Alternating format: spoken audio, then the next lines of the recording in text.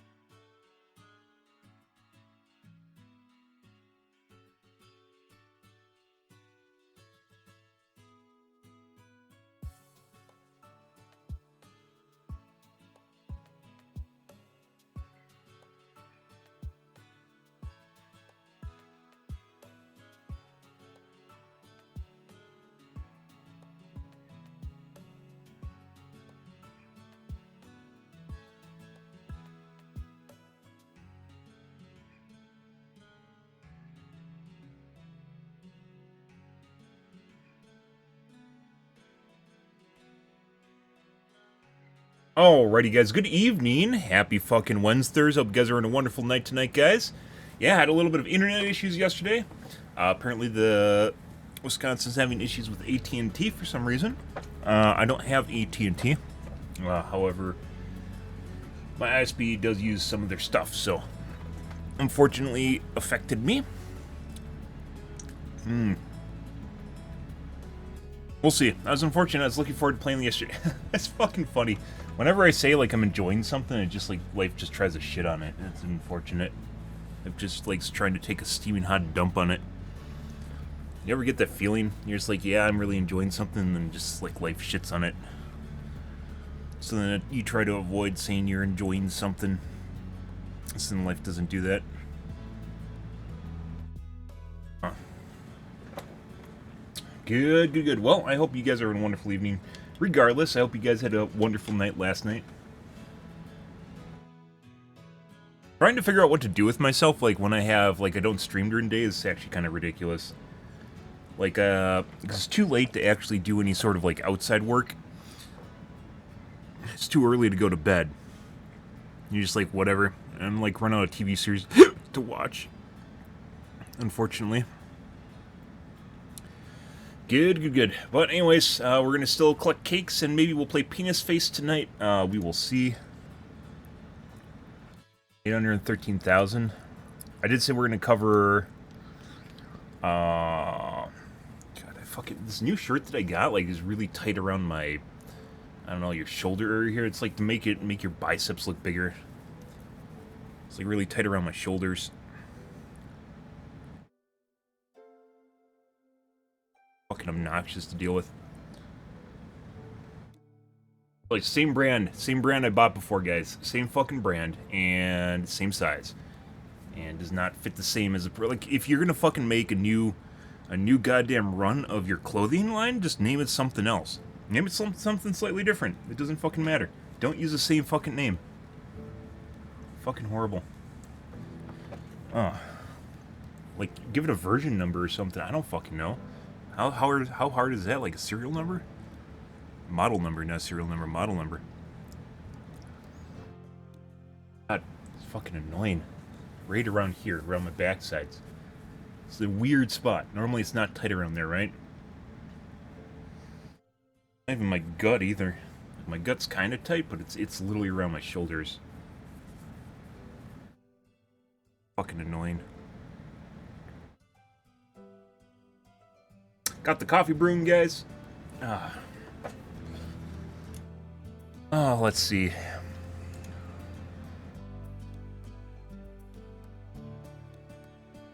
I want to suck all over.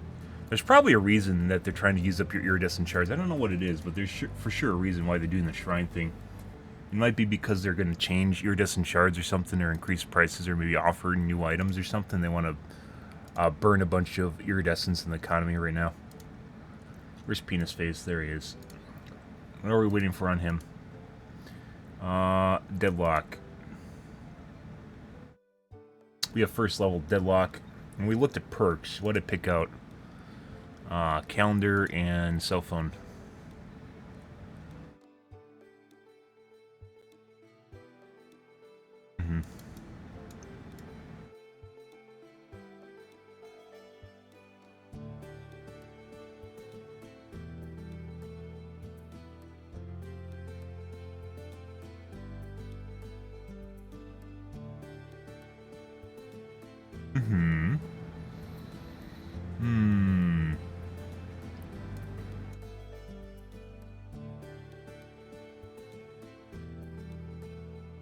Nothing, guys.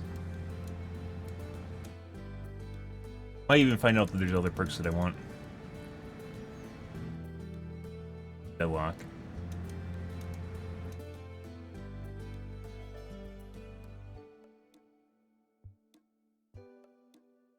Take my cake. Lovely. There's your calendar. Nope, mine. Mine.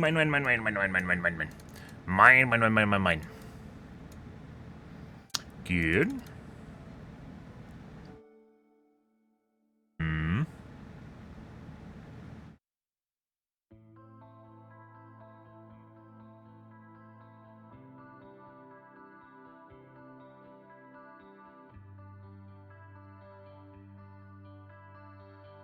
Got a cell phone? Good.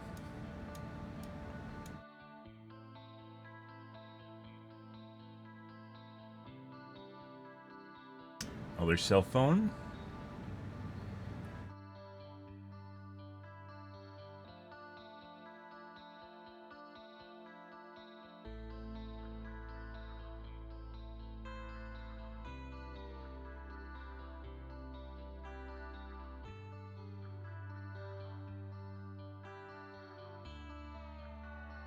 Nope. Nope.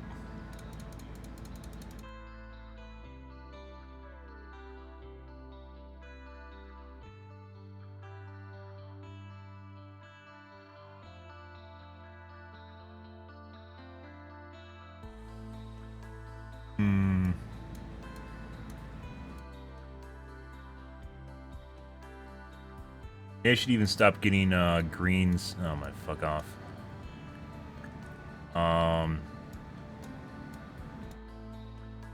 Because really only one of the purples. That might be a good idea. Because now we're looking for Deadlock, which needs to be a purple slot. Good idea.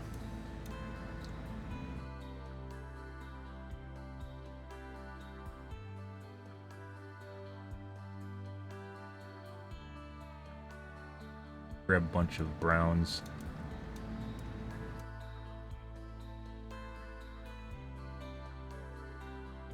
Yep. Calendar.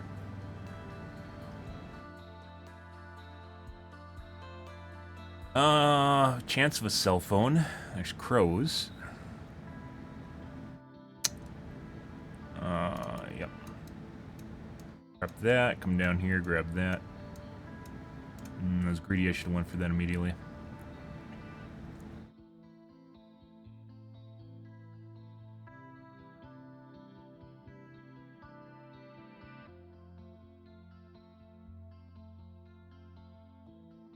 Yeah.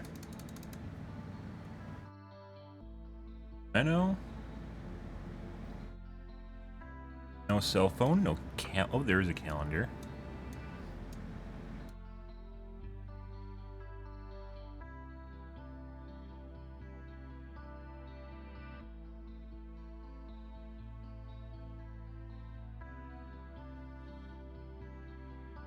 Presents? I love presents.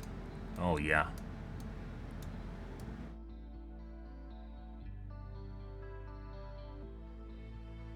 Kind of a waste, there it is. Kind of a waste only going and pushing for purple. But in doing so, that means that there'll be less competition for purple slots. That might even be the only purple that we could get. Yeah, that was literally the last green. So there's no other. It'll always give you a purple in your blood web, and it'll usually almost always give you a yellow, but not all the time. It took us forever to get deadlock in the first place. And for a while there was only give us greens and purples for whatever reason. Once again, the blood web is rigged, so not surprising.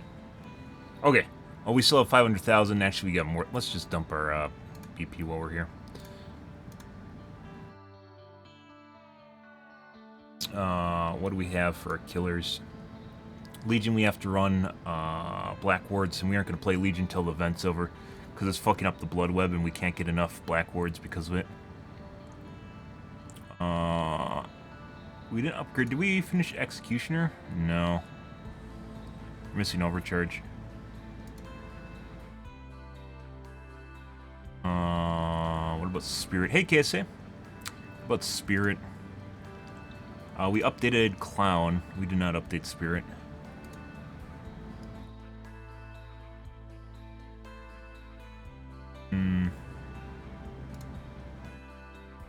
Looking like for add-ons and Nemesis, too. Lots of Flan.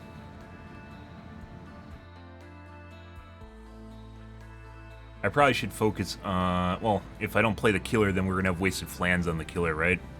But it's a good time to go through... actually, I don't even know if this... This is probably one of the worst times. What you should be doing right now during the event is not upgrading killers, and instead you should be focusing on whatever killer you main and get as many Flans on them as possible. Instead of going through and getting, like, unlocking stuff, you should just work for Flans on your main character and just run Flans on your main character after that point. So you don't have wasted Flans on other characters, and of course wasted add-ons. As I mentioned with Legion, we need a very specific build. And because of that, like, we aren't getting it because the blood web's fucked up because of the Flans. So there's really no point in putting points into Legion until the event's over and the Flans disappear. So then we have more spawn spots for things like Black Wards, the mixtape, and the iridescent button. Even then, like, it'll still usually give you iridescent, but we had a tough time getting Black Wards the last time we went through it. So I think waiting is best. I don't think we're gonna play Legion at all for the next till the event's over, because I can't get the right add-ons on them. And getting a bunch of Flans on killers that I might never play is also kind of a shit thing. Like, I would like Flans on Legion, but I can't use them. So, like, Legion, I think, is fun, even when we get shit on. He's still kind of fun. It sucks when you get a 106% speed hacker and then you're just stuck the entire game, just going from basically pallet to pallet to pallet, but that happens. Maybe we should put some points into shape, too. Get some Flans on him. A lot of Black Wards on him, too. I have a decent number of Black Wards.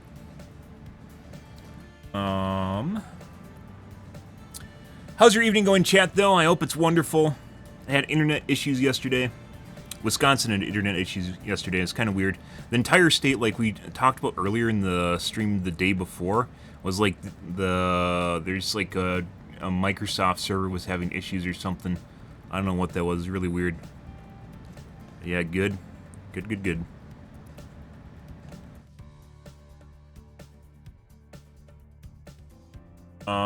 Anyways, like, do I actually want...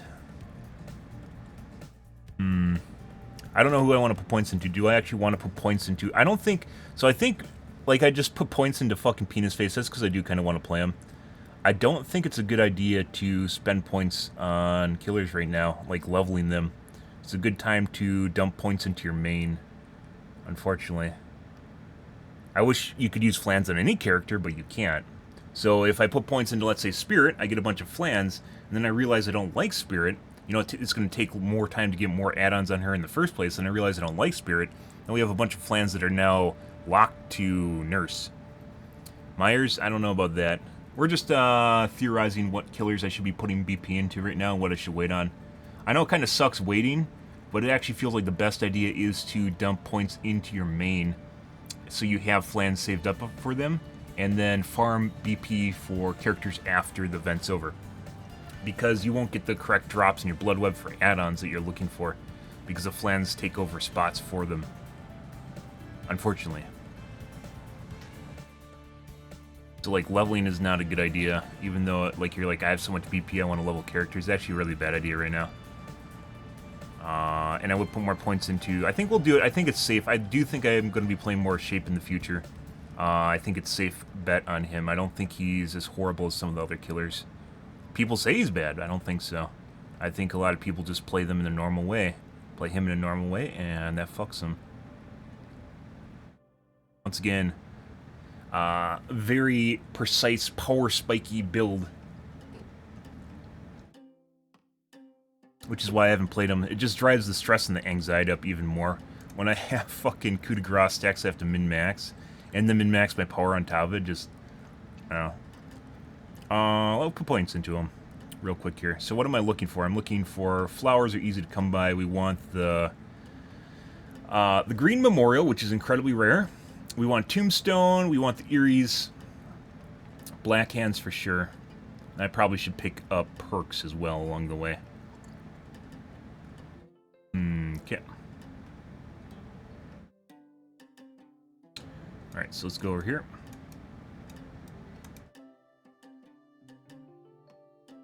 Grab the Black Ward. None of these can be closed either. I'll just grant it random shit. That can be closed. Okay.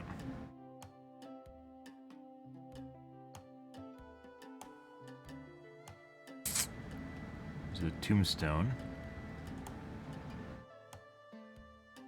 Once again, we don't have all the perks on him either, so that makes it even more difficult to get his add-ons. No Memorial.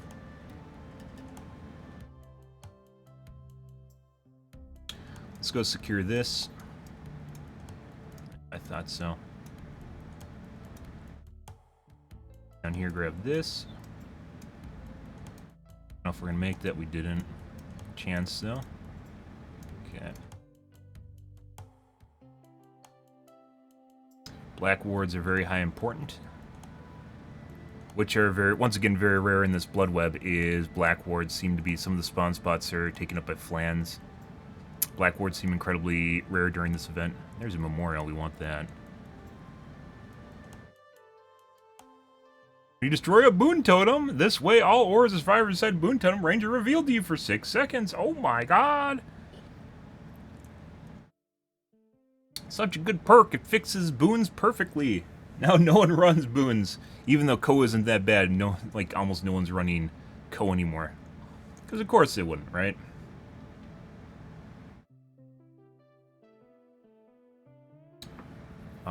We want this though.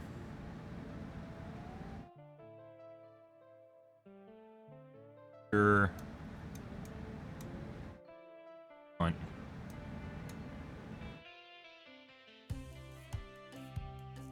Got both of them. We can't even get over there anymore.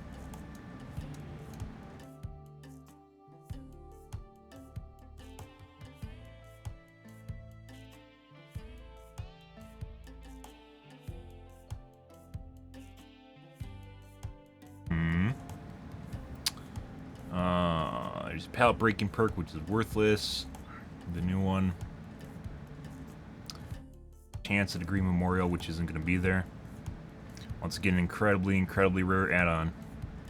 It's my founding point of my BP tax, or killer BP tax, is how rare. Is it going to go for it? I don't know. We'll try. It didn't. Get it.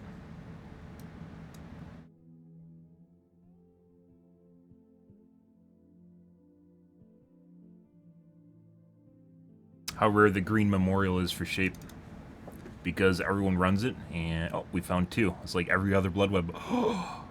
One thing I have noticed though, because of the flans, is it fucks up the drop rate of the greens. Who was I running a bunch of greens on, and they're very common? That generally aren't.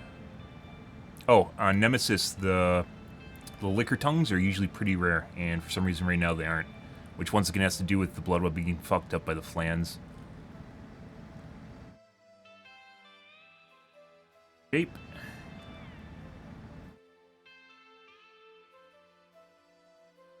Memorial. We do want the yellows to see them. Excuse me.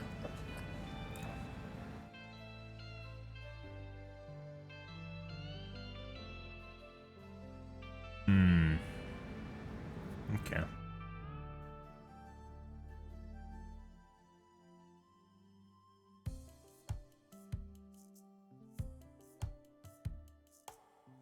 Grab enduring. Plan. Okay. Nope. Brown, yellow. Oh, brown. Cheap shit.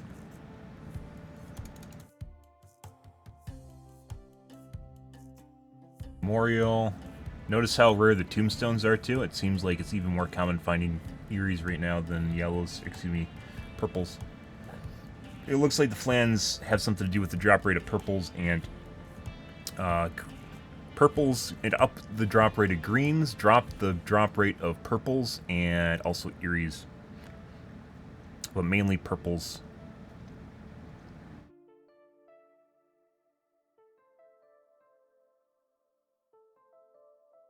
No memorial.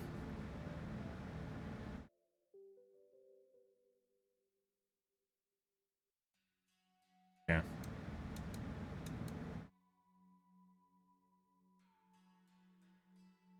This.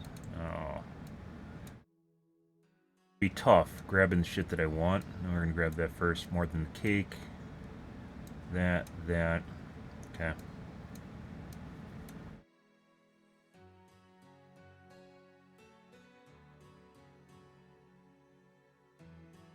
It's a really weird looking blood web.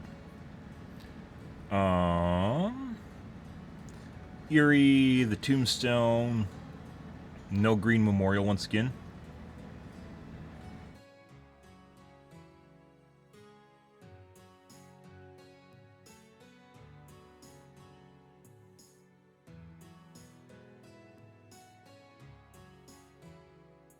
That? Good. Yeah. Good. Good. Got everything we wanted, guys. Okay.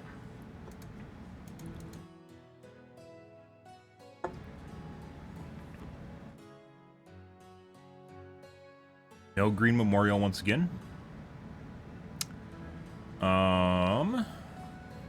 Got an Eerie, no tombstone. Actually, it's the Eerie tombstone, because there's 2 tombstones. A pudding.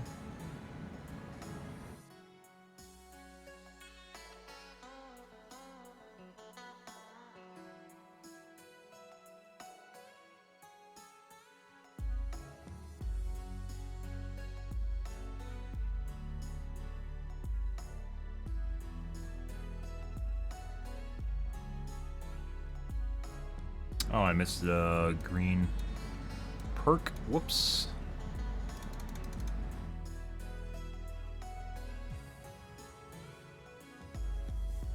Looks like we're out of purple perks now. No green tombstone once again, or green memorial. Very rare.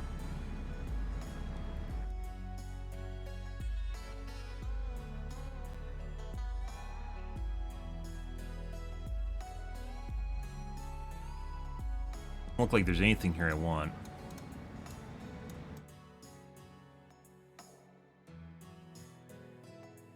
Blackboard.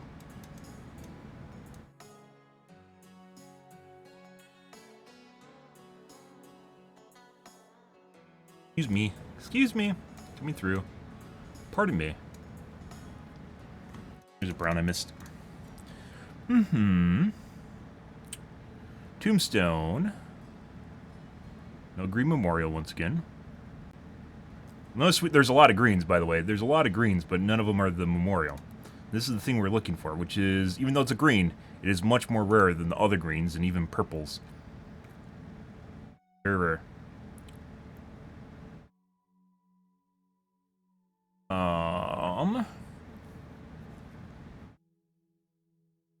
Down here.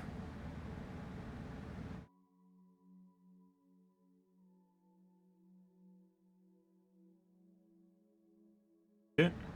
Push it. Boink. Didn't get it.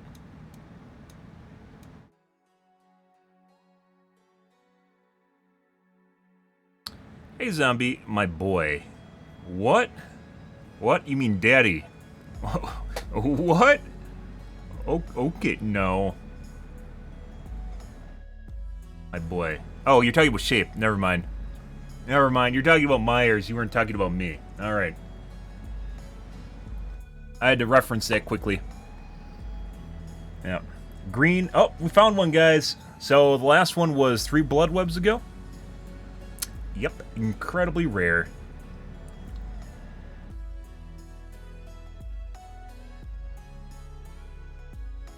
I want the tombstone. I want the memorial too. We're gonna go like this, and like this. Then yoink that. Where's the other perk? Wait, are there only 3 perks left? No way.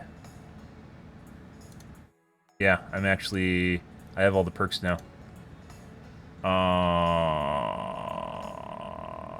Which means, what perk do I want to leave in the blood web? Kind of Grim Embrace, but we already just got... That's going to be purple next tier. Shit. We'll probably leave this. We want to leave there's a safety level too, so in case I accidentally click on it. Okay, grab this.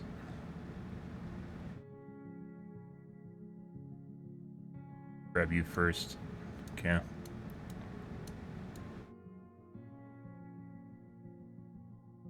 Okay.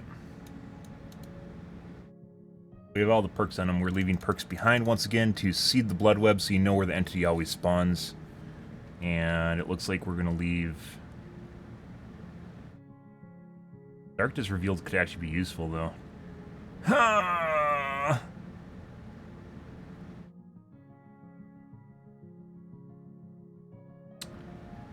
No green memorial again. There was one last blood web, though. There's 4 greens here, guys, putting aside the map offering. 4 greens here, none of the memorial. Uh-huh.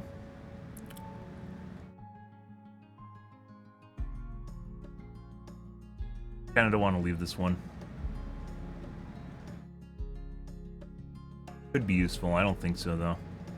This is only useful for something like maybe Blight or Nurse that can get across the map really fast. Penis Head. Maybe even Freddy. Freddy is very limited where he can go.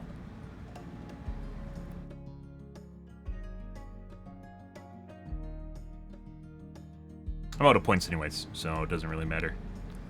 But yeah, we went for memorials, and I think I found 3. I found 3 memorials. Once again, this is why you should spend points on your main right now. I found 3 memorials. We spent, what, 500,000, 600,000 on them? Because we just spent 500,000 on Penis Face. Yeah. Found 3 memorials, 1 black hand. And that's it. We found a couple tombstones and tufts of hair.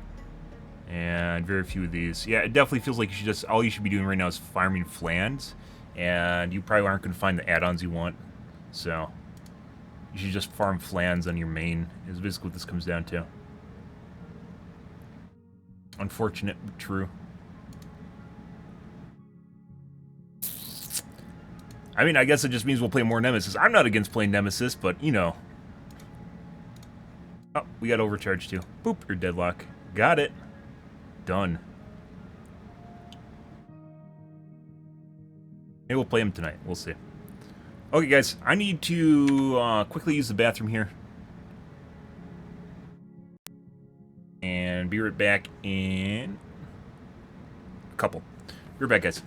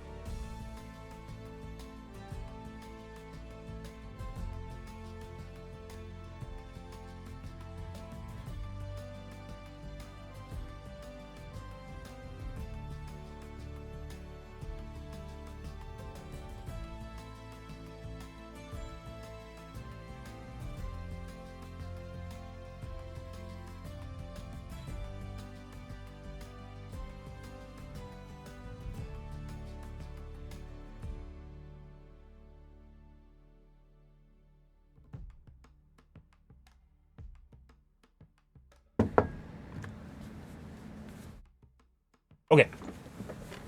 Sorry about that, guys. Got my coffee, too. Oh, yeah. Oh, much better. Much, much better.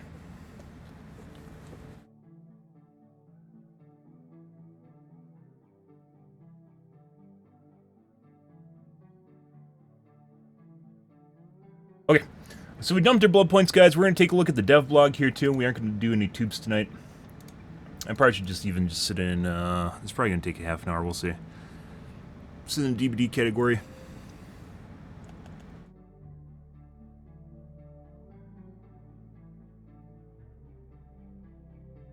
And we started later to begin with.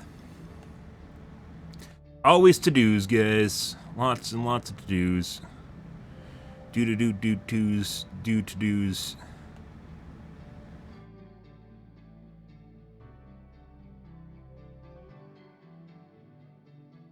Mm-hmm.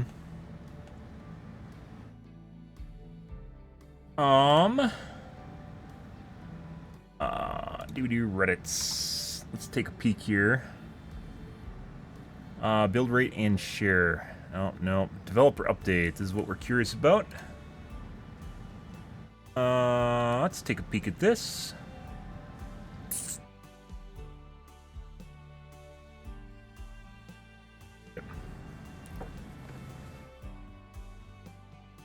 During our 6th anniversary broadcast, we announced the progression system and a meta shifting perk overhaul. We're thrilled to say both initiatives will be headlined in an upcoming mid-chapter from onset, which is next week.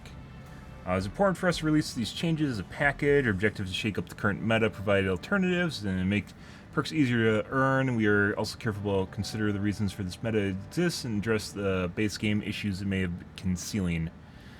In this post, we'll be dealing with the upcoming changes, which will be available testing PTB next week. Overall progression system.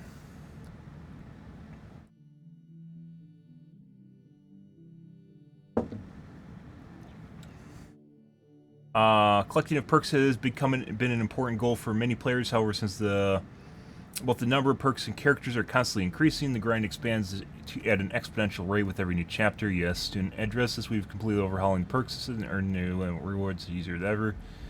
Okay.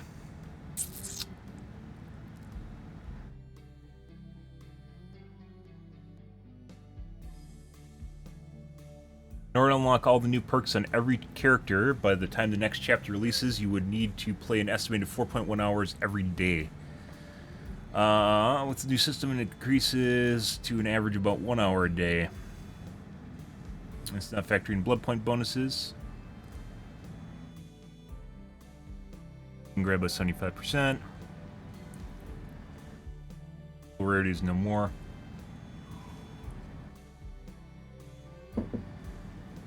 Now perks are tied directly to prestige. Prestiging a character for the first time will instantly unlock tier 1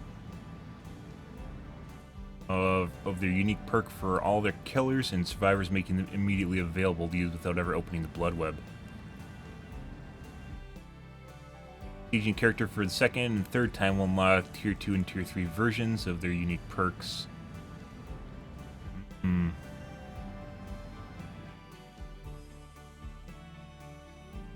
Is that better? So, prestiging a character takes like 2 million BP. More than that. Like 5 million BP or something like that. Because it takes you like 2 mil just to get to level 50. A million will get you like level 40-ish, 37. And then you need an extra million to get to 50. If you do that multiple times, you're talking like 15 million BP just to get a character. Just to get a character to the point at which they'll give all other characters.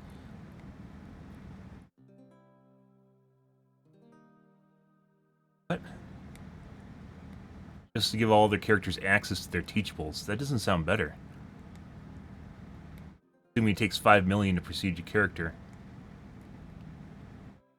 Actually, it wouldn't, would it? No. It's 2 million. No, because once you get to 50, you can drop them back down. So it'd take about 6 million BP to give all your characters a teachable. Or access to it.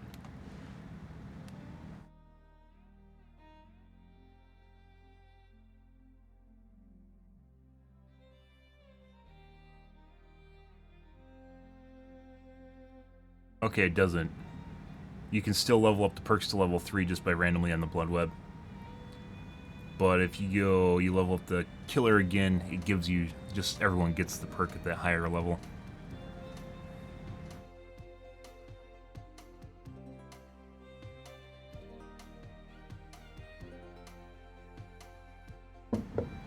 No more resets. Prestige has always been of a dilemma. Bring your race to keep them and minimize grind, yeah. So you just get to keep your stuff after prestige. And I've never prestiged a character because it's not worth it. Especially considering the characters that I use for leveling BP are generally the ones that I want to prestige. So, like, it'd basically be shutting them down for momentarily.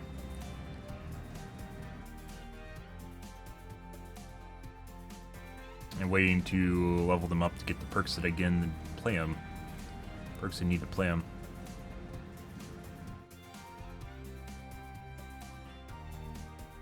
This is a long post.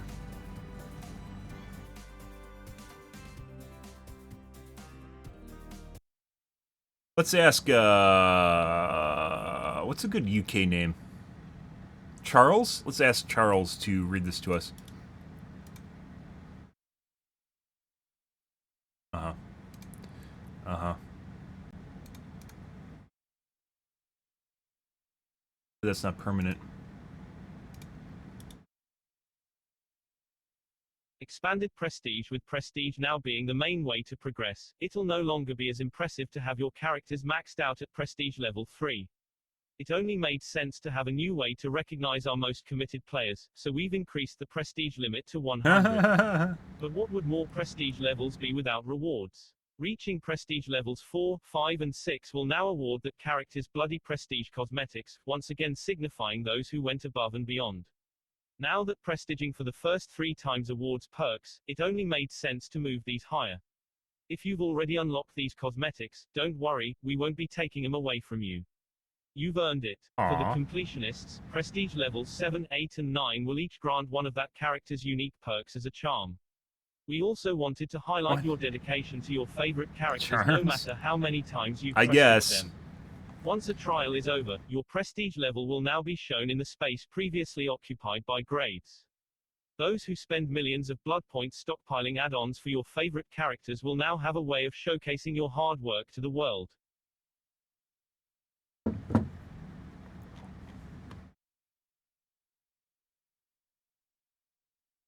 Maybe that's why they're doing Shrine of Secrets, is 25% off is get rid of iridescent shards, which are going to remain. Before, where the Shrine of Secrets would offer teachable perks that then needed to be found in bloodwebs, the shrine will now allow you to purchase perks directly.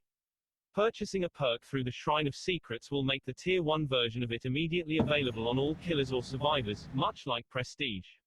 Subsequent tiers of that perk will also begin appearing in bloodwebs. You may also purchase a perk again to increase its tier. This works seamlessly with the Prestige system, as purchasing a perk you've already unlocked through Prestige will instead increase its tier. Yeah.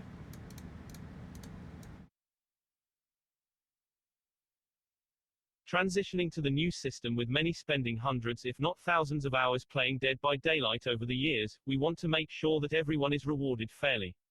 When the system releases, we'll be automatically awarding existing players an appropriate number of prestige levels based on how many perk tiers they've unlocked.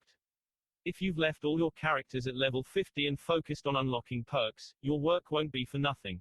Yeah. It's also important that you don't lose anything when the system is updated.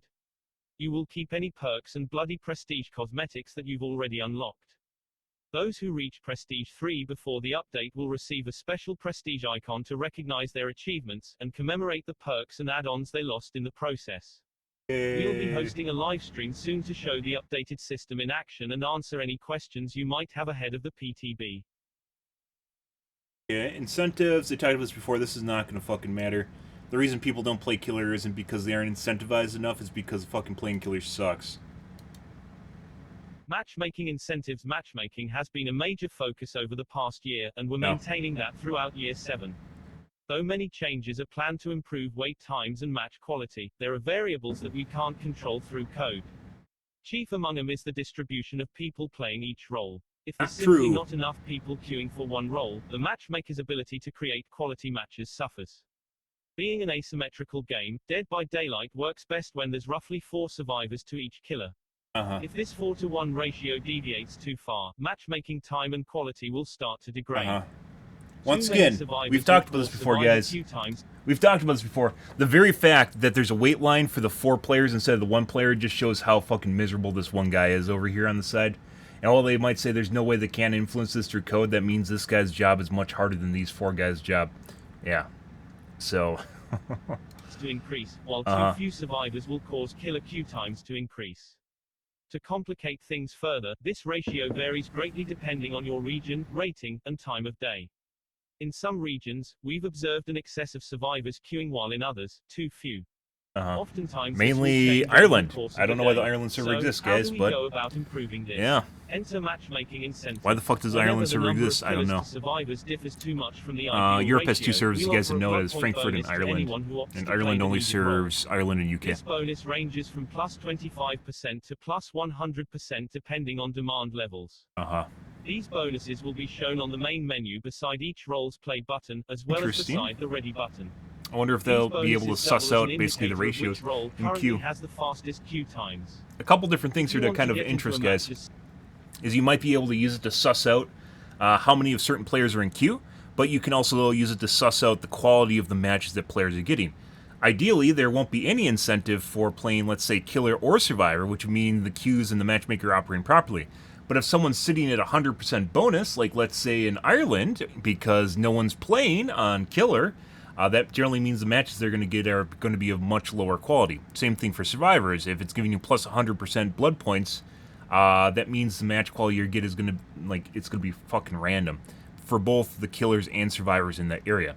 So the closer to 0% you get, the higher the confidence will be in the matchmaker rating. Very interesting. So you can suss this out already. I probably should tweet about that before someone else figures it out.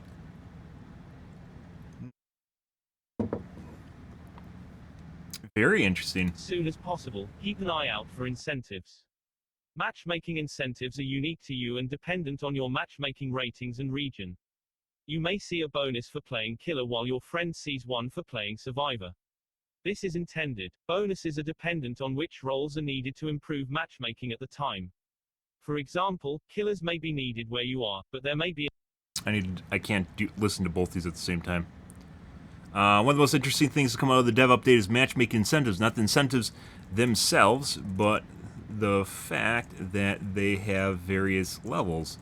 You'll be able to suss out how reliable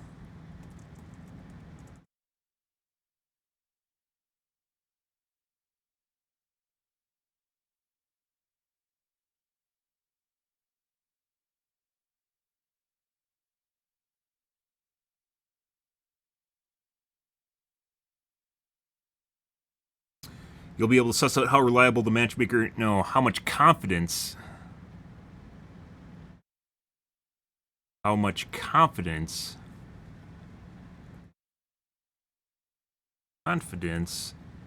the matchmaker has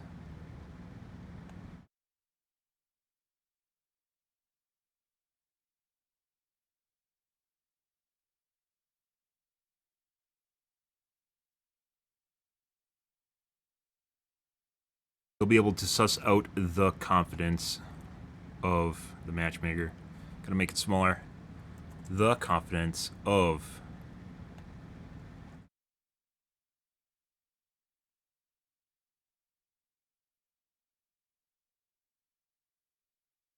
closer to 0% incentives for either Survivor or Killer means that the matches that people will be getting are around their skill level.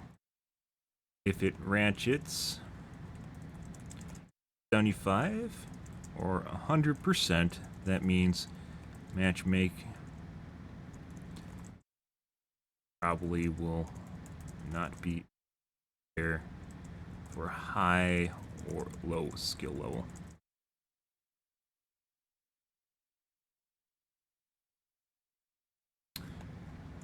In this way, can figure out what streamers are playing around people of their appropriate skill level. Smiley face. Ah. Plus 100%. These bonuses be the main menu decided right. Rolls play button as well as ready button. These bonuses double as an indicator. Rolls currently has the fastest queue times. If you want to reach the match as fast as possible, keep an eye out for incentives. Matchmaking incentives are unique to you and dependent on matchmaking ratings and region. No, that still hold true. That means if you get a large amount of incentive bonuses, that means you're either shit or in demand, or you're really high MMR and in demand.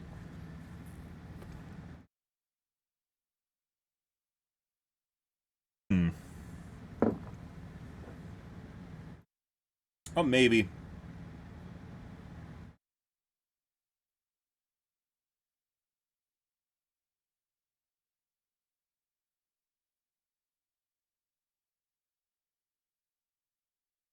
You see a bonus playing killer while your friend sees one for playing survivor. This is intended.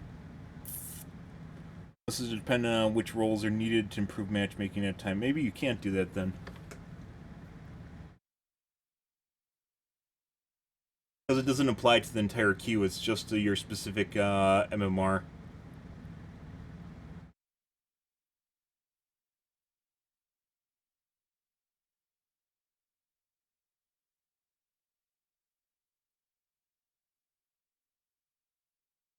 In excess of killers where your friend is playing. Playing in a group can also net you a bonus if survivors are needed at the time.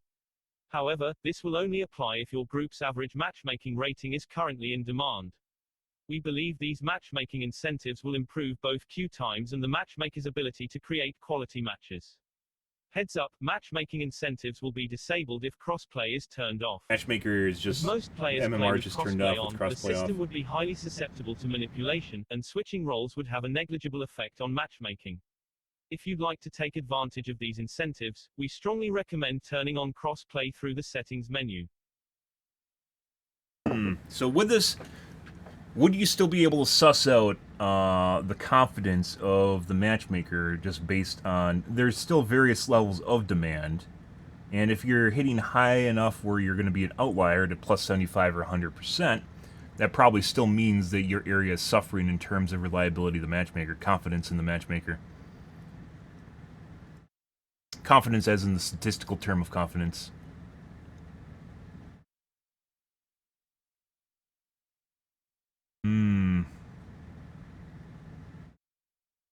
Even though they say that it's dependent on you and your MMR, if you're playing at one of the extreme ends, high or low MMR, you could still pick out whether or not, depending on the killer and how often they're 4K'ing, for instance, you can determine their MMR. You can assume that they're just the top MMR if they're just 4K'ing and 3K'ing constantly. That wouldn't work so much for people in the center of the distribution, but at the low ends and the high ends, you would be able to figure out how much confidence, how reliable the matches are in terms of having players around your MMR. If you see a streamer sitting at like plus 100% all the time, that probably means that they aren't getting matches anywhere around their MMR.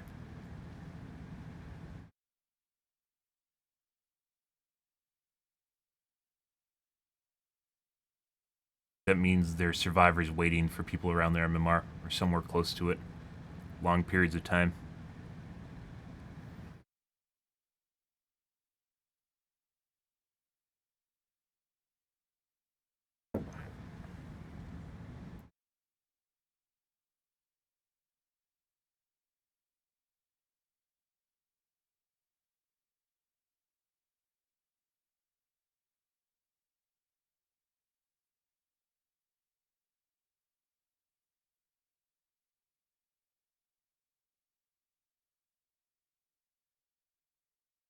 I guess it would depend on how nuanced the system is, but if you have like plus 25, plus 50, plus 75, and plus 100%, you'd have a pretty good idea of how much confidence there is in whatever matchmake rank you're at.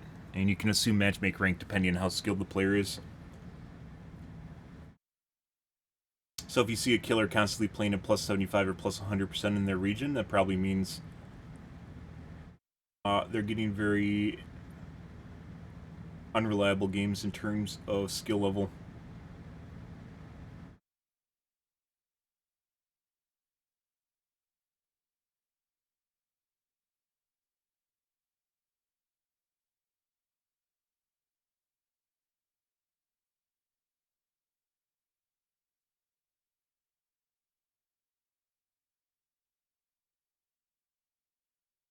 Yeah, I think this still holds true. Okay. Ratchets. Missed the T. Good. Interesting. I am very curious to see what kind of streamers end up at about plus 75 or plus 100%, depending on how often it happens too. I'll get a feel for it, but this can definitely be used as a gauge to suss out the confidence in the matchmaker, depending on the region that the player's in, and assuming the skill level of the player. You can figure out, so if someone like Otz, you can figure out if they're going against shitbirds. If Otz is sitting there playing at plus 75, plus 100% all the time, that probably means he's going against shitlords. Shitters just being bad players. Very interesting. Can't wait for that one. That'll be an interesting meta update. And the centers would be nice too. Some of the most consistent feedback we receive centers around the perk meta. A handful of perks have a dominant usage rate, especially in higher skill matches. Naturally, the gameplay can feel stale when you see the same perks again and again. In the past, we've addressed individual perks through various updates, but the odd meta change is not enough to shake things up. In this update, we are reworking and rebalancing 39 perks, meta included. We aim to reduce the reliance on the current meta while also providing many new options. Wonder if they're going to nerf with. tunneling and camping, Before guys. we can make meaningful changes to the meta, we needed to look at why these perks are so heavily used in the first place. While some perks are popular really because good. Of their strength, The others Holy are Trinity. popular because they reduce the likelihood of an unfun situation. Therefore, we've prepared a few baseline changes. Most people to address consider some winning of these core fun, gameplay so issues.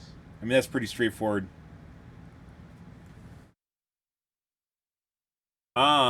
Yep. Most killers, by the way, I like that I'm in the minority because that means that generally they're just going to go after meta perks, not my Generator perks. speeds. When looking at the perks most used by killers, there's a very clear trend. Any perk that helps prevent generators from being powered, slowdown perks for short, are favored. Corrupt Intervention, Pop Goes the Weasel, Scourge Hook, Pain Resonance, and Hex, Ruin. There's still killers using Ruin. Excuse you. You're not done reading, Charles. Are a few notable examples, and each are amongst the most popular perks. Many players feel like generators are powered too quickly without these perks, so we knew we needed to look at generators. I don't even use regression perks, I use stasis perks. Slowdown perks should be an option, but not. I think it's because I don't have the widget open. You have to have the widget open.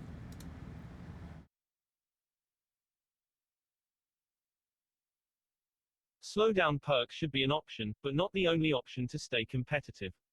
First, we have increased the time it takes to power a generator to 90 seconds. Oh up from boy! 80 seconds. Oh, that's gonna make a lot of difference. The time it takes to complete a generator hasn't been changed in a long time, but it's clear that they are being powered quicker than we'd like. It should be balanced based on MMR, by the way. Slightly, Higher MMR should have completely different balancing than low MMR, and they can even make tiers and tell you, be transparent and tell you the differences at different tiers. Like, you know, lowest 50% should just all be in its own because it doesn't matter at that point. They're just fucking running around randomly. Then you have like maybe 50 to 75 and 75 to 90, or you can make it something even more sliced up, so 50 to 75 and then 75 to, let's say, 95 and 95 to 100%.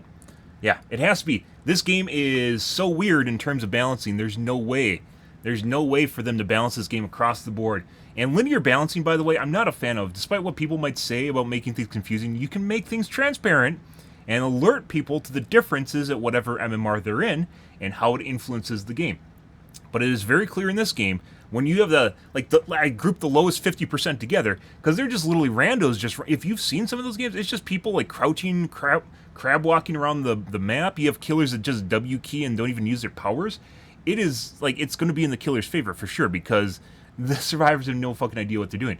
If you're talking about the top 95 or top 5% of games, even more than that, top 4% of games in which you get like fucking sweat, high MMR squads with voice comms that are all on the same page, it is very much in their favor. And the game can't be the same when you have people crab walking around the map that have no fucking idea what they're doing sitting in a locker all game, and at the top 5% where they're literally just pounding gens and literally just taking protection hits while someone's in a chase with the killer. It is a completely different game, and you can't balance this the same way. And I've mentioned this multiple times, and you can't do this.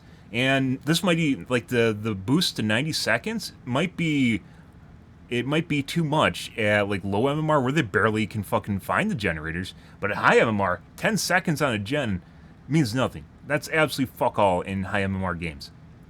So, yeah. An extra 10 seconds is going to mean jack shit. We hope to give killers a bigger window to We'll interrupt tweet that too. survivors, particularly at the beginning of a trial. Second, kicking a generator will now instantly remove 2.5% of the maximum progress. This change makes kicking generators more meaningful, even if a survivor stops it from regressing shortly after. Additionally, survivors must now decide whether they should tap a generator to prevent regression, as this allows the killer to kick it again and knock off they need to even make more tapping progress. slower.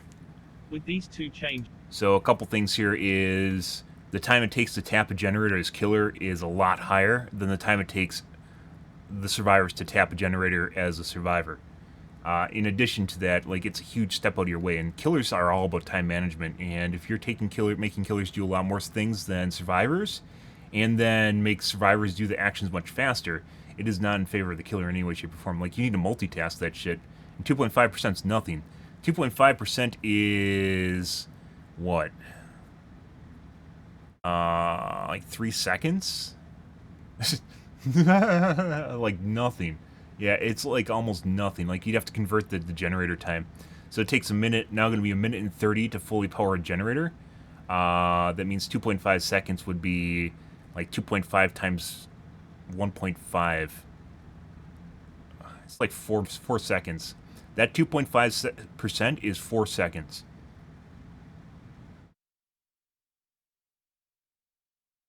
I don't know what the fuck they're thinking about how that would help, but what really hurts the killer is the fact that you have to sit here and go, and it takes like 3 seconds to do that.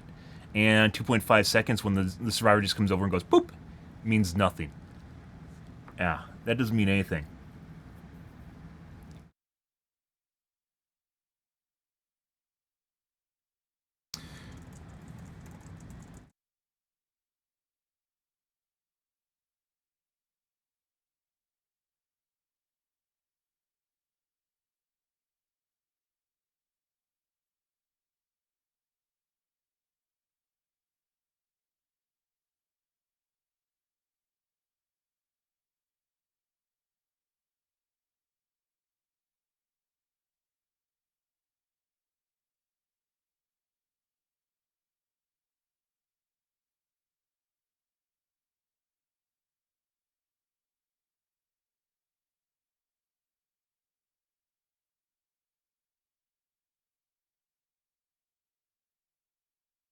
What is it, 50...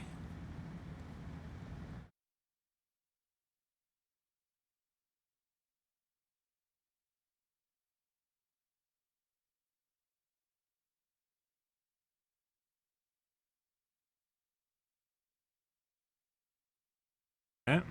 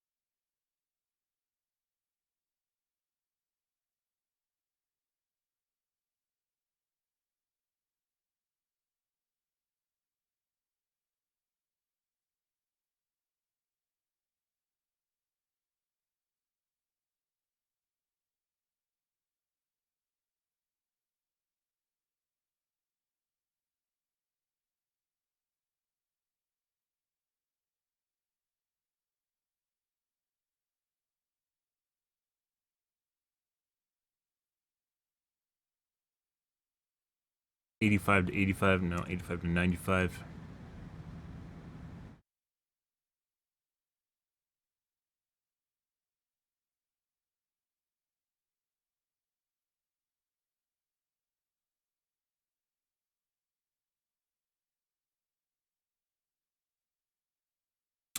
As I've said in the past, the game can't be balanced the same across all MMRs. The game needs to be balanced differently depending on the MMR. You can even split it up into 1 to 50, 50 to 75, 75 to 100, or something more meaningful like 1 to 50, 50 to 85, 85, 95, 95, 100.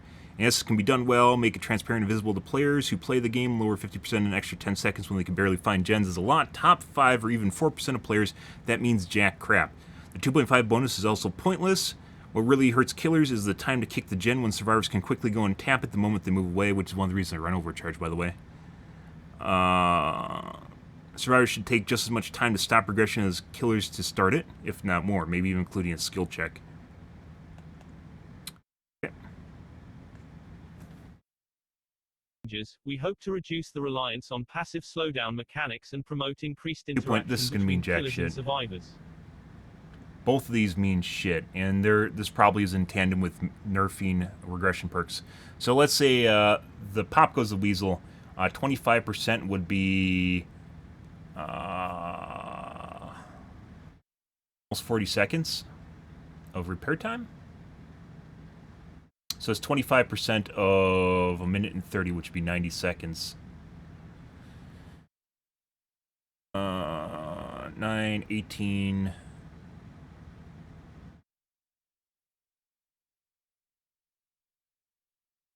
Actually, that's less, isn't it? Opposite direction.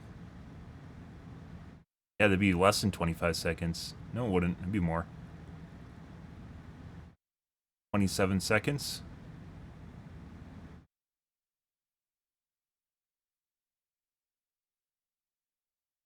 No, 24.5. Fuck.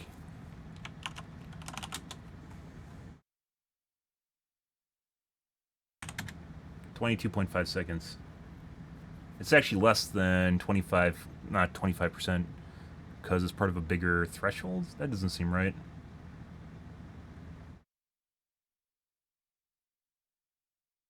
Or, oh, because it's out of 60 seconds, not over to 100%.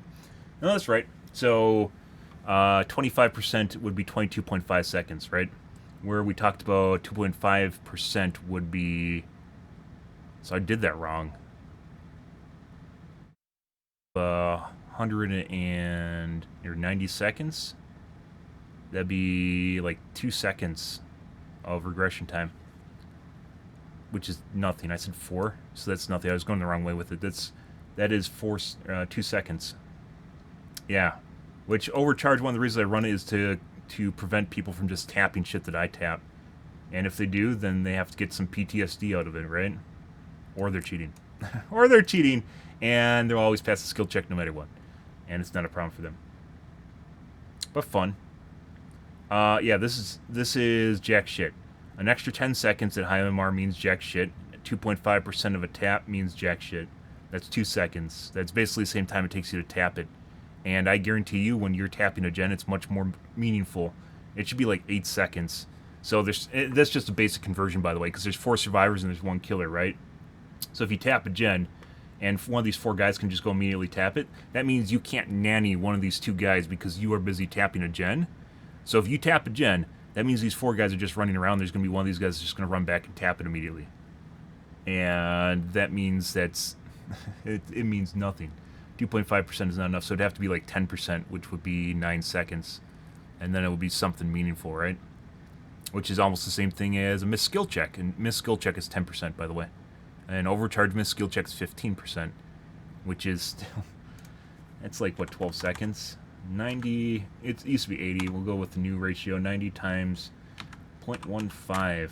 It is 14 seconds. 13.5 seconds.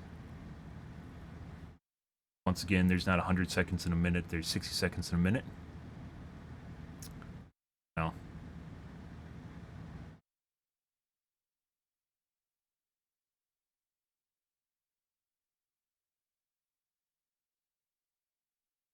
General killer improvements. The average kill rates, how many survivors are killed each trial, on average, are a little lower than we'd.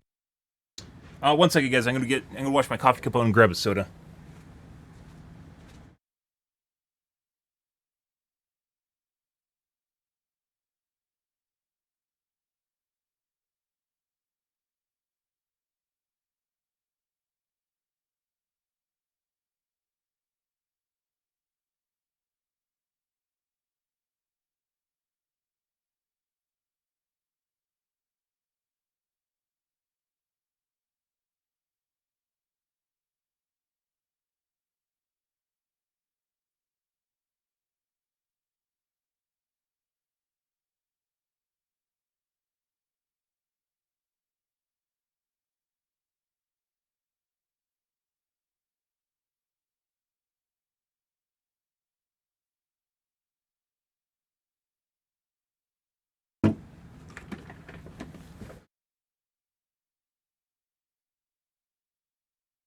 Like, a sentiment echoed by many community members.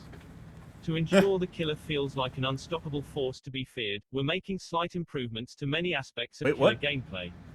We've reduced The average kill rates, how many survivors are killed on each trial, are a little lower than we like. Okay, I thought it said higher for a second there. the time it takes to break walls and pallets by 10%, now 2.34 seconds. Oh boy, that's gonna make a previously huge... It's not. 2.6. Generators can also be kicked 10% faster than before, now 1.8 seconds, was 2 seconds. While Like, it these actually feels changes like, may seem small, a fraction of a second can be the difference between hitting a survivor and them reaching. So, what they don't understand here, what they don't understand is there's basically, you can break this game up in two modes. One is you're in an active chase, and the other is you're outside an active chase. For instance, I call, BS Cuck Tech, where Cuck Doors, where I go and break all the Cuck Doors at the beginning of the game, means I'm doing it out of combat, I'm not actively in a chase. That means those chases will not be privy to that extra time that they would get otherwise in the chase. It's not the same thing as being in a chase, because you're not committed to a chase and there isn't a survivor actively routing through those locations. So time, which is once again where it comes down to this weird stuff of like time it takes survivors to do stuff. If a survivor does like a heal, and it might seem like a long time, when they're outside of a chase, that's not a long time. When they're in a chase, it is a long time. You can break the game up into two specific modes. One is where you're in a chase, you're actively in a chase, and the other is you're outside of a chase. Those fractions of a second matter when you're in a chase, which is one of the reasons that I go and break a door. And there's no way that the cuck door won't lose you a shitload of time and give a survivor to take an extra loop, even if they whittle it down by 10%. It's just the way that's going to be. Breakable doors are preventable, pallets are not. So if they drop a pallet, you'll either have to go around it or you'll have to break it, right? And that's different. That's something that's in an active chase. That's where it really matters. But when you're outside of a chase, a breakable wall and breakable door does not matter that much.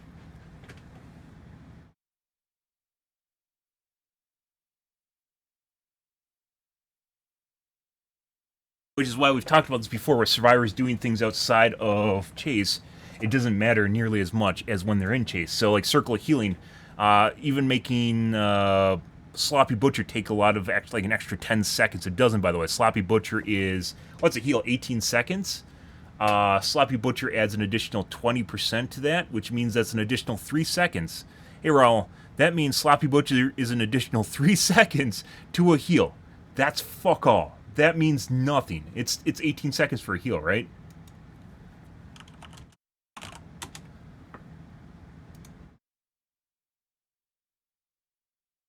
This is why Sloppy Butcher really does not matter. And anyone takes Sloppy Butcher is basically just completely mindless. They have no idea what they're doing. It sounds like a lot because it says 20%, but when I'm put in context, it's not a lot. Let's see. 16 seconds. Yeah, so if you use Sloppy Butcher, 20% of 16 seconds would be, what, 3.2? It adds an additional 3.2 seconds. You add an additional 3.2 seconds to someone that's outside a chase. That means fuck all. That means absolutely nothing. It means jack shit. So when people talk about like things like Sloppy Butcher mattering, it doesn't. It really, really, really does not matter. It's a worthless, absolutely worthless perk. If it was more, if it was something like 10 seconds, right? That would be an upwards, what, like 40%, right?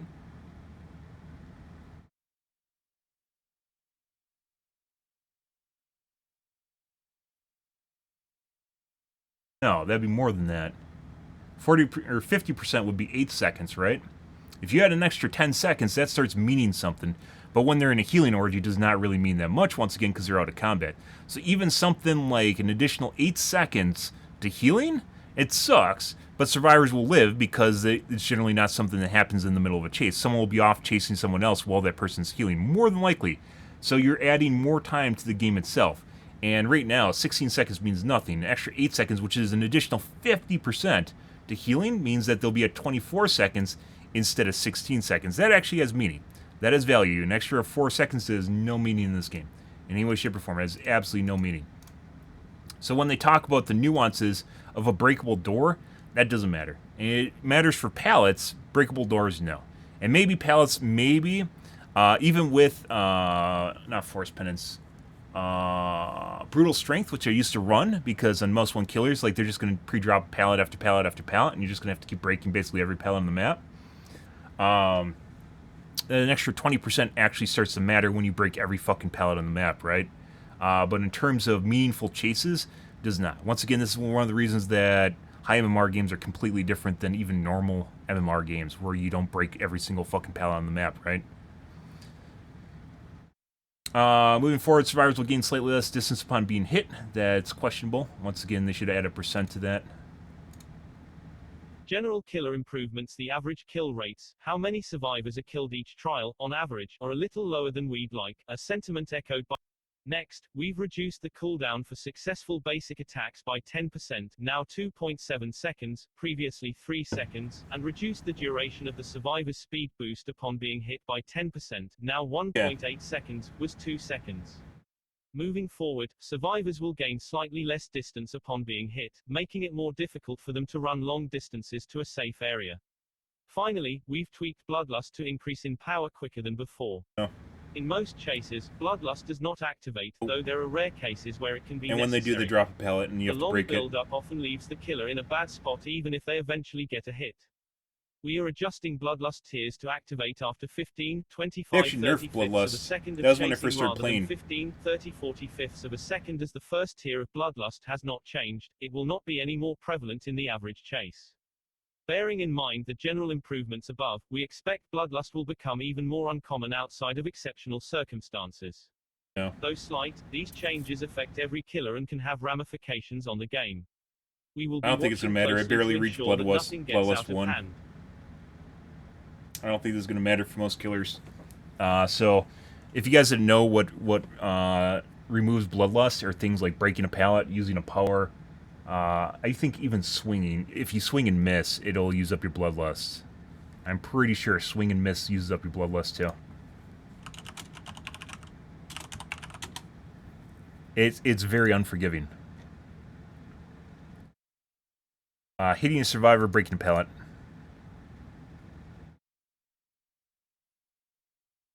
Bloodlust does not apply under the... You will lose all Bloodlust. Bloodlust does not apply under the following conditions or will reset completely. Killers using the power, survivors walking will also prevent Bloodlust building up. Now,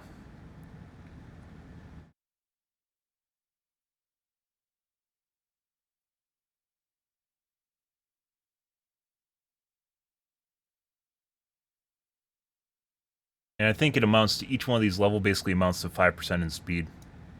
Not even, it's like 3% in speed or something, which is enough for you to catch up to a survivor. But we've been in chases at Bloodlust 3 and have not been able to catch survivors. Cheaters once again. Yeah, I think they could even lower it further than that. And it's pretty crazy. And once again, there's a lot of things that make you... I swear that using your power makes you lose Bloodlust, and like hitting and missing, you lose like a stack of Bloodlust. I haven't really been prevalent on trying to manage Bloodlust. We've talked about that before with practicing with Bloodlust. Oh! Uh-oh. Camping and tunneling. On the survivor side, there is a clear preference for perks that grant a second chance. Borrowed Time, Decisive Strike, Dead Hard, and perk... Hey, it's the Trinity, guys! It's the Trinity I always fucking talk about! Hey, look, guys, there's the Trinity! Hey, look, guys, the 3 perks I've talked about that I hold above every single other perk. There's the Trinity. Perks of that nature help a survivor avoid certain death, leading to an extreme usage rate. A benefit of these second chance perks is how that they help prevent unfun situations, namely being camped or tunneled out of the game, repeatedly being targeted after being unhooked. Uh-huh. In order to incentivize a meaningful change to the meta, it was clear that we needed to address these controversial tactics. Ooh. Second chance perks should be nice to have, not essential to ensuring enjoyable gameplay. Moving forward, survivors There's base kit BT, guys. will receive a 5-second endurance effect after being unhooked. This gives the unhooked survivor an opportunity to reach a nearby window or pallet, or for another survivor to position themselves for a protection hit. Additionally, the unhooked survivor will So once again, they're talking about high-level tactics here, by the way.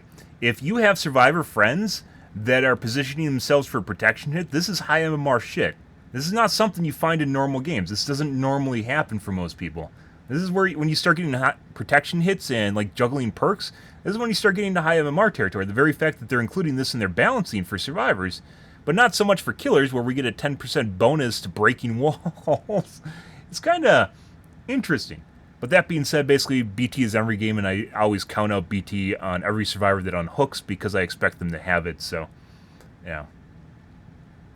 receive a 7% haste effect for 5 seconds. Jesus.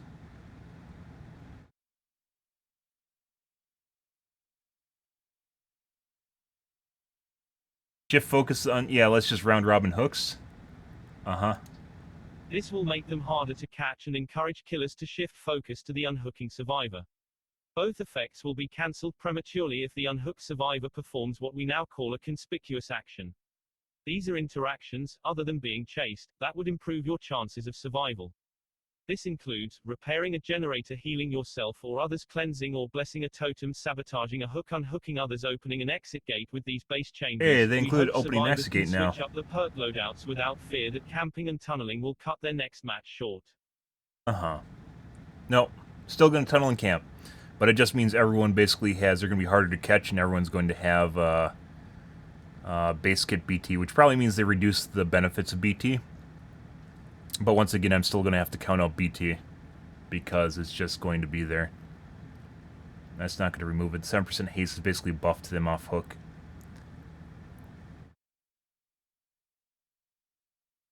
Okay. Meta perk changes for this update. Perk changes fall into one of two categories: meta perks that are used too often, and non-meta perks that serve a similar purpose but aren't used as much. We understand that many of you have grown attached to your favorite perks and loadouts. Unfortunately, shaking up the meta inevitably leads to a few changes. Rest assured that our goal is to provide alternatives that align with your preferred playstyle while widening the scope to include more viable perk options. It's also important to note that not every meta perk is equal, and each was considered on a case-by-case basis. So, what are Dead by Daylight's meta perks? By referencing both community feedback and internal data, I do we love can that I'm see not in the some meta. perks stand above the rest. I do Killers, love barbecue, that I'm and not in the chili, meta. Hex. I do love that my perks are not in the meta. Maybe STBFL. NOED's going to be in there for sure. Too many survivors bitched about that. We know it's going to get nerfed.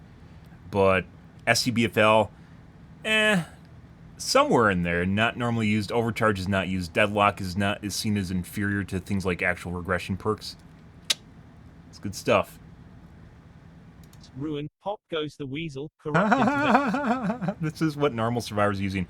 NOED has made its way up here. I remember when I first started playing and people thought that you're a horrible person for running NOED. They still do, by the way. They still do, but at the very least, more people are using it now because it's actually just a good perk. As it turns out, it's a good perk, and killers can't use it because it's a good perk. Iron Will, yep. Self-care. That's probably in low MMR games you'll see more self-care. And Spine Chill. Spine Chill is very common. I don't know why Unbreakable's not in here. Unbreakable's pretty much... I guess it's one thing. So if you're playing against the Swift guys, and you run into a team, they'll usually have an anchor, as I call them, which is one person they'll have Unbreakable. So having multiple people with Unbreakable generally is overkill when you only need one person to completely reset the lobby. And as such, that means you only need 1 out of 4 instead of 4 people running the perk. So there's going to be much less people running the perk, right? They don't include things like For the People or built to last. I think built to last is something that could be definitely used in normal lobbies. For the people's, generally for high MMR lobbies. What are some other super sweat perks? Tinker's not included in there for some reason. I wouldn't even include Spine Chill in there. Spine Chill is something to use when you're playing solo. Although still people use it in high MMR squads because it can be used for the benefits on it, not just for the alerting the survivor.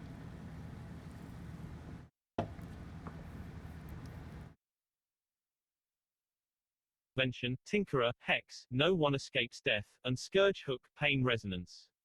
For survivors, Dead Hard, Borrowed Time, Decisive Strike, Iron Wool, Self-Care, and Spine Chill. We'd like to share these graphs showcasing the 10 most frequently used perks for both roles. These charts alone do not explain why the meta exists. For that, we turn to community feedback, but hopefully they provide context for how heavily these perks are used. Something you also have to consider when looking at these perks is people at lower MMR are generally going to be newer to the game, and they're going to have access to less perks to use in the first place, right? I'd even say there's a cutoff point at which point, maybe I hope they're normalizing for hours when they do graphs like this. Let's see. Number of matches. Okay. So I think, this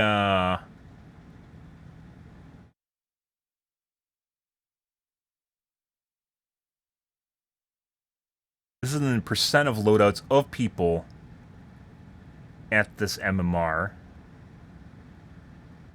Wouldn't the number of matches always be consolidated around the normal?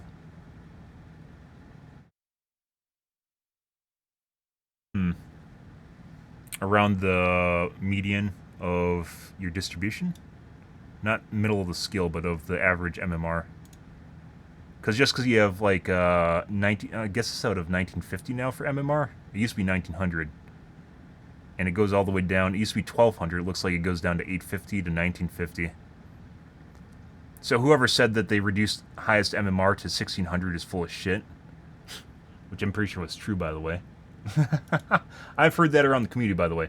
So we can clearly see here that the MMR is up to 1950 and down to 850 here at the low end. It used to be 1200 to 1900, and it looks like they've extended this. This is for survivors. Adrenaline is also another very, what I consider a meta perk. So how do we fucking read this? So this is number of matches. So there's more, this is the distribution. This means there's more players falling into this area of MMR that are using this.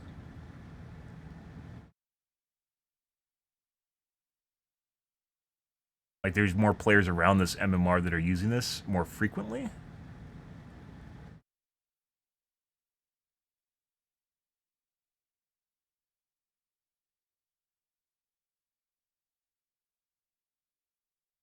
I do like graphs, by the way. Normally they hide this shit.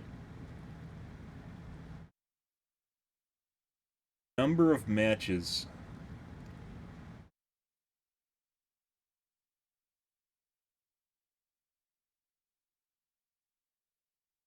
That means it's more prevalent at that MMR where they have large number of matches of the loadout of those large number of matches. Yeah, so I think this is the more towards the fatter part of the line is where the majority of these players are functioning. Why you never see it on tail end. This is confusing. So I assume, let's look at the top one here, which is Dead Hard.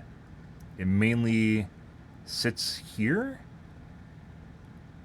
Oh, maybe this is just showing the confidence. This might have nothing to do with...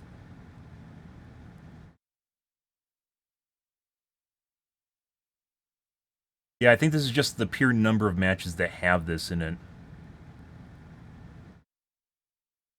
And percent of loadouts at the MMR of those matches. 75% and fucking 1950.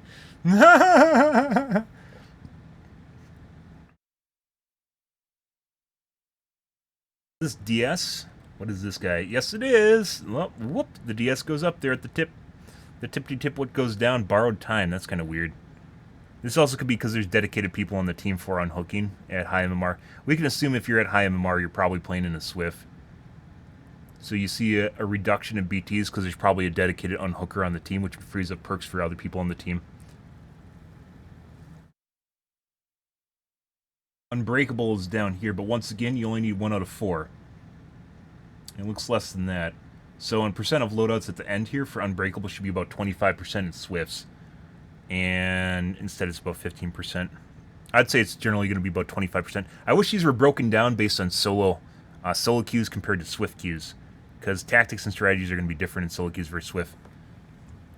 I'll tweet that too. Full stats with the dev update at BHVR. One thing to consider with breakdowns of stats is whether or not they're in a Swift or not. Voice comms and organization will drastically change. Will not drastically, definitely change the prevalence of certain perks, like only having 1 unbreakable.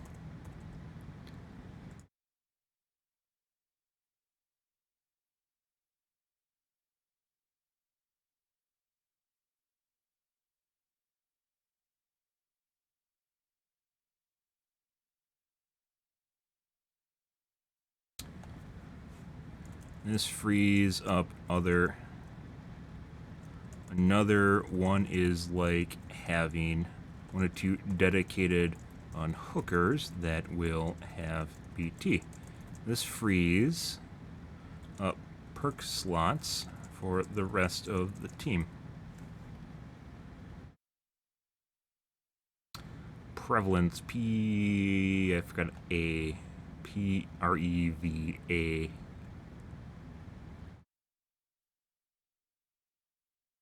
Yeah, so Unbreakable here probably is somewhere, it's probably very close to 25% of matches of loadouts at high MMR. At the highest MMR here, 1950, you'll probably see Unbreakable being roughly about 25% in Swifts. It's probably dropped to 15 here because this excludes Swifts, or this includes solo players at high MMR.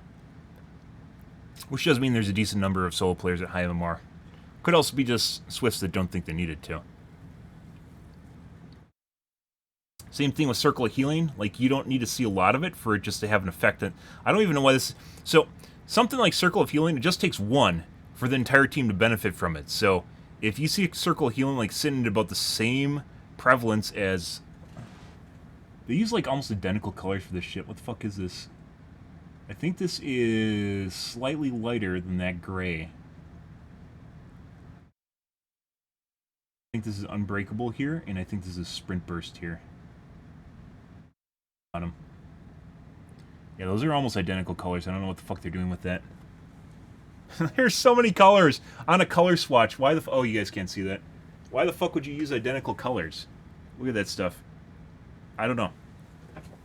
But I'm pretty sure Unbreakable is more common just based on my personal experience than Sprint Burst is.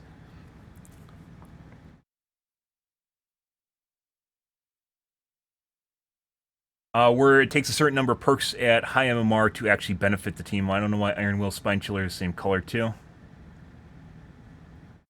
Almost identical. I think if you have a color calibrated monitor, these are probably slightly different colors. But I have a TN panel, I don't have an IPS panel, and on my screen they look almost identical. They might even be identical colors. I think this top one's a little bit darker than this one, but I can't tell because I have a TN panel. And these two, I think this is slightly darker than that one, but once again, they're incredibly close to each other.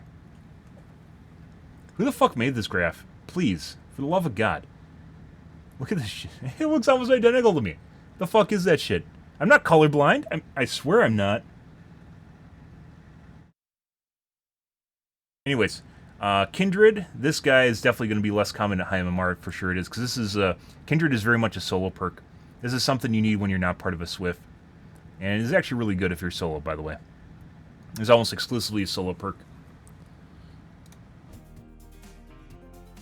Circle of Healing, once again, it only takes one to fuck things up. You just need one person with it and the whole team benefits.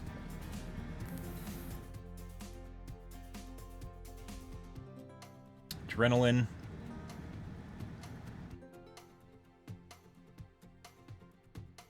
Iron Will tends to be very common in my MMR. Maybe I'm down here, guys. Maybe I'm at 1700. Iron Will is very, very common in my MMR. That is Decisive Strike, very common. Borrowed Time, very common. And Dead Hard, very common. Surprise! There's the Trinity, guys. I sussed that shit out. I love how other streamers say things other than those three, but it's totally these three that stand above all three other perks. And are much more common. And here are stats to what I've been saying.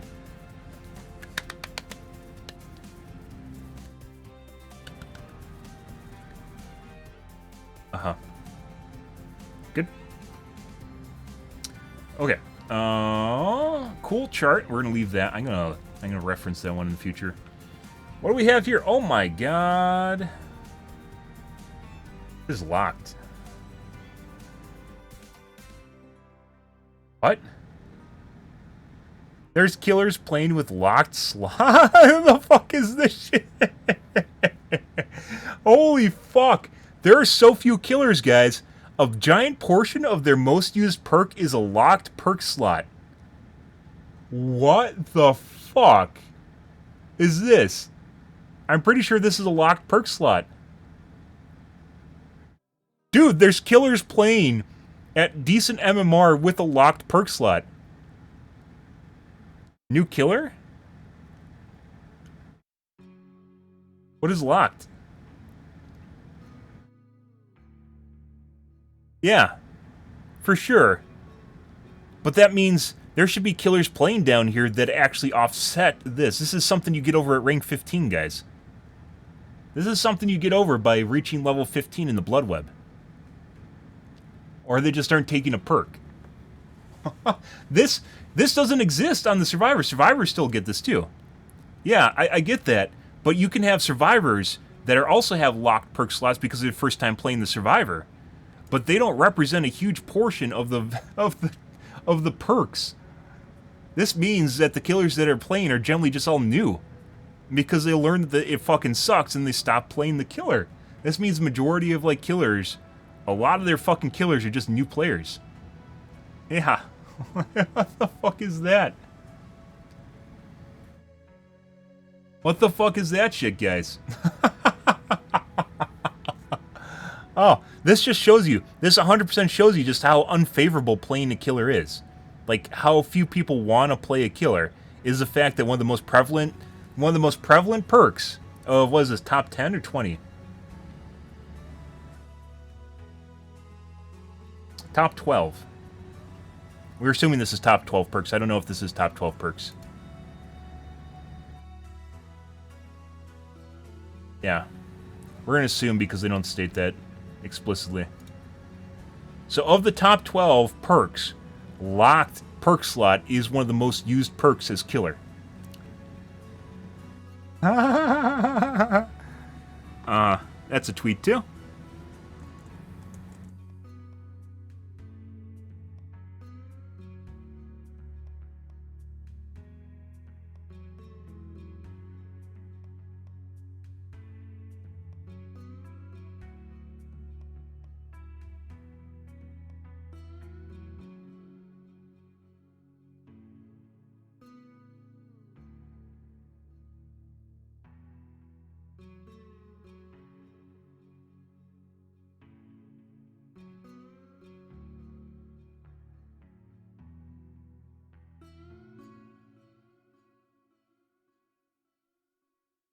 One of the top 12 most used perks is a locked perk slot. There is something desperately wrong with the game. It means that a lot of killers play them, decide it's not for them, and then stop playing killer.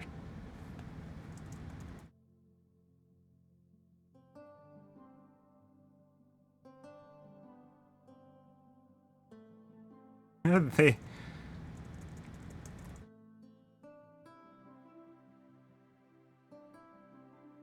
get all your perk slots at 15, by the way. Holy fucking shit. This should not even register. Just like with Survivor, this should not register at all on their graph.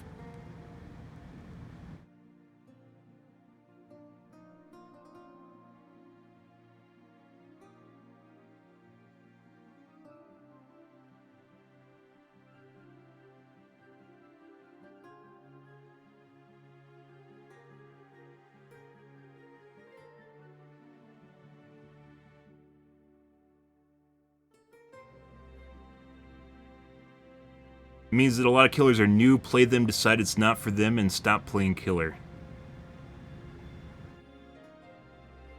That should not even register on the graph. Hey, Sanjo. Holy fucking shit, guys. Okay, well this this line aside, this fucking line aside right here that should not even exist on this chart. Let's look at everything else. Barbecue and chili. Yep, you find out at lower MMR you don't even need this perk at higher MMR. I don't know why it goes up here. I don't know why people be taking me just for the blood points. No one knows. Rune is still prevalent at high MMR. Actually, we can't tell. That's pink. Actually, I take that back. This line here is pink, and that's like a puke yellow. That's Rune. No, Rune tapers off at high MMR, as you'd expect. Not that much, though. Killers are still using Rune at high MMR, just goes to show you how fucking behind there. Doesn't work at all. Jolt's a great perk, by the way. Yeah. Yep, NOED goes up. I wonder what this graph looked like 9 months ago. I'm very curious. I bet NOED usage was down here around 10%, maybe 5%. Definitely changed that. We definitely changed that. Pop goes the weasel, tapers off. What does it taper off in favor of? Just NOED?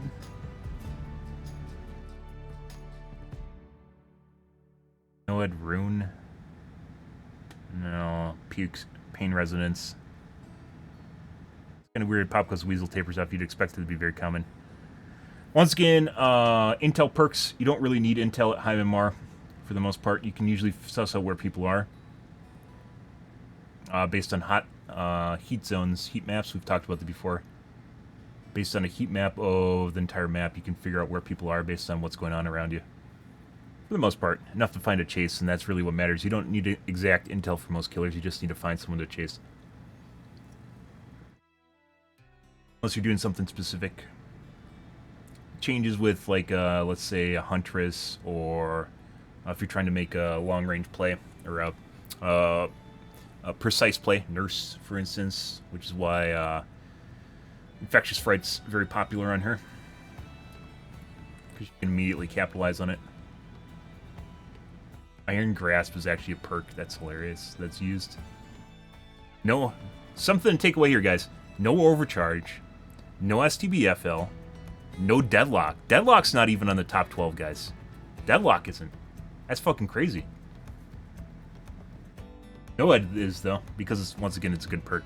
These are perk distributions for killers and survivors. We just covered the survivor one. So we're looking at the prevalence of perks depending on the MMR. And also shows the distribution, or how many games it's covered by it. How many games it's actually in, which is right about here. Where the perk peaks. But they aren't normalized, so you can't tell. So for less used games, this is, what was it called?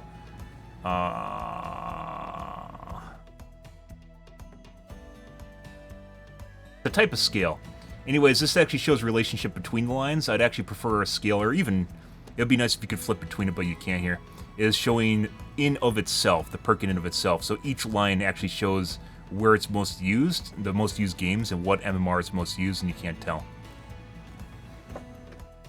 What games it's the most in. I don't even know if the number of matches, if this even matters. Mainly you should look at the percent of loadouts and the MMR they're operating at.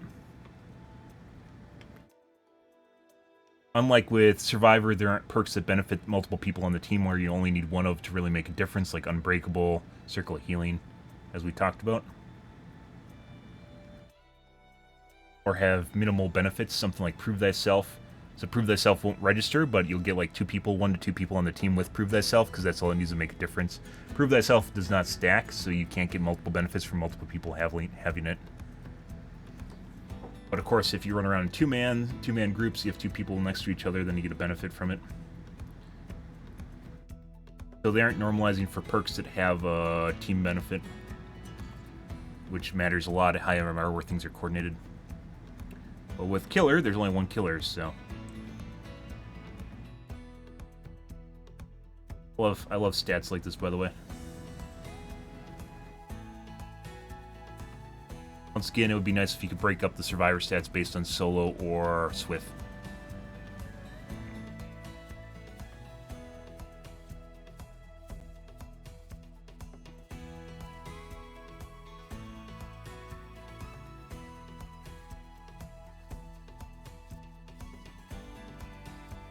Fuck, this should not be here. This should not be one of the most used perks is a locked perk slot. That should not. This literally means majority of killers are new killers. The majority of the killers are actually enough to register on this line are new killers. Like, this should just... How are there even people here at 1950 with locked perk slots? What does it even mean? I guess it means maybe they don't even... Well, it says locked and not particularly no perk, right? So that means there's ultra high MMR killers that just started playing? I don't even play a killer till I have my perks. Fuck that shit. I don't know who enjoys that shit. Yeah, it's like just people trying out killers here. Just learning that it's not for them, and then they never unlock more perk slots. This should not be here. The same thing could happen with survivors, by the way, but it doesn't. The very same thing could happen with survivors. And it doesn't happen. That being said, I guess you could play... Unlocking a new survivor doesn't mean you need to play them right. You just basically go after the perks and that's it. Whereas with the killer is the... Like, your loadout's included with the killer, right? You can't just play... You can't play a fucking Wraith model with a Trapper loadout or whatever, right? This is interesting. Okay, moving along. Killer meta perks. Let's take a peek here.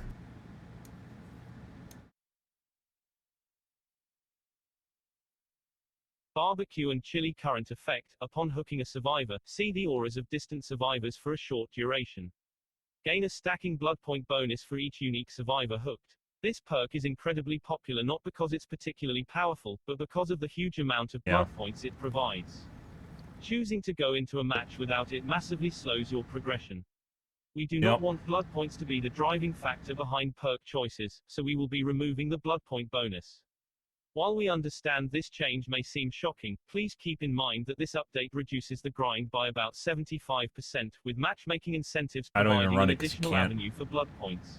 I'd like to. We believe this is a necessary step in making other aura reading perks more appealing, as blood point gain will no longer be the deciding factor. Yep, makes sense.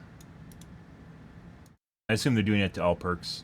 You should just remove it from all perks. Hex, ruin There's other perks that have small amounts of BP on them. Regress automatically at an increased rate whenever a survivor is not working on them as long as the associated Hex totem is standing.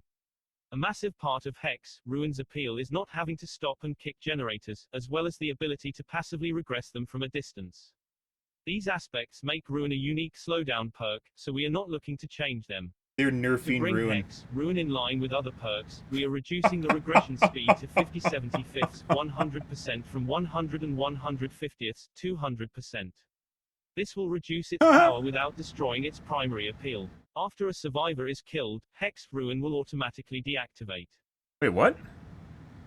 What? They're double nerfing Ruin.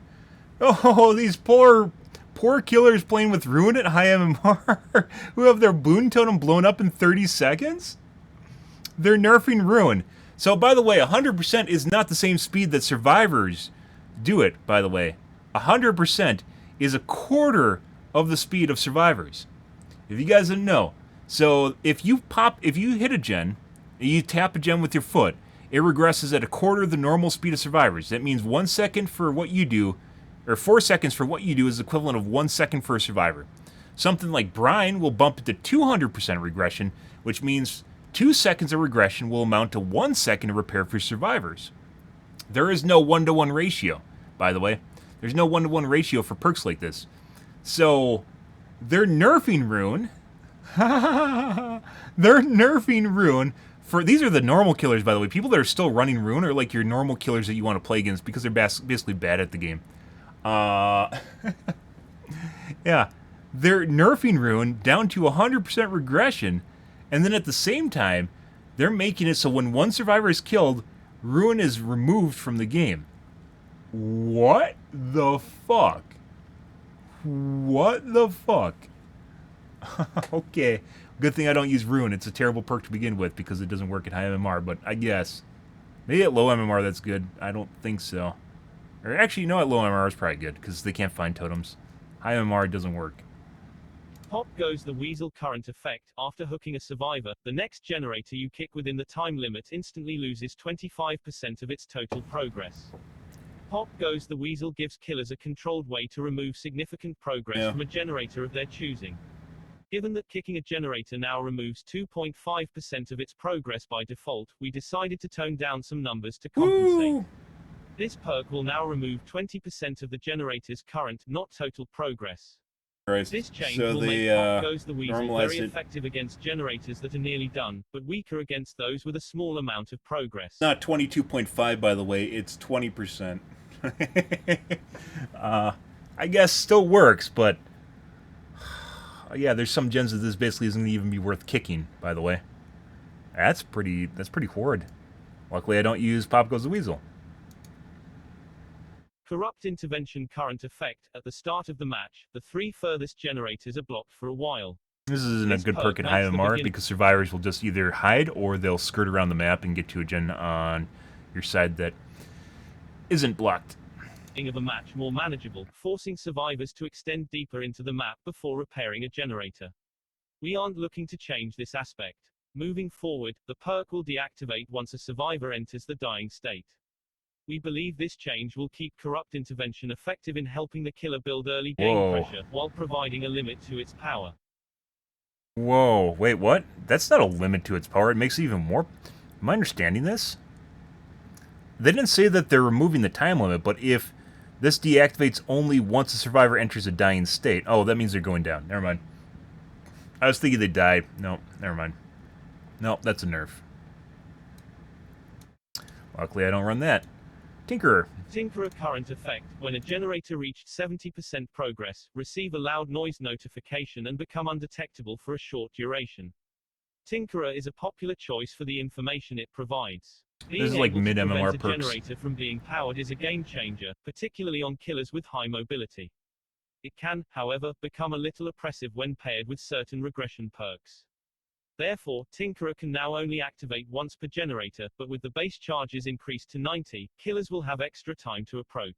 90 seconds. It's 10 extra seconds, guys.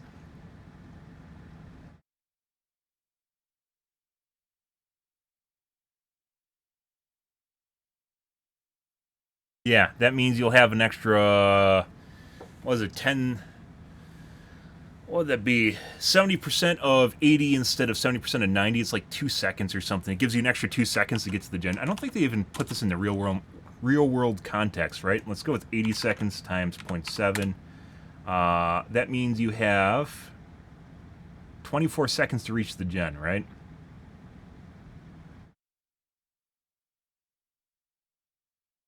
Yeah. So currently it'll pop at 56 seconds, and you have 24 seconds to reach the gen. 90 times 0.7.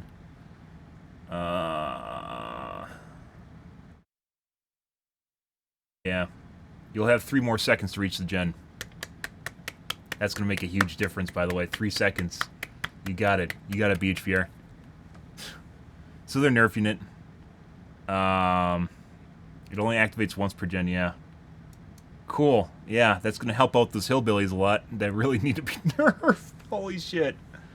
I don't think... So, well, they have to change... One of the reasons that they have to nerf meta perks for killers, too, is because if they're nerfing survivor perks, if they don't nerf meta perks for killers, then survivors are going to be like, wah, wah, only survivors get nerfed, wah, wah, and they're the majority of the player base, so that's a pretty big deal, right? So, the funny thing is, like, they don't need to nerf most... Maybe that lower MMR rune might be oppressive, that's true. Low MMR, I think rune could be a big deal, because survivors have no fucking idea what the fuck's going on or how to find totems. And getting them off of the totem is, or getting them off of gen is actually going to be a big deal. High MMR, like with a wraith or something, if you do a hit and run. High MMR, that means shit. Rune means nothing; it just blows up in 30 seconds. Noed, let's take a look at this. How much is this going to get nerfed? Hex, no one escapes death, or NOED, for short. Current effect, when the exit gates are powered, all survivors become exposed as long as the associated Hex totem is standing.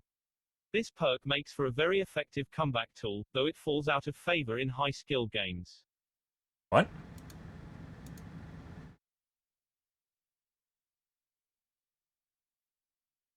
What? This is the line for Noed, right?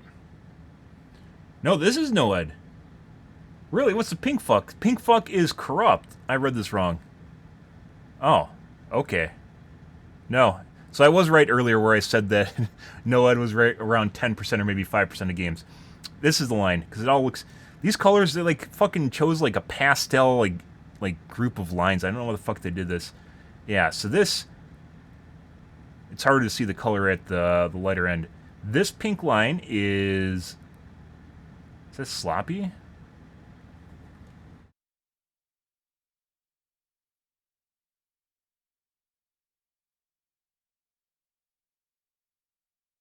This is corrupt. This is corrupt intervention here. This is sloppy. Why the fuck do you have 3 variants of pink on your graph? And purples. What? Who picked these colors? Who picked this color swatch? There's no red. What is this shit? Look at these colors. Who fucking did this? There's no red. There's no blue.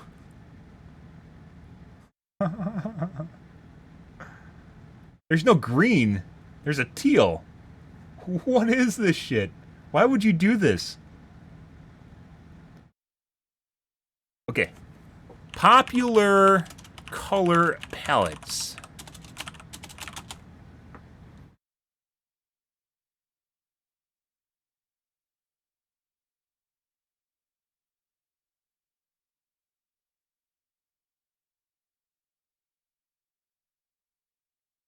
You know how many different colors there are in RGB? Why would you pick all these? I don't know.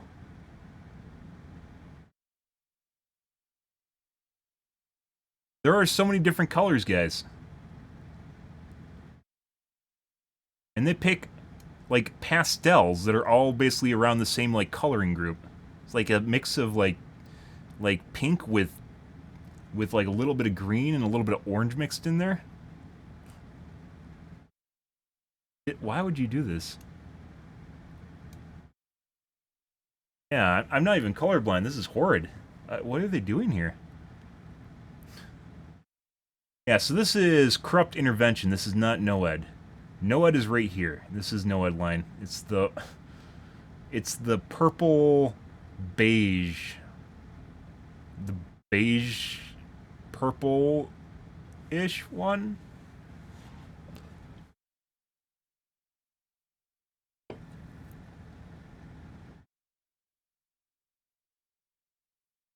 Yeah. And basically, this goes to show you just how effective survivors are at telling killers that Noed sucks, because, yeah. Yeah. Noed's actually a great perk.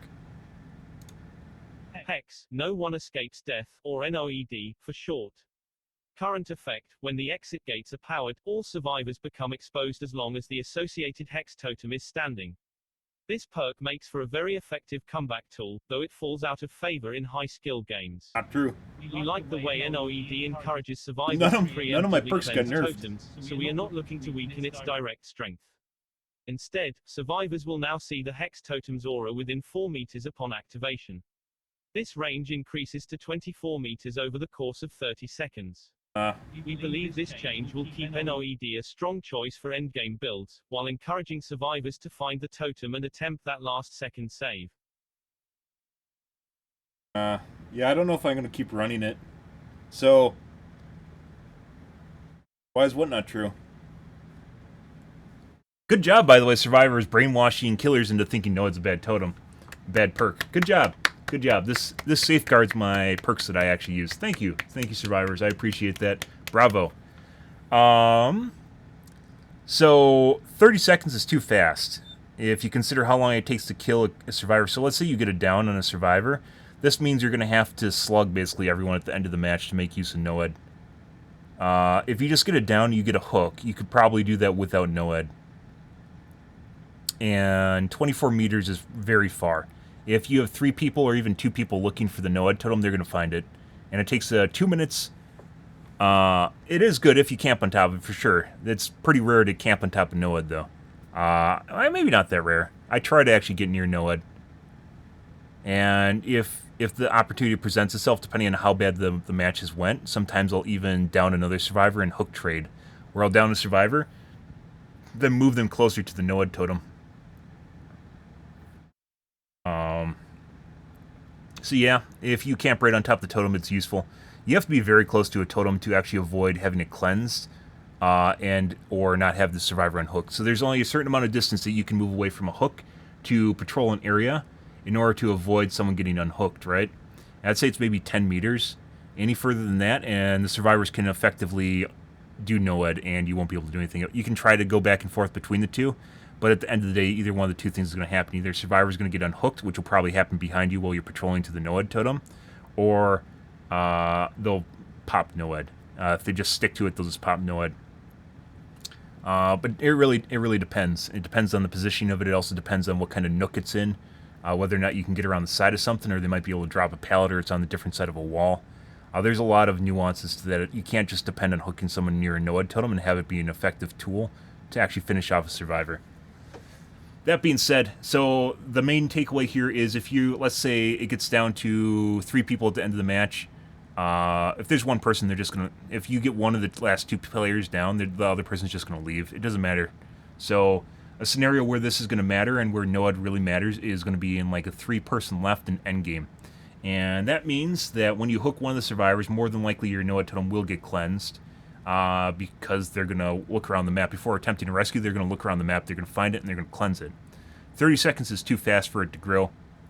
Initially, I thought it was going to be a 4 meter, which wouldn't be that bad, but 30 seconds means it's going to grow, and that means it's going to get popped, and you're going to be in the same situation as you would be without Noed. The difference being is you might get a cheeky down on the way out.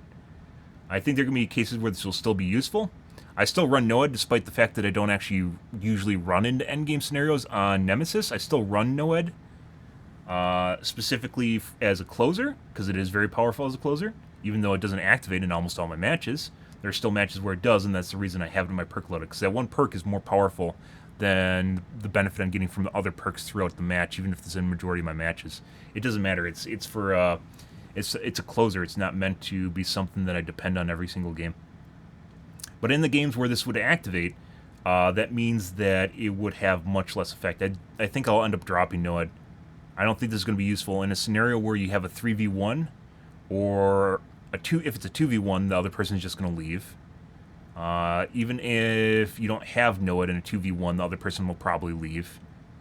Or you have a decent chance of actually just downing the other person if they approach the hook, because you don't have to worry about someone else saving behind you. In a 3v1, and this is assuming, by the way, you get a kill, because I generally don't have a scenario where it's a 4v1 at the end game, because I tunnel someone out immediately. One of the reasons you should tunnel someone out, in a 4v1, it's 100% going to get cleansed before anything ever happens, and it's going to be like it didn't even exist. It'll not get you any benefit. 3v1 is where it's really going to come into being a beneficial use, and of those 3v1s, I'm pretty sure it's going to pop before it does anything useful. It'll get you the initial down, but then you're on your own after that happens, unless you can hook literally right on top of the totem. It's not going to do really much of anything for you. So I think Noed's effectively dead. I know it doesn't seem like a big nerf if you're just like a normal just reading through this, but if you are using it for what it's intended for as a closer, it's not going to help you close beyond getting the initial down and maybe slugging everyone. And once again, you can expect high MMR teams to have Unbreakable, which is one of the reasons I don't slug everyone, is because they'll more than likely have Unbreakable and it'll just reset everything, and then you're fucked. So yeah, the other option besides hooking right on top of it where it'd still be effective is slugging the entire enemy team that's still like waiting in the game. And that's where it'd still shine. But once again, Unbreakable will just reset everything that's happened there. So maybe not even useful in that regard. There isn't really any other closer perk that's good as Noed and does what it does. Unfortunately, that'll help you bring back the game. If you have something like No Way Out, they're just going to tap the door and leave. And that's going to be that. It helps when it's the last person, but that doesn't really matter. If there's only one person left, it's a win already anyways. So Noed, I think, is dead. But I think we're going to leave it after the nerf happens to it, and I'm going to see how effective it is. Right now, it is still very rare that my Noed activates. It's probably 1 in 20 games where it actually activates. It depends on the MMR and the time of week and whether or not I'm getting Q-sniped or whatever. It is relatively rare for it to activate. Sometimes when we get really sweaty lobbies, it feels like a bunch of people are cheating. It'll activate like throughout the night. And then other times we'll never see an activation at all in a couple days. So I don't know. This, I'm pretty sure, is a nerf to the point where it's not going to be useful in the scenario in which it is useful. Because, once again, As I mentioned earlier in the stream, there are 2 modes for this game. There's in chase and out of chase. Out of chase, you have a lot of time to do pretty much anything because there's no time limit on the game. There's no 20-minute time limit in which the game will end and everyone will be sacrificed. For whatever reason, there's no 20-minute time limit. Most games take 8 to 10 minutes. There's no 20-minute time limit, which means you have an unlimited amount of time, assuming you can hide. You have an unlimited amount of time to do stuff as Survivor. In the case of a hooked state, so you hook someone, it takes 2 minutes to go through full hook states for Survivor. In that time, 30 seconds of which is obviously when you can fully find the NOAA totem. 24 meters is very far. That means you could just go like around the perimeter, not even around the perimeter, like around the inside perimeter of the map and you'll be able to see it. And then of course it takes, 16 seconds to cleanse the totem? How long do totems take?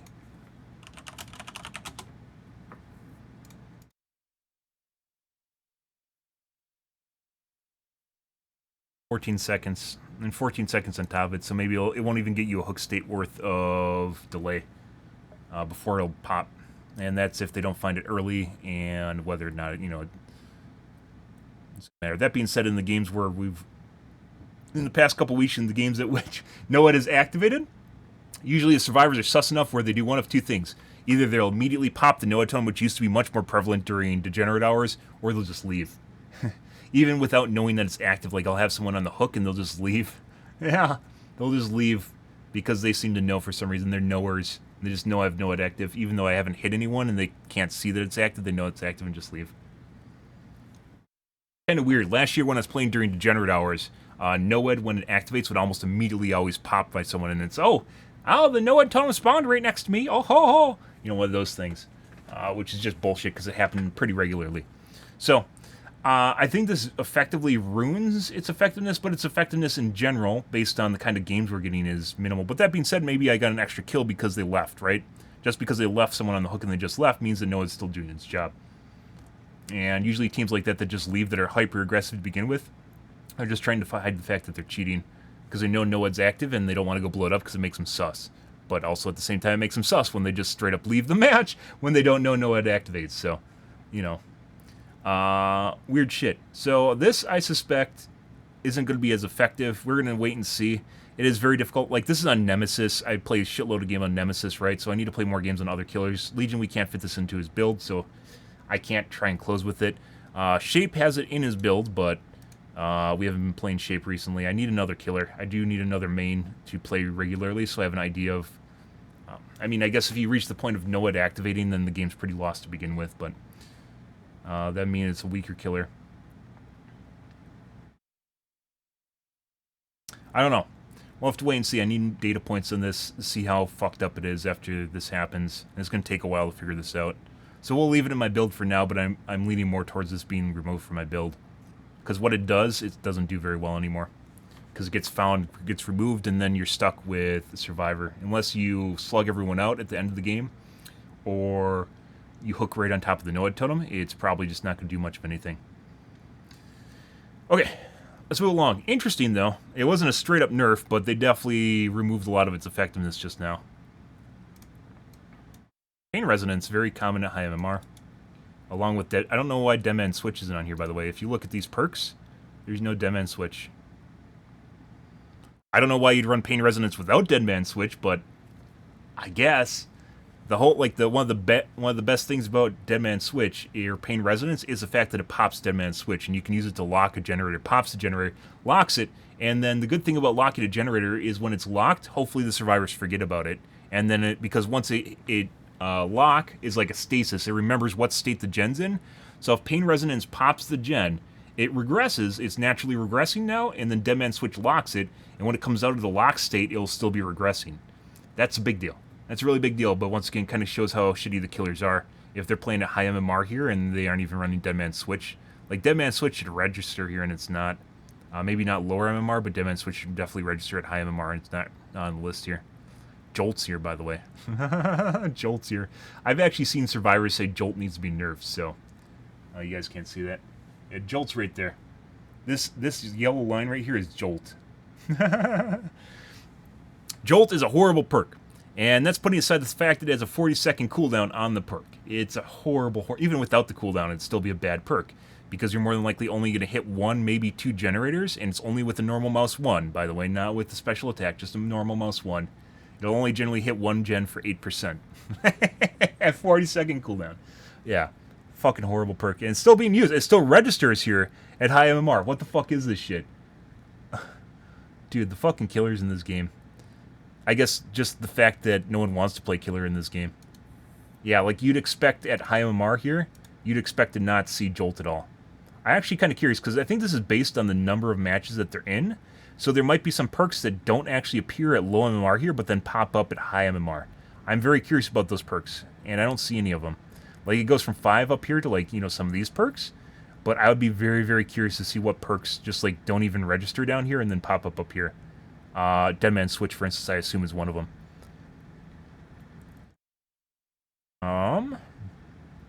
Interesting. Okay. Scourge Hook, Pain Resonance Current Effect. Upon hooking a survivor on a Scourge Hook, the generator with the most progress explodes, notifying the killer and instantly loses a large chunk of progress. 15%. The most recent addition to the meta, Pain Resonance, allows the killer to remove a sizable chunk from the most progressed generator simply by hooking a survivor. A loud noise notification also allows the killer to disrupt the survivors before they can continue repairing. A jack of all trades, of sorts, granting both a powerful regression effect and crucial information. With that in mind, we are removing the loud noise notification. Instead of exploding, the affected generator will now spark upon losing progress, and survivors will no longer scream. We believe this will ensure Pain Resonance remains a strong regression perk while limiting its informational aspect. That's a straight nerf to Pain Resonance, because there's no Dead Man Switch synergy anymore. So they effectively deleted Dead Man Switch synergy. Dead Man Switch relies on survivors screaming in order to lock the gen, because they momentarily get off the gen. And because they don't do that anymore, assumedly they don't do that anymore, this will no longer be a synergetic perk with Dead Man Switch, which means it just sucks. That being said, I think this is still maybe even directly on par with Pop after the nerf to it. So people are probably going to run Dead Man Switch, or excuse me, Pain Resonance and Pop now instead of Pain Resonance, Dead Man Switch, just to get more value for their bang. Yeah, so this is a nerf. This is a pretty big nerf. This isn't covering all the perks, by the way. They had a huge list. This is not all of them. I'm very curious. We're definitely going to go through it when that happens, but yeah. So this is a straight nerf to Pain Resonance. Dead Man Switch is no longer synergetic, and probably means they're just going to run Pop and Pain Resonance. They didn't, no mention, by the way, no mention here that it breaks Dead Man Switch. That's kind of curious. So they mention this, but then they don't mention the synergetic perk that works with Pain Resonance. Why, I don't know. Survivor perks. So let's actually recap here. The overall negatives to Killer. Rune is, I don't know why you'd ever run Rune at high MMR. But I guess maybe this will help survivors at lower MMR. Rune is not a perk you run at high MMR. It just blows up right away. But at lower MMR and even maybe mid MMR, Rune will probably be more in line where it should be. Chili had its point removed, BP removed from it. I don't mind that. I like it being rolled into everything else because I don't even play with Chili. So, you know.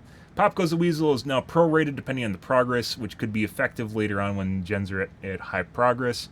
They nerfed it because it's now to 22 point. It's now down 2.5% from what it originally was at 99.9% or 100%, 99.99999 to get the most value out of it. Still, what you're going to see is probably people that are running Dead Man Switch are going to run Pop and Pain Resonance now and just get the effect from both of them. And I believe it doesn't even regress it anymore, does it?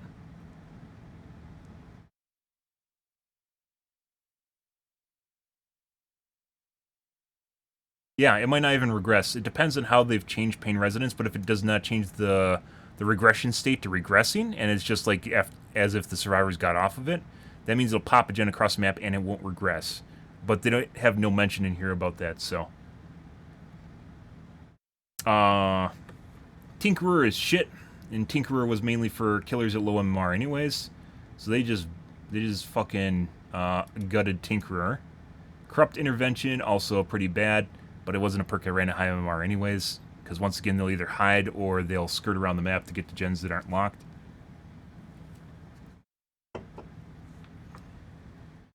Do they have buffs in here? These are all nerfs. Do they have any buffs? None of these perks were buffed, by the way. So it doesn't look like they have any of their buff perks in here. Maybe that's for another patch or something. So, pretty big nerfs to killer regression meta. I know they talk about how they've slightly changed things in terms of time it takes to do stuff. I don't think it's going to matter that much. Buffs are down the page, okay. Let's take a look at survivor nerfs. Once again, I had basically DS, I call it the Trinity, DS, BT, and DH in pretty much all my games in some form. Usually 2 of the 3 perks, if not 3 perks running the full Trinity in every single one of my games. And I really don't have that much of a problem to these perks as a killer. But once again, I'm not a normal killer, so yeah. Dead hard. I know a lot of survivor killers hate become immune DH. to damage and dash a short distance. Dead hard is by far the most used perk by survivors, and it's easy to see why. In the right hands, it acts like a third health state, allowing a survivor to escape a situation where they would otherwise go down. There are 2 main ways Dead Hard is used: to dodge a hit and for distance, to get to a nearby pallet or window. In the latter case, there's not much a killer can do. Therefore, Dead Hard will now provide the endurance effect for 1 second when activated. If you time it right, you'll prevent the hit and gain a movement speed boost. This will remove dead harding for distance, and make it solely used to dodge hits, which killers can anticipate and even bait accordingly. Interesting. And by the way, if they get hit, endurance means they'll also get a mend state, so that makes them take time. Mend state is a good thing. That means they'll take 14 seconds, I think it is, to mend. What's the mend? Let's take a look at this. Mending, 12 seconds. So it's now, even if they get hit and then you give up in the chase, they'll still have to mend for 12 seconds or they'll go down. That's good. That's good. It also gets rid of dead hard for distance. Distance is only provided if they get hit. That provides counterplay while still being beneficial to survivors. This is actually not that big of a nerf, even though it kind of feels that way. That just prevents survivors from using it for distance to loops, which is obnoxious when it happens, but just something you kind of put up with. This is good. Survivors are still going to end up with auto dead hards, which is going to be fucking hilarious, but, you know. It's always funny when you sit there and bait out a dead hard for like 3 seconds and the survivor dashes right when you swipe, but you know. Are they going to get rid of offensive DSs? Decisive strike current effect. After being unhooked, decisive strike activates for a long duration. When picked up, hit a special skill check to instantly wiggle free. Deactivates when used or when performing various actions. One of decisive strike's main appeals is its efficacy at preventing tunneling. In light of the upcoming base game changes, I tunnel and I don't have a problem with it. Decisive strike to drop in usage slightly. For the most part, we find the perk to be healthy for the game, and easily avoidable for killers who choose not to tunnel and unhook survivors. That's not true. That said, at the end of the match, that's not true at all. That's not true at all. There are people that offensively use DS, and it's obnoxious, where they'll literally try to get you to, like, because they know they have a health state, they'll just sit there and body block and shit with BT and then DS, where they will offensively use the perk, and instead what they could do is just make it so DS deactivates when you hook another survivor, or when you hit a different survivor, like, within a certain amount of time after you get unhooked. There's a lot of ways that they could prevent it. DS should be purely a defensive perk, and it is for me, because most times I'll tunnel someone out of the game, so it doesn't fucking matter if they're trying to use it offensively. I'll still eat it anyways, and then I'll down them again, and then I'll hook them again. And I don't know why killers stop chasing someone after they eat the DS. When you eat the DS, the hurt's gone. That means they don't have DS anymore. That means you should kill them. But there's a lot of killers that have been trained and indoctrinated. Let's go with that. Let's use the big words. There's a lot of killers that have been trained and indoctrinated to not chase someone that has DS them. It's like a dog getting their hand slapped. No, bad dog, because you know you're tunneling and you shouldn't chase a survivor, when in fact, from a strategic standpoint, you ate the DS is gone. That means they don't have a defense anymore. That means you should chase them. But there's a lot of killers that will literally just give up on the chase the moment they eat a DS. I don't know why, but they do. And of course they get distance, that's just the way it works, but now they no longer have DS and they're down a hell state. They're down a hook state, excuse me. There's often nothing the killer can do to prevent a survivor with Decisive Strike from escaping. Yeah. Moving forward, Decisive Strike will now deactivate once the exit gates are powered. In addition, the stun duration has been reduced from 5 seconds to 3 seconds. That's actually really meaningful when you tunnel the shit out of survivors. Ah, I see. I see, BHVR. I think a more fair benefit would have been removing the offensive potential of DS, and they didn't really do that to normal killers. But this is a buff to me. Oh, I mean, I'll take a buff. We'll also be simplifying the description of the perk. Decisive Strike will now be cancelled by Conspicuous Actions. Conspicuous Actions is a new category. Yes. Conspicuous Actions is now the categorization that it falls under, which means it is now also removed when you touch an exit gate. So if we scroll up here to Conspicuous Actions, once again, this is why this is like a board game. It's like reading through the manual of a board game, right? This is why I always compare this game to a board game. Now we scroll up here to Conspicuous Actions, repairing a generator, healing yourself or others, cleansing or blessing a totem, sabotaging a hook, unhooking others, and opening an exit gate. Prior to this, I'm pretty sure saboing a hook and opening an exit gate did not remove DS. These are the conspicuous actions now. So saboing and opening an exit gate were not. Let's actually reference this real quick. So now, this is one of the weird things, not normally something that I run into, but for most players. No, saboing. So as repairing a generator, healing yourself or others, cleansing or blessing, saboing a hook, unhooking other survivors. So it had 5 states before, and now it includes exit gates. Yeah. So it had these 5 states under conspicuous actions, but now it also includes opening an exit gate. So if you touch the handle, I don't know if this means fully opening an exit gate or just touching the handle will remove DS. It should definitely be touching the handle if you're at that point, by the way.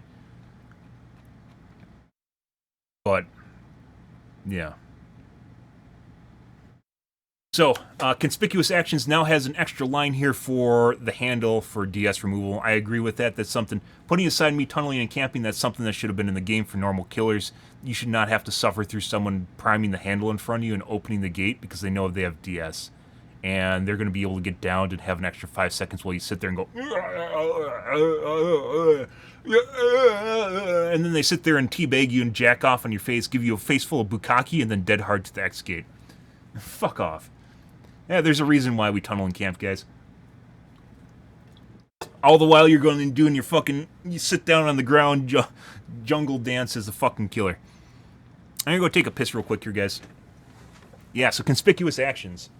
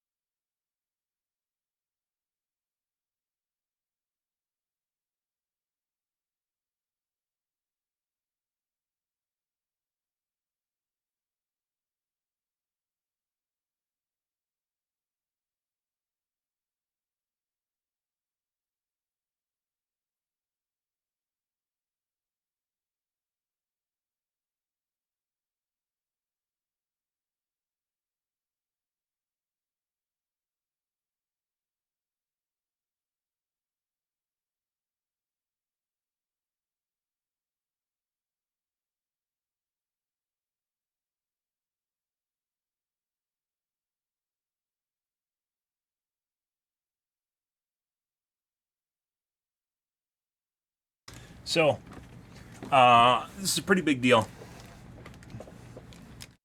Even prior to the removal of 2 seconds, this isn't really that big of a deal.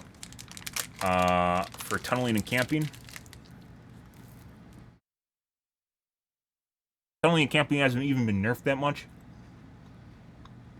There's now the 5 seconds of 7% haste I have to deal with. But they're still slower than me.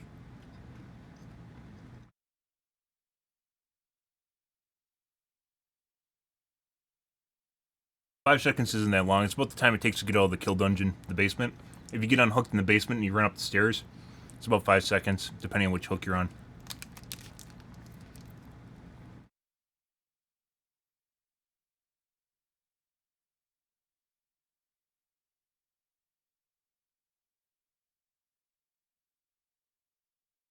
So there's a couple, there's like different levels of nerfs that are going on here. They got a secondary nerf here, which is conspicuous actions, which they don't directly tell you, which means if you touch the handle, touch or open the gate, it removes DS. We don't know whether or not it's touching the handle or opening the gate, because the gate has to be primed, right? So there's a secondary level here, much like with Pain Resonance. They didn't point out immediately that it's losing Deadman Switch synergy. Probably losing Deadman Switch synergy. You'll have to wait and see what it's like on the PTB. But conspicuous actions now includes handle prime.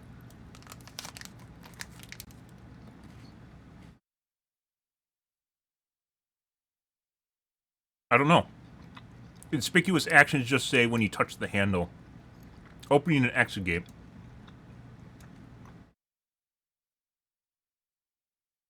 And depending on what this means, this could either mean when you prime the handle or when you specifically open the gate itself. It could be either or. Even though it says opening an exit gate, it might just be the opening action or it might be the priming handle too. It depends on which it is.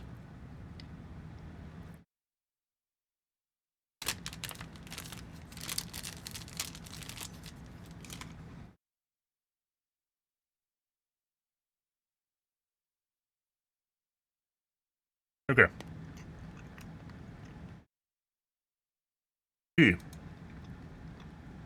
Borrowed time current effect. Survivors you unhook gain the endurance effect for a short duration, allowing them to ignore a hit that would otherwise put them in the dying state. Much like Decisive Strike, this perk gets much of its popularity by granting counterplay against a camping It can also killer. be used offensively if his body Considering blocking. a lighter version of Borrowed Time's effect has been added to the Survivor's base kit, we need to update the perk accordingly. Borrowed Time will now extend the duration of the endurance effect of unhooked survivors by the 6th of August 10 seconds and increase the movement speed bonus duration by 10 seconds for any survivor you unhook. These effects will be cancelled if the unhooked survivor performs a conspicuous action. Borrowed time was originally 12 seconds.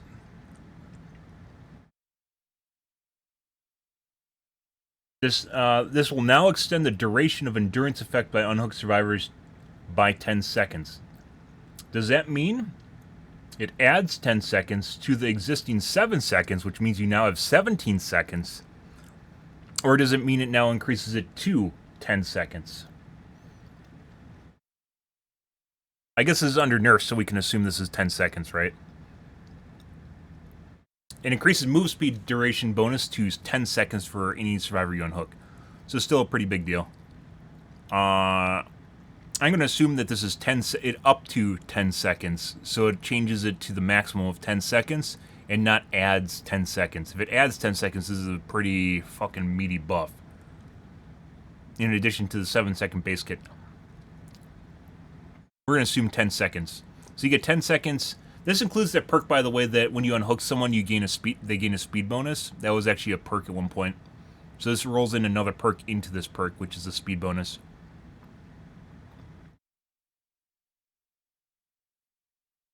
While the overall duration with Borrowed Time is longer than before, we What? Maybe it is 17 seconds. While the overall duration with Borrowed Time is longer than before, it's 12 seconds currently.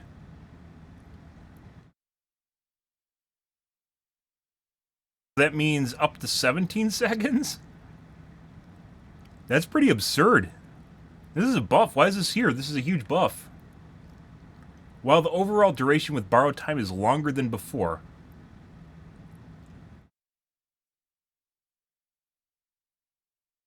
It's 12 seconds, so if it's longer, that means it's 17 seconds.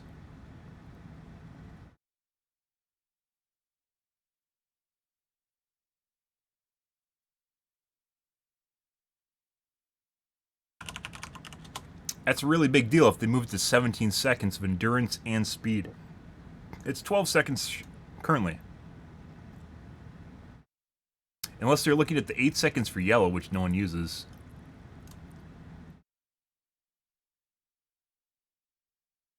While the overall duration with borrowed time is longer. Not unless it's 17 seconds. If this gives you an extra 10 seconds, everyone and their mom is going to be running this perk. That's a huge deal. It's not just a huge deal because it will help you get away from a tunneler and camper, but borrowed time is very, very effective at being an offensive perk once again if you're helping your friend get out of the dungeon. Well, it doesn't seem that way. Because when you get hit, so it's not just a speed bonus, but when you get hit, you then move a lot faster, right? And you can outrun whoever is actually trying to get away. So you can use it offensively to actually get ahead. We've seen teams use it where someone off the hook will take a borrowed time hit in order for their friend to get out of the kill dungeon instead of avoiding being downed, even though they're the one that's being unhooked.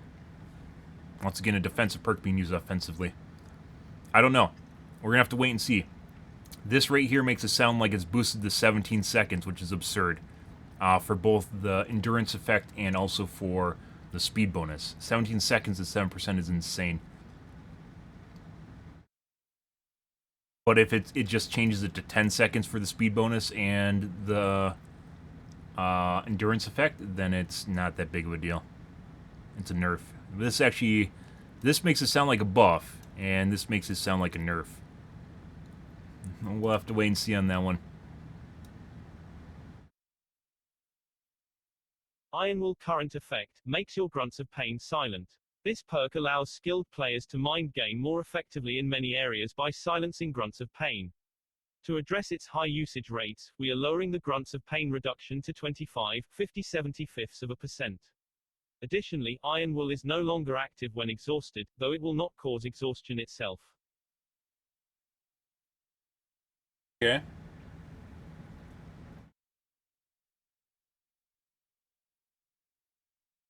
That adds synergy with Blood Echo. Or Mindbreaker if you're one of those people. 75% still not enough. It needs to be like 50. 25% for Grunts of Pain is very quiet.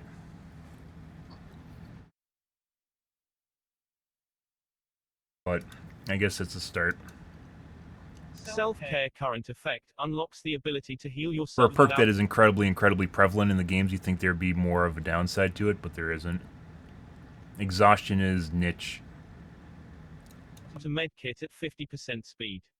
Though self-care has a divisive reputation among the community, we were surprised to find that its usage peaks in the highest skill matches.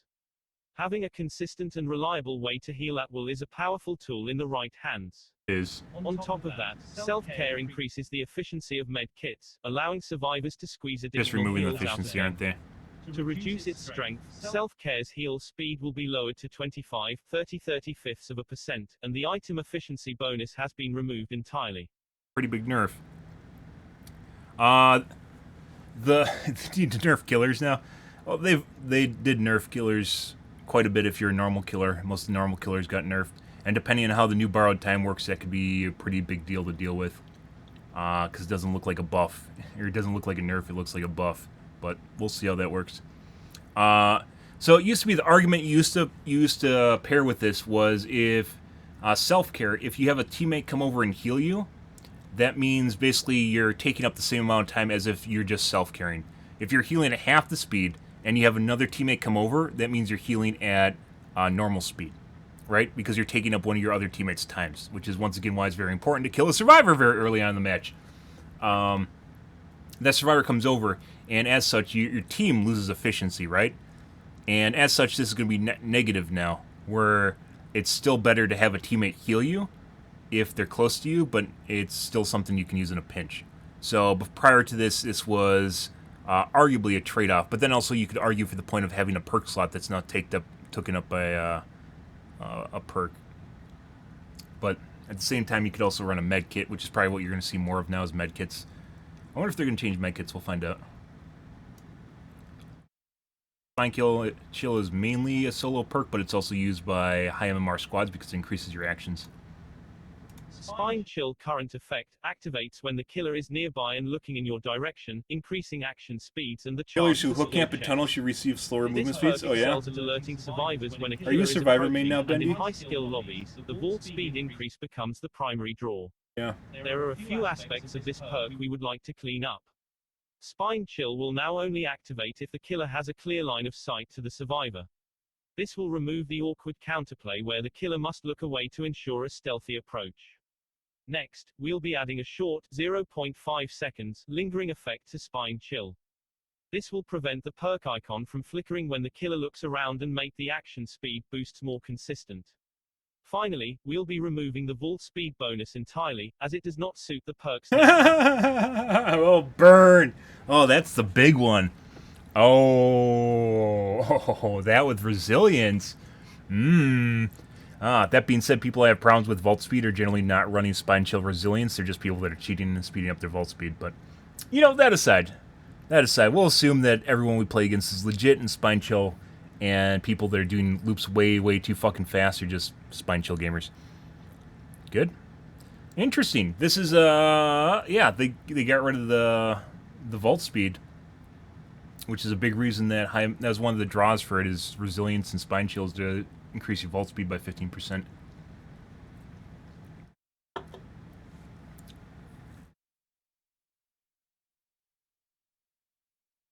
Yeah, Spine Chill will not only activate if the killer has clear line of sight. This is kind of curious. I wonder how big your hitbox is for this clear line of sight. Like if they have to have directly looking at your model, or if it's like something where they're coming around the corner and they'll activate it.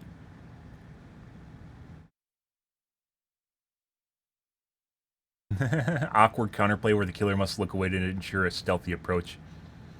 Interesting, though. I want to make sure everything's something to look forward to. We have additional 25 perks to try out, the majority of which fulfill a similar purchase. The main bed perks listed above. Buff. Okay, overcharge. Holy shit. Along with its current effect, overcharge will cause a kick generator's regression speed to grow from 100% to 400% over the course of 30 seconds. Jesus Christ. Well, everyone's going to run that now. This is better than Brine.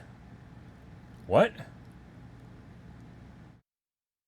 Grow from 100% to 400% over the course of 30... This is like, I'd say this is OP. Over the course of 30 seconds. Does that mean it stops?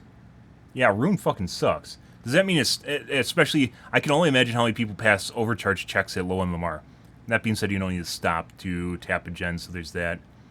It allows you to just freeload on gens if you're running Rune at low MMR. So does it just stop regressing at 30 seconds, or does it keep regressing to 400%? What the fuck is this? This is better than Brine.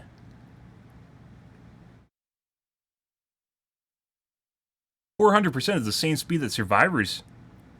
This is the same speed that Survivors tap the gen, or work the gens. This is insane.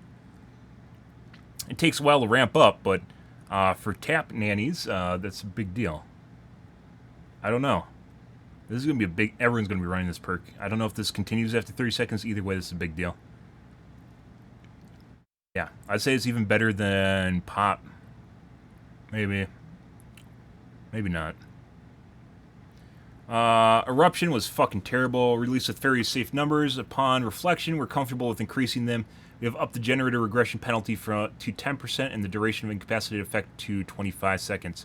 So what happens is if someone's working a generator, you tap the gen, and then when you down a survivor, all the tapped gens explode. And it used to be like 5% or something, which is horrible. It's a horrible perk.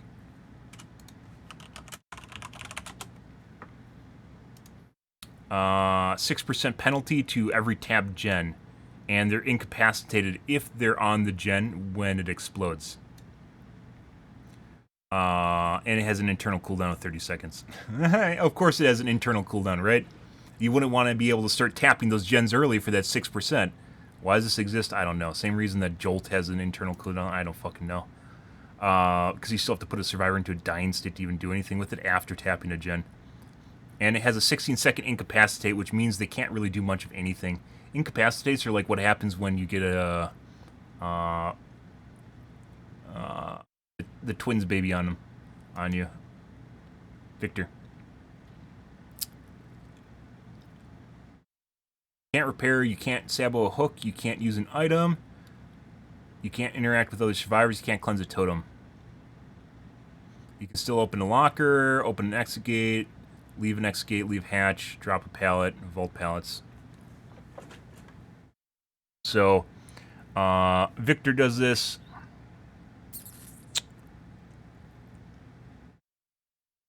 Someone's a pain. This is Cenobite something or another. An eruption. And weighted hatchets. Weighted head.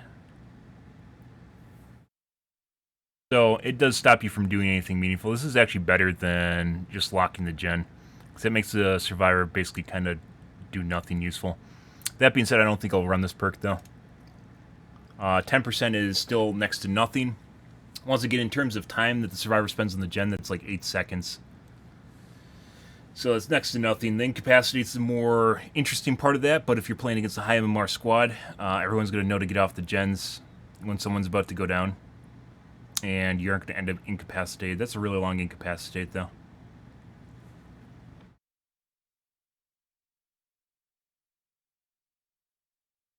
Knockout. Those of you who like to leave survivors on the ground can have a little more peace of mind. In addition to its current effect, Knockout will cause dying survivors to crawl 50% slower for 15 seconds and reduce their recovery speed by 25%. Pointless. It doesn't matter that much, and something like people are going to run We're Going to Live Forever, I believe it is, where you can pick survivors up really fast. That means nothing. If you're in a position where you have to slug constantly, this isn't a big deal. It's not worth it. Coulrophobia. To make healing in the killer's terror radius even more unappealing, Coulrophobia will now increase the speed of skill checks by 50% on top of its current effect. So skill checks more common. Healing skill checks aren't really a big deal. I don't think anyone's going to have a problem with that. It's not really worth running. Dark Devotion. This perk is great for confusing and sneaking up on survivors, but the basic attack requirement makes it unappealing for certain killers. Dark Devotion will now activate whenever the obsession loses a health state. You could apply that the most one for most perks are worthless. It shouldn't be there for killer. That's not worth running. Once again, if you're a high MMR, everyone's going to know about Dark Devotion. They're going to know that someone has Dark Devotion. And it's not going to get you any benefit. Pointless to run. I bet they removed the internal cooldown on this too. Jolt allows the killer to regress generators simply by downing a survivor. To make it more consistent and punish careless survivor plays, we have removed the cooldown. Still worthless perk, because once again, you're more than likely hit one generator. And they didn't say that they removed it. You have to do it with mouse 1. So if you have a special attack, it's still going to be dependent on your special attack, and you'll more than likely hit maybe 1, maybe 2 gens for 8% on a down. Yeah, pointless, absolutely pointless perk. Cool that they removed the internal cooldown. Good for you, BHVR, but that's a perk that's not going to be run at high MR. It's still not good. Lethal Pursuer. So, you like aura reading, huh? On top of the existing effect, Lethal Pursuer will now extend the duration of all aura reading effects by 2 seconds. Could be useful. An extra 2 seconds depending on the perk is actually pretty nice. But once again, I thought Lethal Pursuer should be active until you down a survivor. I know that's kind of crazy. Active or until they lose a health state, because then you can assume you're in a chase with someone, right? I think Lethal Pursuer should be active till a survivor loses a health state. More so than the extra 2 seconds.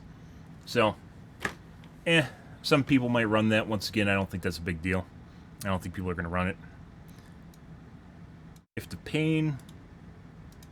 Scourge Hook, Gift of Pain. This perk also shipped with safer numbers, so we'll be increasing the action speed penalty to October 13th, 16%. Yep. 16% penalty, and I believe that's removed by getting hit.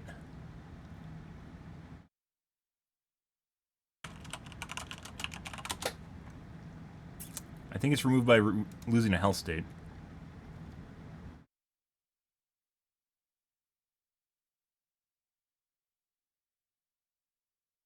Upon being healed, the survivor suffers from a 9% action speed penalty to healing and repairing until they're injured again. That's a pretty big deal. I'd say this actually would fuck with survivor efficiency. I don't think I'll run it, but I think this would fuck with survivor efficiency enough where it'd actually be a decent perk to run. And then you could run something like Blood Echo on top of it to really fuck with survivors. To remove their exhausts. I'm not going to run it, but this would definitely... I think this is more beneficial than removing or running regression perks, because that means there'll be a 16% action speed bonus. Action speed penalty until they're injured. Again. And they have Hemo and Mangle until they're healed. Which I guess Mangle, by the way, slows down how fast you're healed. Healing speed and hemorrhage is the frequency of your blood pools, and they're also more translucent. No, that's Bloodhound makes them more translucent. Hemorrhage is just the frequency of your blood pools. Oh, it also now it makes it so you regress on healing, so you can't 99 heals anymore. But that's if it's running. Still not a perk I look for. This, I think, would actually be a meaningful... I don't know, would this actually be good for tunneling? Maybe. Not really, because I'm usually by a hook if they need to get unhooked. It'd help me find... if I venture too far away from a hook, it'd help me find survivors that are chemoed. And then if they refuse to be found, and this would be a niche perk for me. Then if I, like, lose a survivor, then they'll suffer until I find them again, and if I find them again, that means they'll get fucked again, so... Maybe this might be a useful perk for me for tunneling.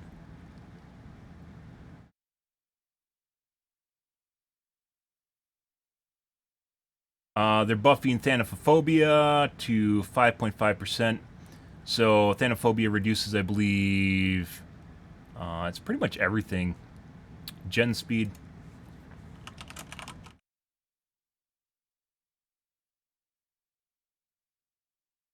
I think I'm going to have pizza tonight, guys. Repairing, saboing, and cleansing actions up to a maximum of 20%, but not blessing. Only cleansing. For whatever reason, it was never upgraded to include blessing. I don't know, they're doing a pass here and that it still does not include blessing. Weird, right? Fucking weird. Wouldn't want that. Wouldn't want to have an updated effect that includes blessing speed, but, you know, whatever. Repairing, saboing, and cleansing. So this does not include heal speed. Heal speed is sloppy and mangle. So I guess that's something. 2%. Not a big deal. That being said, I think this is a relatively frequent perk at high MMR. Once again, whenever I run this, people just get healed, so you get no value out of it. Monster Shrine! Oh my god, Monster Shrine! I love Monster Shrine! Oh, I'm gonna read this one to you guys. Scourge Hook, Monstrous Shrine. Long have we waited. Oh, it's the Monstrous Scourge Hook Shrine now. has received a rework. This perk will now convert all basement hooks to Scourge Hooks. Additionally, Scourge Hooks will now grant October 15th 20% faster entity progression, but only if the killer is not within 24 meters. Oh, fuck off, BHVR. Oh, you gotta be fucking shitting me. This is a nerf. So, this is a nerf to Monstrous Shrine. So it only works if you are not within, basically, distance to kill the survivor if they get off hooked. I mean, it applies to all hooks, right? But only if you're not within 20... That's pretty far away, by the way. Not within 24 meters. They'll sacrifice 20% faster. So this is actually an indirect nerf. It used to be you could use this as a camping perk. I used it for a while, and when I was running during degenerate hours, we'd use it as... It put weird pressure on survivors. It's actually pretty cool. But before, it only sacrificed you 9% faster. Now it's 20% faster. But only if you're not within 24 meters. Okay.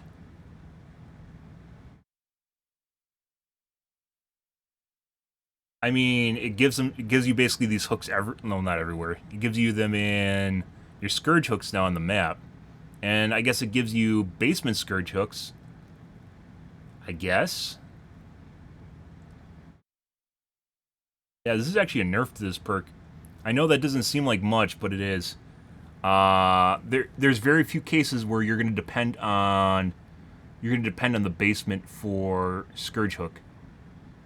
Maybe normal killers would run this. If you're just a hit and run, where you just immediately leave the hook the moment that you're just like fuck off the moment that you hook someone, maybe this would be useful. But if you're the kind of person that fucks off the moment you hook someone, you're probably going to get unhooked behind just immediately. So you might not even get any value out of it. Yeah, I think this is still worthless. Someone might make a case for it because now you have Scourge Hooks in the basement. I don't think that's worth the perk slot. You should just have Scourge Hooks in the basement no matter what. Yeah, this is, I'd say this is actually a nerf to this perk. I'd say it's a nerf to this perk, and Monster Shrine, your basement hook should always just be Scourge Hooks. There's the use cases where you're going to end up using them is pretty minimal. Like, maybe you can make a case for... Oh, maybe, I don't know. If you get someone into the kill dungeon, guys, with, like, pain resonance...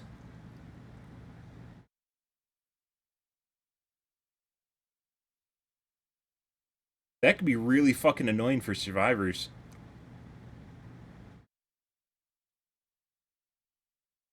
I still don't think that makes it viable. Maybe with, like, a basement camp Bubba with pain resonance? Yeah. No, I like best use case for this perk is basically pain resonance, and then you'd be able to chain hook survivors in the basement. Are they dropping a test PTB of this? I think it's tomorrow, or day after, maybe next week. It's supposed to be pretty soon. IRC from hearsay. Yeah, yeah, I think this is kind of a nerf. I don't think this is. This is neither like a. This is like a side step. Yeah, I'd say you take. This is basically took Monster Shrine and put it over here next to the next Monster Shrine. I don't think that's a buff. All right. Well, in terms of buffs that killers got, Thanophobia got a small one, which just helps out.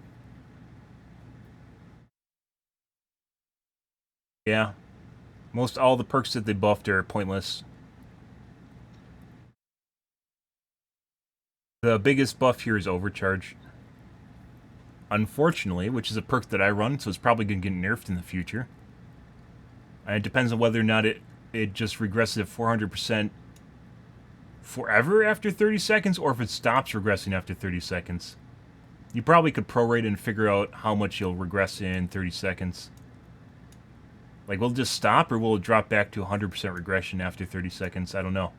There's a lot of questions here about how this overcharge works. Well, yeah, it said it turned all... It says Monster... Oh. It says Monster Shrine, now all Scourge Hooks in the basement are all hooks in the basement are now Scourge Hooks, so... Yeah. If it's a Scourge Hook, that means it applies all the benefits of other Scourge Hooks that you get. But really, the only Scourge Hook worth running is Pain Resonance, and even after this buff, I'd still only say it's Pain Resonance. Maybe you could possibly make a choice. Make a choice. That's a perk. Make a case for Gift of Pain. Might even be so for tunneling and camping, but this only applies if you lose a survivor. If you don't lose a survivor, this penalty doesn't matter. So maybe you could apply Gift of Pain. No, but even then, you wouldn't be around the dungeon to capitalize on it. Yeah, this does like almost the opposite of what you wanted to. They want to discourage you from tunneling and camping so much, they turned like one of the actual tunnel and camp perks that was kind of mediocre into tunnel and camp less perk, and it's not very good. Yeah, so this is pointless. I would say maybe you could make a case for Pain Resonance in the basement. If you're exchanging hooks, maybe if you're playing Basement Camp Bubba. But otherwise, basically all these perks were mediocre nerfs, if a nerf at all. Or buffs, if a buff at all. Gift of Pain might be useful. But otherwise, most of these perks, like Jolt and Devotion, are still going to be worthless. Choleraphobia is going to be worthless still. Knockout's still worthless. Eruption, better, but still worthless. And high MMR, it's not going to really matter much, but at low MMR, might make a difference with the incapacitated effect, so that might be useful. Overcharge is definitely a buff. But, yeah, most of these are eh. And it actually looks like the nerfed Monster Shrine, so... yeah. Actually looks like the nerfed Monster Shrine. Okay. Let's see what Survivor's get now. Calm Spirit. In addition to Calm Spirit's current effects, you can now open chests and cleanse and bless totems silently, albeit at 40/35, 30% reduced speed.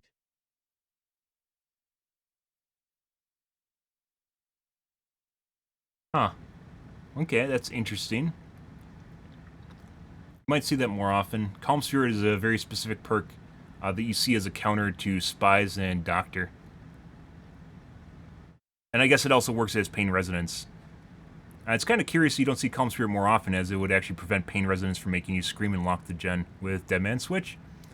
But just maybe goes to show you that the meta never really evolved for normal killers. I wouldn't do that, but if I was a normal killer, Pain Resonance, Dead Man Switch, and a Survivor counter to that would be Calm Spirit prior to this buff. So, I don't know. Saboteur. After months of studying, saboteurs can now identify Scourge hooks. Their auras are shown in yellow when a survivor is being carried. Oh, Jesus. Use this information to your advantage to prevent Scourge hook perks from being activated. Wow, that's annoying. That is so fucking annoying. Holy shit. So, if you're one of the few people, if you're one of the killers that runs Scourge hooks, especially Pain Resonance, I guess there's a lot of killers that have MMR that run Pain Resonance, survivors now can harass you even more, and putting aside the fact that your Scourge hook spawns are not pre-programmed to be equalized around the map, so they aren't in 4 spots around the map like this. They're in a square where you can get the best value out of them. You can have all 4 Scourge hooks literally right next to each other. Now they can fuck with you even harder. So they can literally just fuck your meta plays. They can literally just go for your Pain Resonance hooks with Sabo. Holy fuck. And that basically makes a perk or a bunch of perks if you're running more than one meta perk. It makes a perk or a bunch of your perks worthless. What the fuck? Well, I'm glad I'm not... That's a nerf. They forgot to include that with all the Pain Resonance here, with all the Scourge hooks, guys. So all the Scourge hooks got nerfed. You can expect if anyone has a Sabo and they plan on Saboing, they will run Saboteur. And you will feel pain if you run a Scourge hook. Can they actually get rid of meta? It's just going to be a new low-tier meta. Which, are you talking about overall, or are you just talking about a specific perk, or what? Like, meta just arises from what's the best, right? Meta just basically turns in what the best is for countering whatever's going on. Just works the best. Like, there's nothing wrong with meta. If you have, like, a really diverse meta that's really nice, like, it's cool and everything, but meta will always naturally rise from anything. It'll always just bubble to the top. So this is actually a nerf to Scourge hooks. This is a pretty big nerf to Scourge hooks, and if anyone's running Sabo, they're going to be running Saboteur. And based on their little chart here, basically... half of all the killer loadouts run Pain Resonance at high MMR. So there's a pretty good chance that you're going to see Saboteur and Sabotage boxes in every game at high MMR. Yeah, this is Pain Resonance right here. Well, there's that.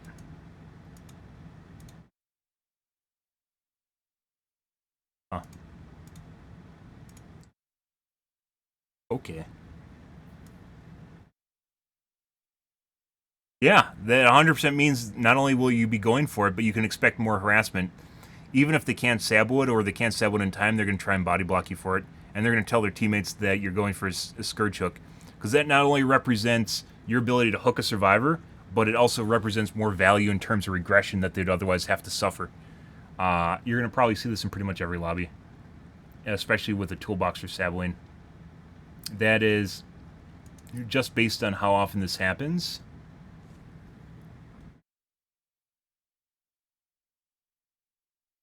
Yeah, like 50% of your games, 50% of the games at this MMR have pain residents in it, you are definitely going to see sabos in pretty much every game now. I mean, sabos weren't terribly uncommon to begin with, but now definitely going to see it people running specifically Saboteur. Not just Saboing, but Saboing with Saboteur prior to the update.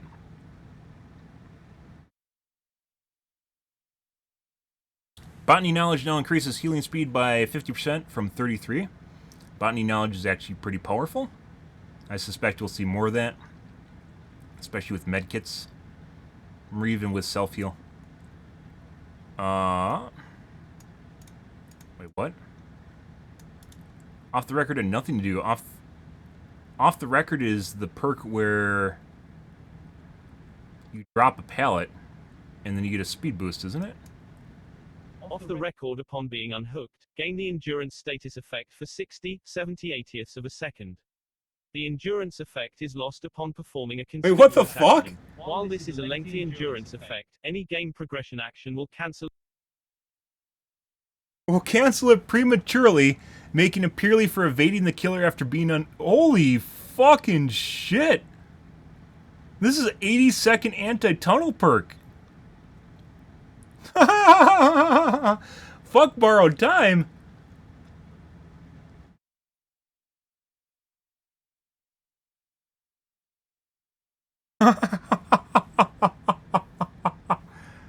This is a new anti-tunnel perk, and it's 80 seconds. What the fuck?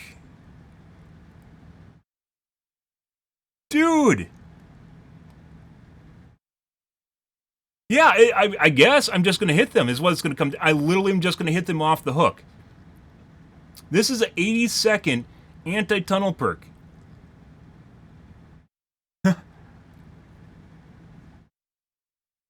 DS is only 60 seconds. Yeah, I'm literally what's going to happen here is I'm going to instantly hit them off the hook.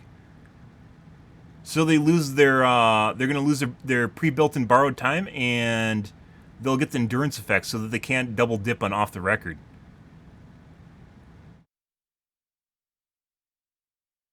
Dude, holy shit. Especially if they know they're going against me and that I'm a tunneler and camper.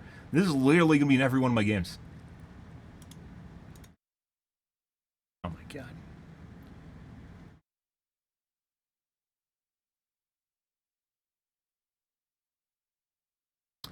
The page you're looking for is not found. What the fuck does that mean?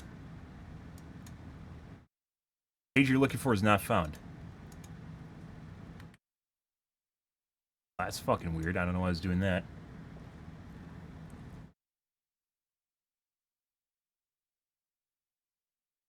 What the fuck?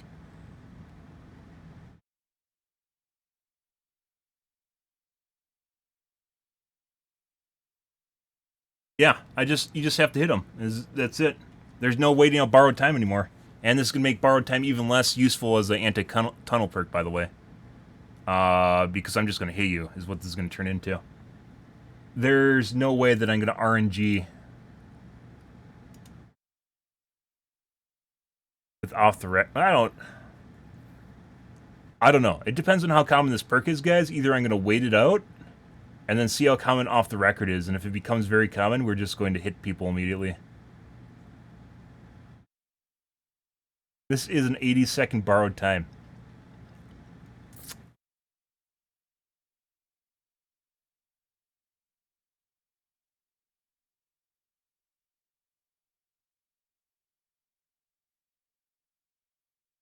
So once again, that does not take into account conspicuous actions or progress. It's not. You can use this once again offensively. So if you find out the killer is attacking someone else, and you just got off hooked, you can take a hit for them. Assumingly you're going to get out of the range, so you could use this offensively too. So it's not just anti-tunnel, you can also use this as a way of just a styptic that just runs on you for 80 seconds. Twice. It's not your first hook state, assumingly this is for both hook states. So this is a DS you get twice. Yeah, this is probably going to be in every game.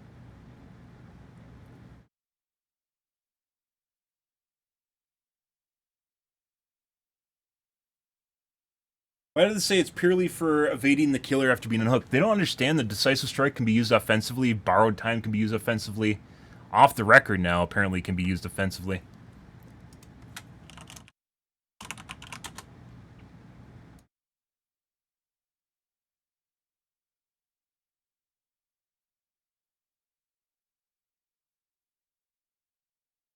Yeah, it's completely different. So, this is an anti-tunnel perk that works for both hook states. This works for both hook states for 80 seconds and can be used offensively every single fucking hook. While you can say, oh, you aren't going to be able to use game effects, there's plenty of people at high MMR that escort currently. And if you have someone that was hooked, that then gets unhooked, that then doesn't get any benefit out of a perk, they don't need to leave. They literally can just go body block you when you're chasing down whoever unhooked you.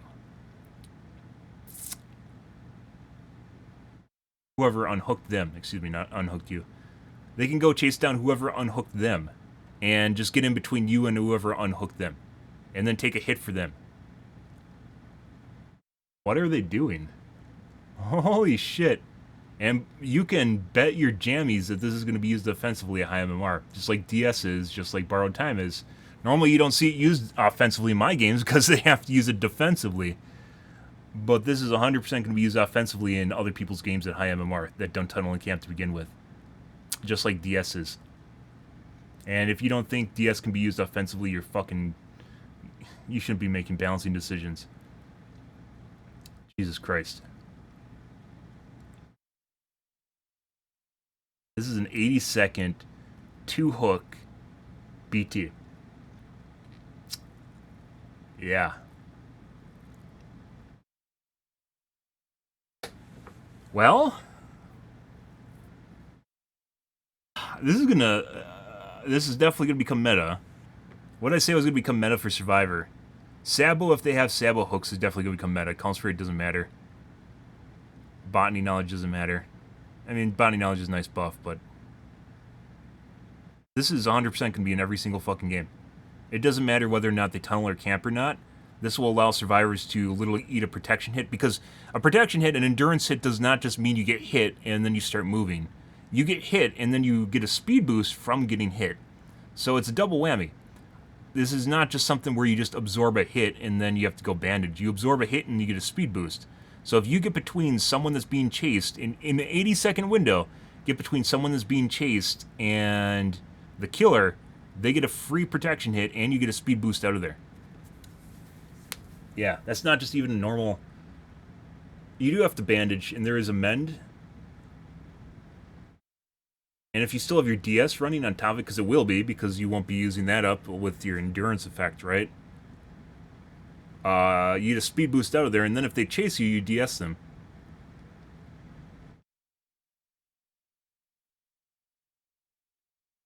Every single hook. And this isn't for one. This isn't once and then it deactivates, at least according to the perk. It's not one time it deactivates like Decisive Strike. This lasts for the entire game. Or for all your hook states. What are they doing? Yeah, this is probably going to be in every game, guys. This is a borrowed time that lasts for 80 seconds. Personal borrowed time that lasts... I'm pretty sure everyone's going to be running this at high MMR. I might switch to Apex. I might switch to Apex. This in and of itself. It's not just once. Every single... Yeah, so maybe I'll just have to I'll have to hit someone off the hook immediately. Every single game is going to have this.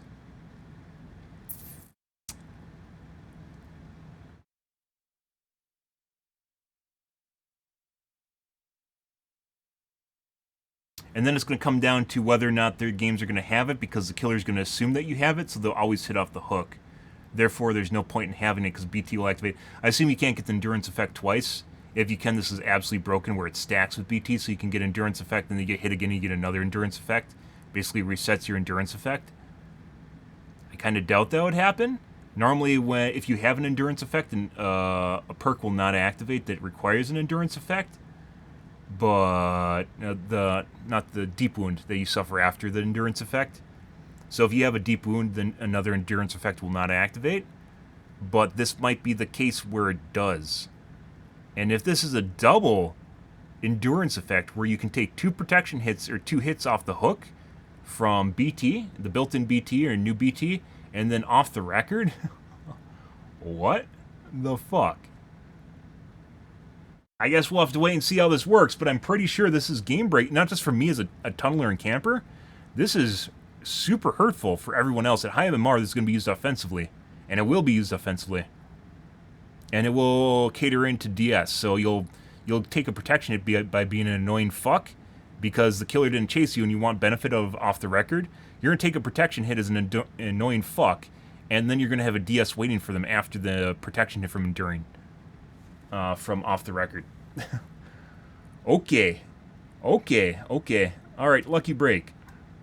Yeah, so this is probably one of the biggest changes they made is right here in this perk.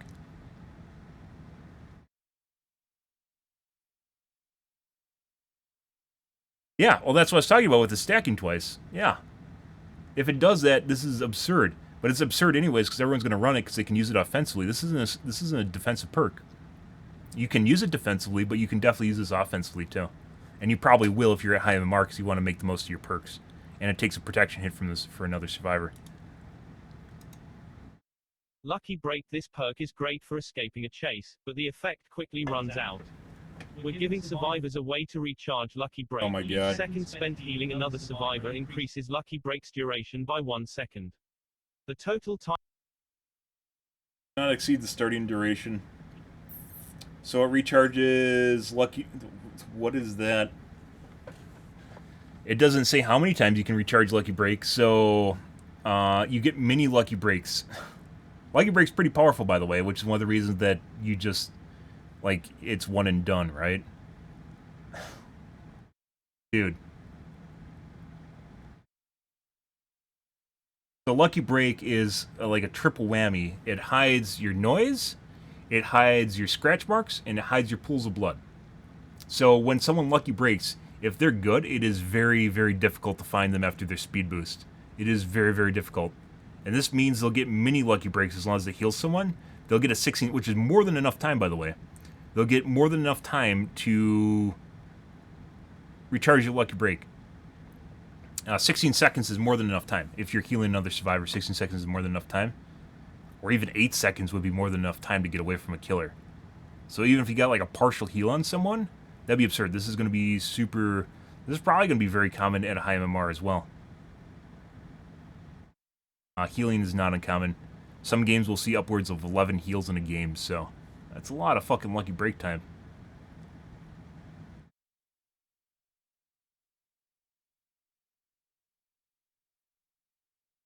We'll see. This is definitely a very powerful perk. Right here. Especially for Swifts. Not as OP as Off the Record is. Pharmacy used to guarantee an emergency med kit the first time you searched a chest, which you'd either hope nobody takes before you need it or hide in a far-off corner like a med kit goblin. Now, Pharmacy will activate whenever you're injured, guaranteeing an emergency med kit when you search a chest. This effect can happen multiple times in one trial. Luck's stealing my med kit now, Meg. So you just get a free med kit. I don't know if an emergency medkit is different than a normal medkit. Actually, it might be. Let's take a look. Is that like a green? Green.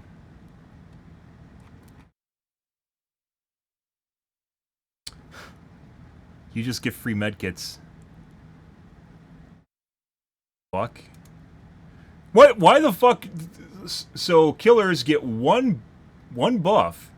Killers get one buff. And we're seeing huge meta swings for survivors.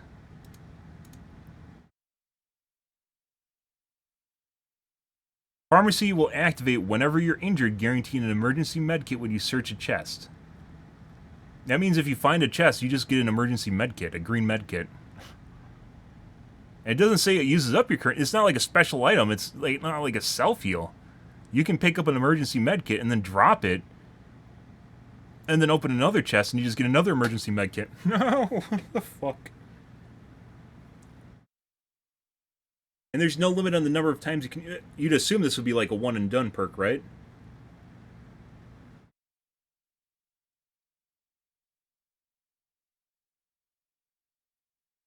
How powerful would that be? You can get like 2 heals out of an emergency med kit, right? So you're net positive.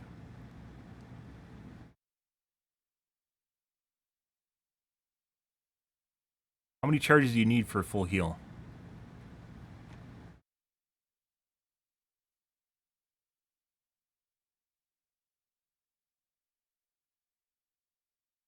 One health state requires 16 charges. Okay. So this is the equivalent of healing 1 health state. It's not the same thing as 2 health states, which is a ranger. Okay, that's not as bad as I thought it was. Why wouldn't you just run this instead of self-care? I guess you have to find, You have to find a chest to loot?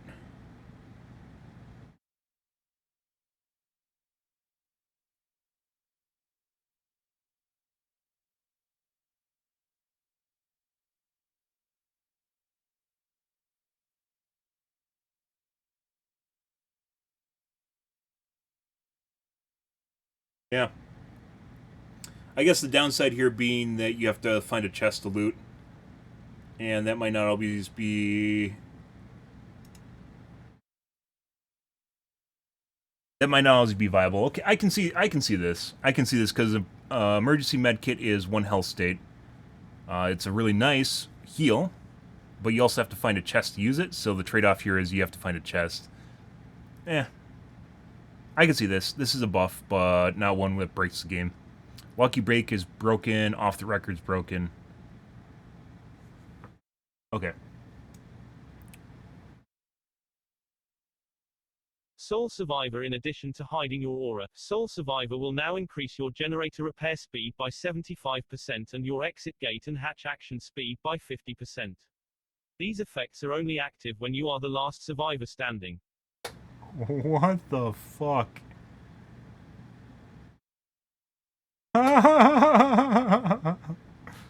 Well, if you're a solo player that plays for endgame, that's actually really powerful.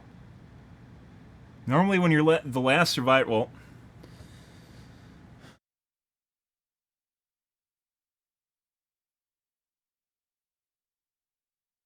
That's niche, but very powerful, especially if you run Hope, right?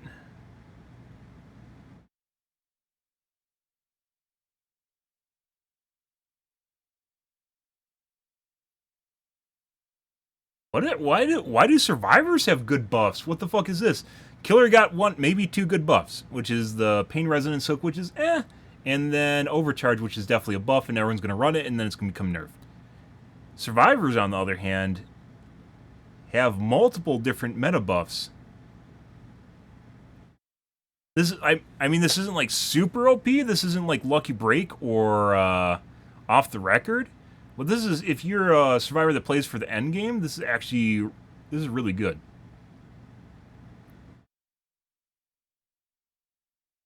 Increases your generator repair speed by 75%.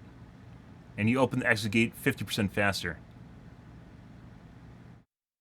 I mean, would be, instead of, what, 16 seconds to open the end gate, it's now 12?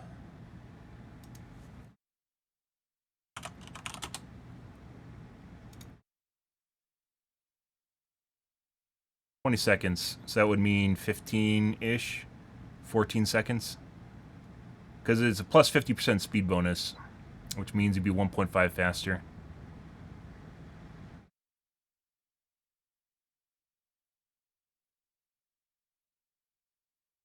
$10 seconds? I don't think it'd be 10. It depends on how they mathematically do it.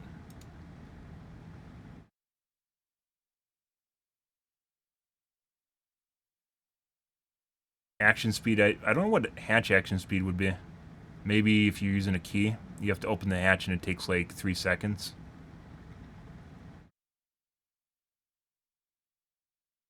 This definitely allows some play if you play for the last survivor and taking a key. I mean, this is an alternative playstyle for sure. I could see this being a very good perk for some players, depending on how you're playing, if you want to change things up. I don't know how much this will impact my games, though. Because this will just, once again, we slug for the 4th, and this is even more reason to slug for the 4th. Yeah, so.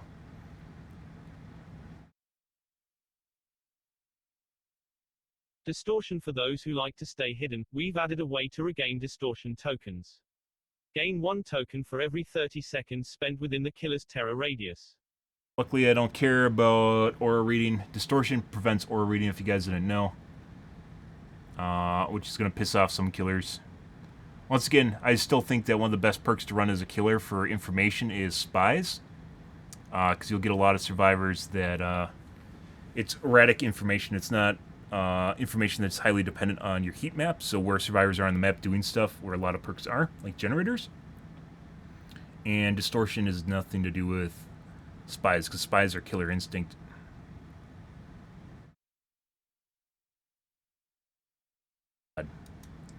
Lightweight. In addition to lightweight's existing effects, your scratch marks will be more sporadic, making you harder to track. Your scratch marks will also fade 5/4, 3 seconds sooner, up from 1/2, 3. 5, 4, 3, up from 1, 2, 3? Isn't that reversed? That is very powerful. Given how far behind some survivors you are. Erratic scratch marks are always difficult to begin with, which is one of the cheats that I report people for, erratic scratch marks. This could be very powerful. Specifically, depending on how sporadic the scratch marks are, you can spend a lot of time during chase that you can't spend doing stuff, looking down wrong hallways. I'm not joking about that. And 5, 3, 4, 5. We'll assume 3, 4, 5, and this is backwards. From 1, 2, 3.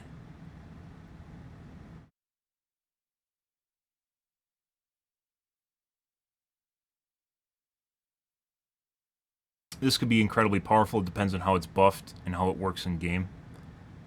What? What is going on? Why are there so many more survivor perks? Look at this. There's like, what, 4 or 5 killer perks? Oh, no, I'm excluding all the garbage ones. Don't forget, guys, there's Knockout, Chlorophobia, Dark Devotion, Jolt, Lethal Pursuer. I forgot all the other ones, guys, by the way. Don't worry. There's other killer perks. Don't you worry. Dejavu. To help survivors power the 3 closest generators, Dejavu will now grant a 5% repair speed bonus to the revealed generators. What?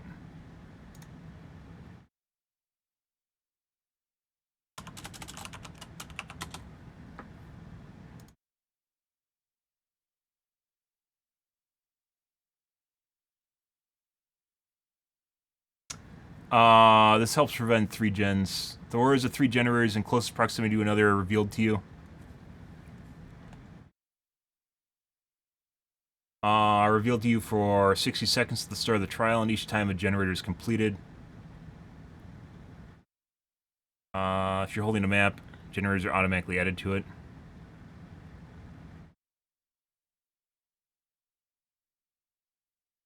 %5 repair speed bonus. So all survivors need more repair speed bonuses. I guess this is a way of breaking a 3 gen. Not super amazing. Some survivors might use it though. No One Left Behind. Beyond its current effects, No One Left Behind will grant a 7% movement speed bonus to any survivors you unhook. Additionally, the perk now activates when the gates are powered rather than opened. Holy shit. Yeah, because when they're open, you're on a timer. Okay.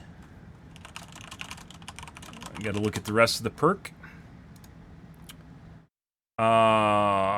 Gain a 50% action speed bonus to unhooking and healing other survivors. The auras of all survivors are revealed to you. Grants 100% blood speed. Okay. BP bonus.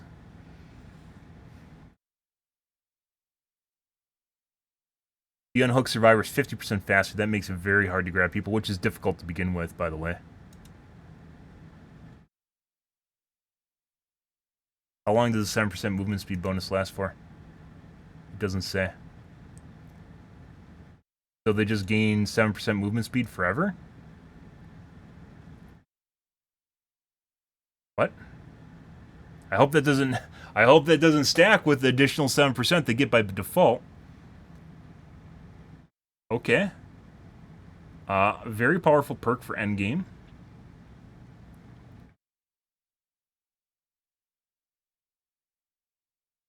Yeah. Dark Sense, no one really uses. I used to use this instead of Kindred, and I switched to Kindred and never went back. Dark Sense. We've changed the way Dark Sense works. When a generator is powered, Dark Sense activates.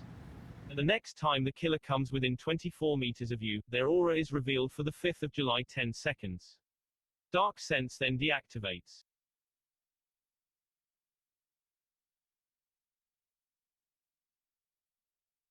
Okay. You just get to see killers when they're within 24 meters of you. That's pretty good. Still not Kindred good, but pretty good.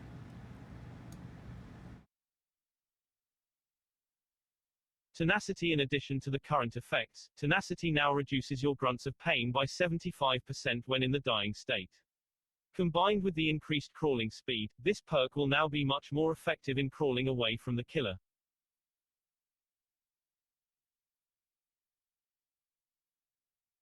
So it has built-in Iron Will. Oh my fucking god, that's gonna be obnoxious. This isn't gonna be game-changing meta, but this is gonna be a fucking obnoxious perk to deal with if you happen to slug anyone with this perk. It already is pretty obnoxious if you slug someone with this perk. Now even more fucking obnoxious, because you won't be able to hear them. Okay. Hope is great for those who like to make late game saves. It's already it's a very specific perk. At an inconvenient time. Since this perk is only useful at the end of the match, we've removed the duration entirely. What the fuck? They, like, all the endgame perks for survivors, they've buffed, guys, like hardcore. Hope is very powerful. It's niche, but incredibly powerful, which is why you don't see it on everyone, right? It's very powerful at endgame. 7% move speed is that's like what I report people for cheats for. That's like the upper end of being able to catch someone, like, powerful. And now it doesn't have a duration anymore. So, what are they doing here? Like, the idea is just to completely nullify the killer's ability to actually catch anyone if they reach endgame?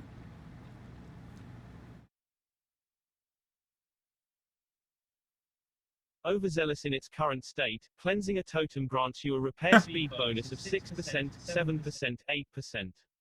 Now, that bonus doubles if you cleanse a hex totem. You get a 16% heal, or 16% repair speed bonus if you cleanse a hex totem. How long does that last for? A minute, probably. Didn't they say they're trying to improve the kill rate for killers? What is this? It deactivates after you lose a health state. Dude, the fuck is this? You get plus 16% repair speed until you lose a health state. What the fuck is this? 16% repair speed, you could be a fucking little crouch goblin and wander around the map and do gens 16% faster. What? Yeah, like, this started off by saying, oh, we want to increase the kill rate for killers, and then immediately fucking anal fisted every single one of the killers. It's not just the 80-second borrowed time. There's an 80-second borrowed time, guys, right here. And then lucky breaks for any killer that likes to hit and run. There's now lucky breaks that recharge for a heal. You get the many seconds back as you spend healing. What is this shit? The normal killers are literally gonna flip out at this shit. You know how easy it is to lose a good survivor if they have lucky break? It's a rechargeable one now. Dude, Hope is insane. It's bad to begin with. Like, it didn't need a buff. And now it has an additional buff. You know how hard it is to chase a survivor for 2 minutes when the exit gates are powered, and especially if they're open with hope? And then on top of it, they still get it forever? That's more than enough time for their fucking teammates to heal up and then come back into the chase. Overzealous allows you to cleanse a fucking Hex Totem. This is a sole reason to never run Hex Totems, by the way. Cleanse a Hex Totem, and then you get a speed bonus for forever until you lose a health state. You can be grambling around the map with your fucking Urban Evasion or something, which they don't use, by the way. They use Fixated. They're grambling around the map with their Urban Evasion, and you'll never see these fucks. Holy shit. Dude, we're gonna, I'm almost done here. We're gonna wait.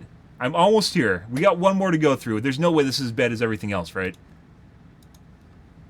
We're gonna live forever. Much like barbecue and chili, this perk features a massive blood point bonus. We do not want blood points to dictate which perk. Do you think they even understand that you can feed killers as many blood points as they want, and you won't play it if it's not fun? This time we're, so they removed the BP bonus.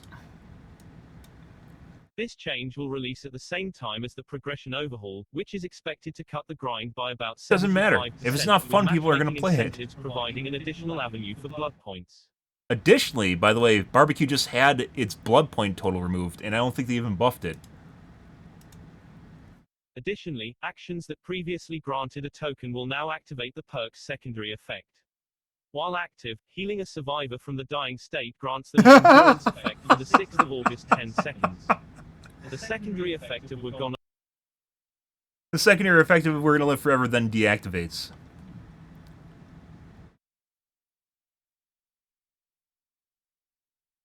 Yeah, so if you get someone off the ground, they get 10 seconds of endurance. Dude. There are many games where Survivor goes untouched too, if not even clean. Yeah, even at high MMR, especially at high MMR, if you're playing against a Swift, or even without a Swift, if a Survivor wants to hide and evade you the entire map, they definitely can. You can't spend an entire, like I'll only spend so much time near a generator that's a hotspot before I leave. And the reason for that is because they can leave. They can wander off, and you'll spend 20 seconds, 30 seconds searching a hotspot, and there's no one there. You can't spend time searching these hotspots and have no one be there. And it is incredibly easy for a high MMR player to just hide and you never find them in the match. And they have 16%. If they find a Hex Totem, they have 16% additional fucking generator speed. That just like straight up just kills running Hex Totems ever. Why would you risk this? You can't. Even without risking it, they can still cleanse a normal totem and get 8% additional repair speed, which are already very fast. By the way, they increased the gen speed by 10 seconds. Oh my god, an extra 10 seconds on generators means that killers now have a huge advantage. They don't, by the way. That 10 seconds means jack shit. Once again, this game is split into two different modes. You have in chase and out of chase. When you're out of chase, spending time doing stuff, you can spend a lot more time doing stuff than you can in chase, right? And when you're out of chase, an extra 10 seconds on a gen means nothing. It means absolutely nothing in terms of the overall picture. The killer has two different perks that got buffed. One that's definitely going to become meta, which is Overcharge, is definitely going to become meta. And the other one, which is kind of maybe meta, which is Pain Resonance. And that's it. All the other perks, these are all just side grades. All the other perks, Eruption's just going to take an inordinate amount of your time to do fucking anything. All these other perks just fucking suck. Dark Devotion doesn't matter if they're in a Swift. Choleraphobia skill checks don't matter because good survivors can hit these. Knockout doesn't matter at all. Oh, they can crawl away slower. Oh god, that's so amazing. And recovery speed by 25%. Do they realize that the recovery speed here is 25%, and We're Gonna Live Forever is 100% to picking someone up? 100% versus 25%. And then they get an endurance effect on top of it. Jolt fucking sucks. You can remove the cooldown all you want. You only hit one generator when you down someone. It's still off of a special mouse 1 attack. Yeah, not off of special mouse 1. Off of a mouse 1, a normal mouse 1. So if you're a Blight doing a charge, I think Nurse it works for. If you do a dash attack as a pig, if you do a down as a cannibal, that's not mouse 1. I'm pretty sure this is just mouse 1. Unless they've changed it, this is only mouse 1. It's one of the reasons that it sucks. Basic attack. When you put a survivor into the dying state with a basic attack that's a mouse 1, not a special mouse 1, not a special move, just a mouse 1, all generators within 32 meters you explode, which sounds like a lot, but the chances are you will almost never get a 3-gen, and you'll probably not get even a 2-gen. You'll only get 1-gen for 8%. They can remove the cooldown all they want. That's only one of the reasons that this perk sucks. Dude, body block with We're Gonna Live Forever and the fucking minute and 20 seconds endurance effect. Look at this shit. Like they're talking about this being used only defensively. Do they not understand that Decisive Strike can be used offensively by intentionally getting in the killer's way to make use of your perk? Do they not understand that literally defensive perks can be used offensively? Conspicuous actions doesn't mean a protection hit. You can take a protection hit for your teammate as someone that just got off hooked, and it will not remove this effect. This means you have a minute and 20 seconds to maximize your use of Decisive Strike and off the record by fucking with the killer while he's trying to chase down someone else. Dude, this is absurd. This is absolutely fucking absurd. And then you got these like mini lucky breaks. Like, this is absurd too. For every second you spend healing someone, which Swifts do a lot, by the way, you gain a second of lucky break time. And you can use it for however many times you want throughout the match. So you can heal someone, and a full heal takes 16 seconds, right? Let's take a look here. Where's our health states?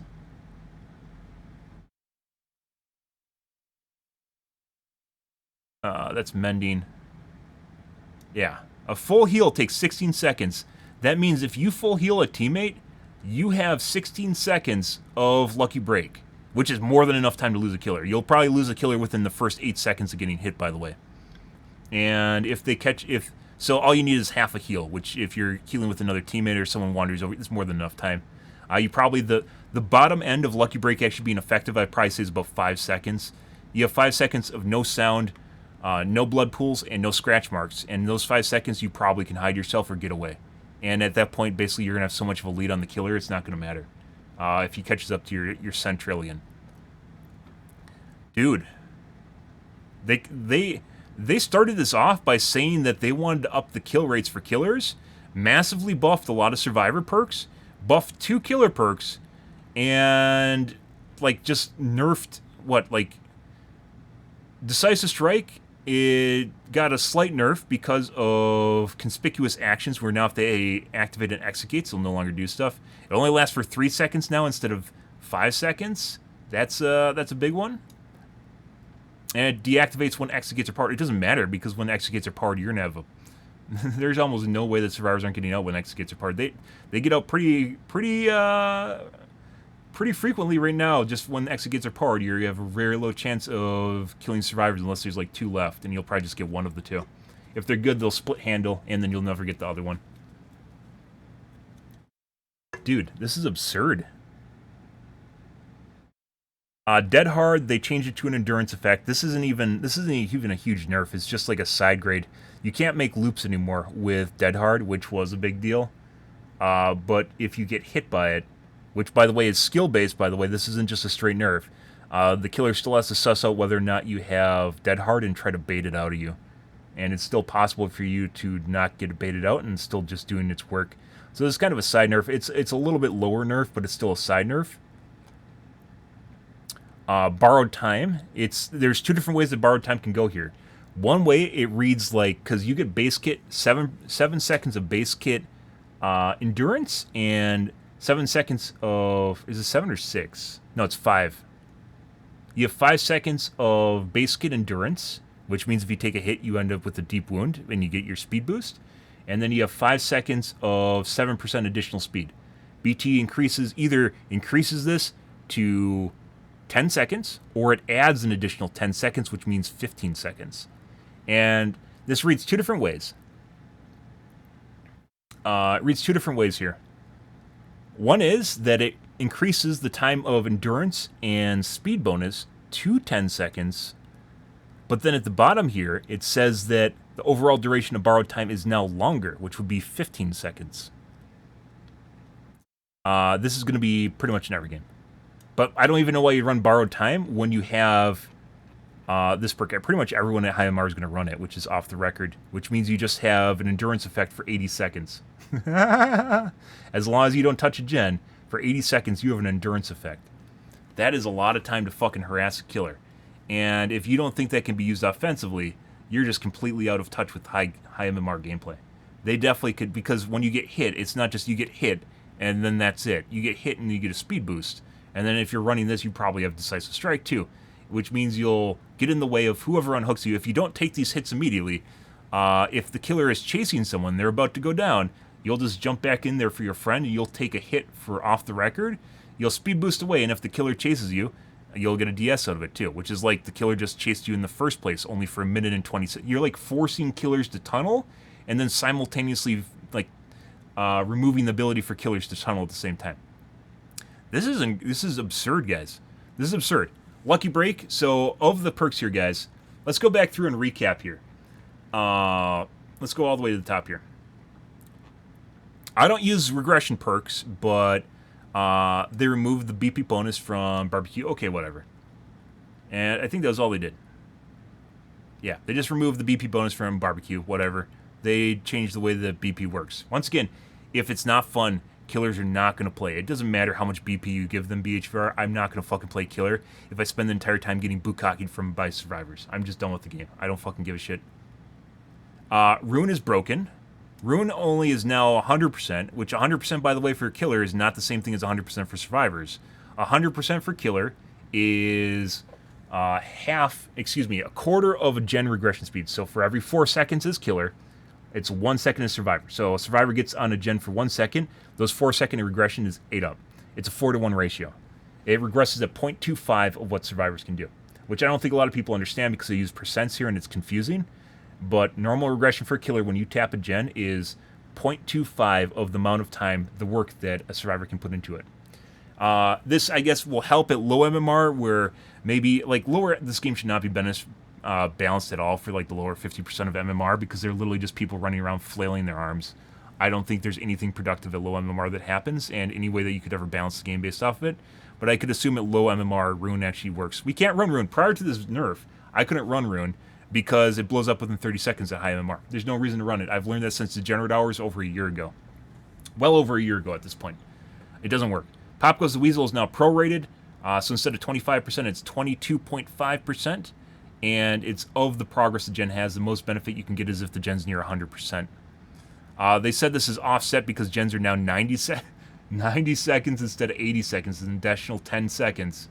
90 seconds instead of 80 seconds. That means 50 seconds over the course of the entire match for all the generators, and that's including 4 survivors, split among 4 survivors, so you're looking at an additional, like, 12 seconds of gen repair time per survivor? Okay, dude. Corrupt Intervention, once you hit a survivor, it drops.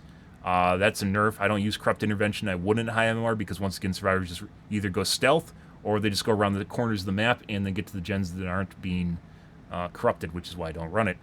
Tinkerer got a nerf. It only activates once per gen. That's it. And they say there's the 90 seconds instead of 80 seconds will make up for it. It won't. Worthless perk now. NOED, we've mentioned before, it's going to depend on how squads work. It basically looks like when squads get to endgame now, you're basically fucked and there's nothing you can do about it with all the buffs I'm seeing now. NOED is going to work one of 2 ways.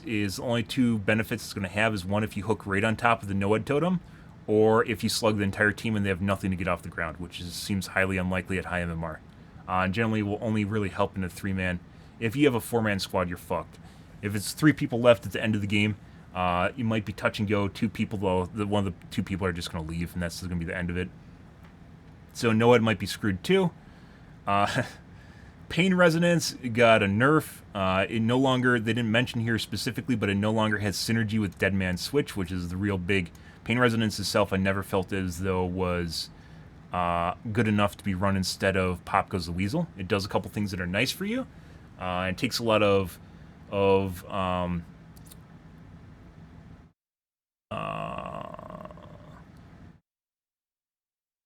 reputation. It takes a lot of things that you should be doing as a killer away from you. So you like finding information on generators, keeping track of gens. It'll do it all for you. It's like an all-in-one perk that does a lot of stuff that you should be doing. It now removes that. and now it does a spark animation, and which means you probably won't get any information from it unless you're like literally looking at it, and it doesn't sound like it makes survivors get off the gen. So that means pain resonance is just going to be a regression perk, and it's not going to mesh with Dead Man Switch anymore, which means people are going to run this and they're going to run pop and hope for the best. Yeah, it's not looking too good. Dead Hard is a side grade, slight nerf, and it still depends on the killer's skill to make sure it works. Decisive Strike is, I don't know, it's not even really a nerf. It's 3 seconds now. 3 seconds instead of 5 seconds. That could be very meaningful in a chase. 3 seconds is still more than enough time for a survivor to make it to a loop and drop a pallet, though. And then it's a slight nerf from conspicuous actions, which means now if you touch the exit gates or open them, it'll no longer activate. They don't specify which it is, so it could be more of a nerf than or less of a nerf, depending on how it actually works in game. Borrowed time, I don't think is going to be a big deal anymore. I don't think a lot of people are going to be running borrowed time. Instead, they're going to be running. No.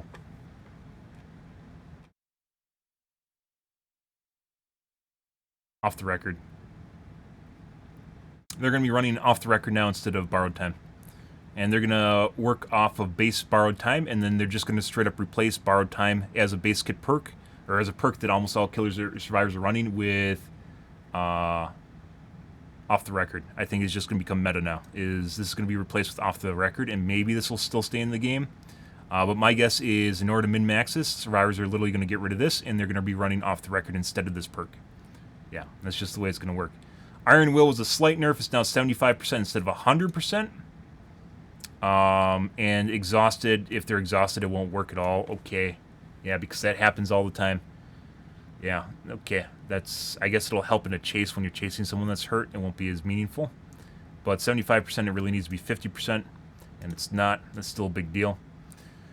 Yeah, so that's a slight nerf to Iron Will. Self-care, yeah, they lowered the self-healing speed to 35%. This is going to be replaced with something like Pharmacy. People are just probably going to take a med kit, or they're going to take the perk with that gives them a free med kit from a chest. A free, really nice med kit for themselves from a chest. Spine Chill was a nerf. They removed the vault duration, which will help in chases. I don't think this really ever made that big of a difference. I think vault speed really becomes the problem when people are cheating. Otherwise, it's not Spine Chill Resilience. Resilience is still in the game. Yeah. So, slight nerf / upgrade, because now it will no longer flicker, and it'll just always be on if the killer's in your vicinity. But at the same time, they'll also prevent it from... The killer has to have direct line of sight on you. So maybe it'll disappear. Spine Chill might be replaced with Kindred, is my guess, because Kindred always just gives you line of sight of where the killer is if someone's hooked, and most games will have someone on the hook. So you'll probably people just run Kindred instead of Spine Chill. Since the benefit of Spine Chill was mainly the vaulting and speed up when you're looking through walls. Since that's gone, so Spine Chill's probably gone, but it's going to be replaced by Kindred, is my guess. Or Resilience, or Resilience. One of the two. Yeah, okay. Overcharge was a buff. This is a really big buff. I don't know exactly how it works when it gets to 30 seconds. They don't say. If it deactivates, if it no longer regresses after 30 seconds, that's going to suck. Or if it continues at 400%. Or if it goes down to 100% after 30 seconds, it doesn't say. It remains to be seen. This is a big buff. This will probably get nerfed. My guess is down to 200% in line with Call of Brine after release. So this is a pretty big buff to this perk. Everyone's going to run it. Probably more so than Pop or Pain Resonance. Everyone's going to run this perk. It's just going to be there. Eruption was a side grade / upgrade.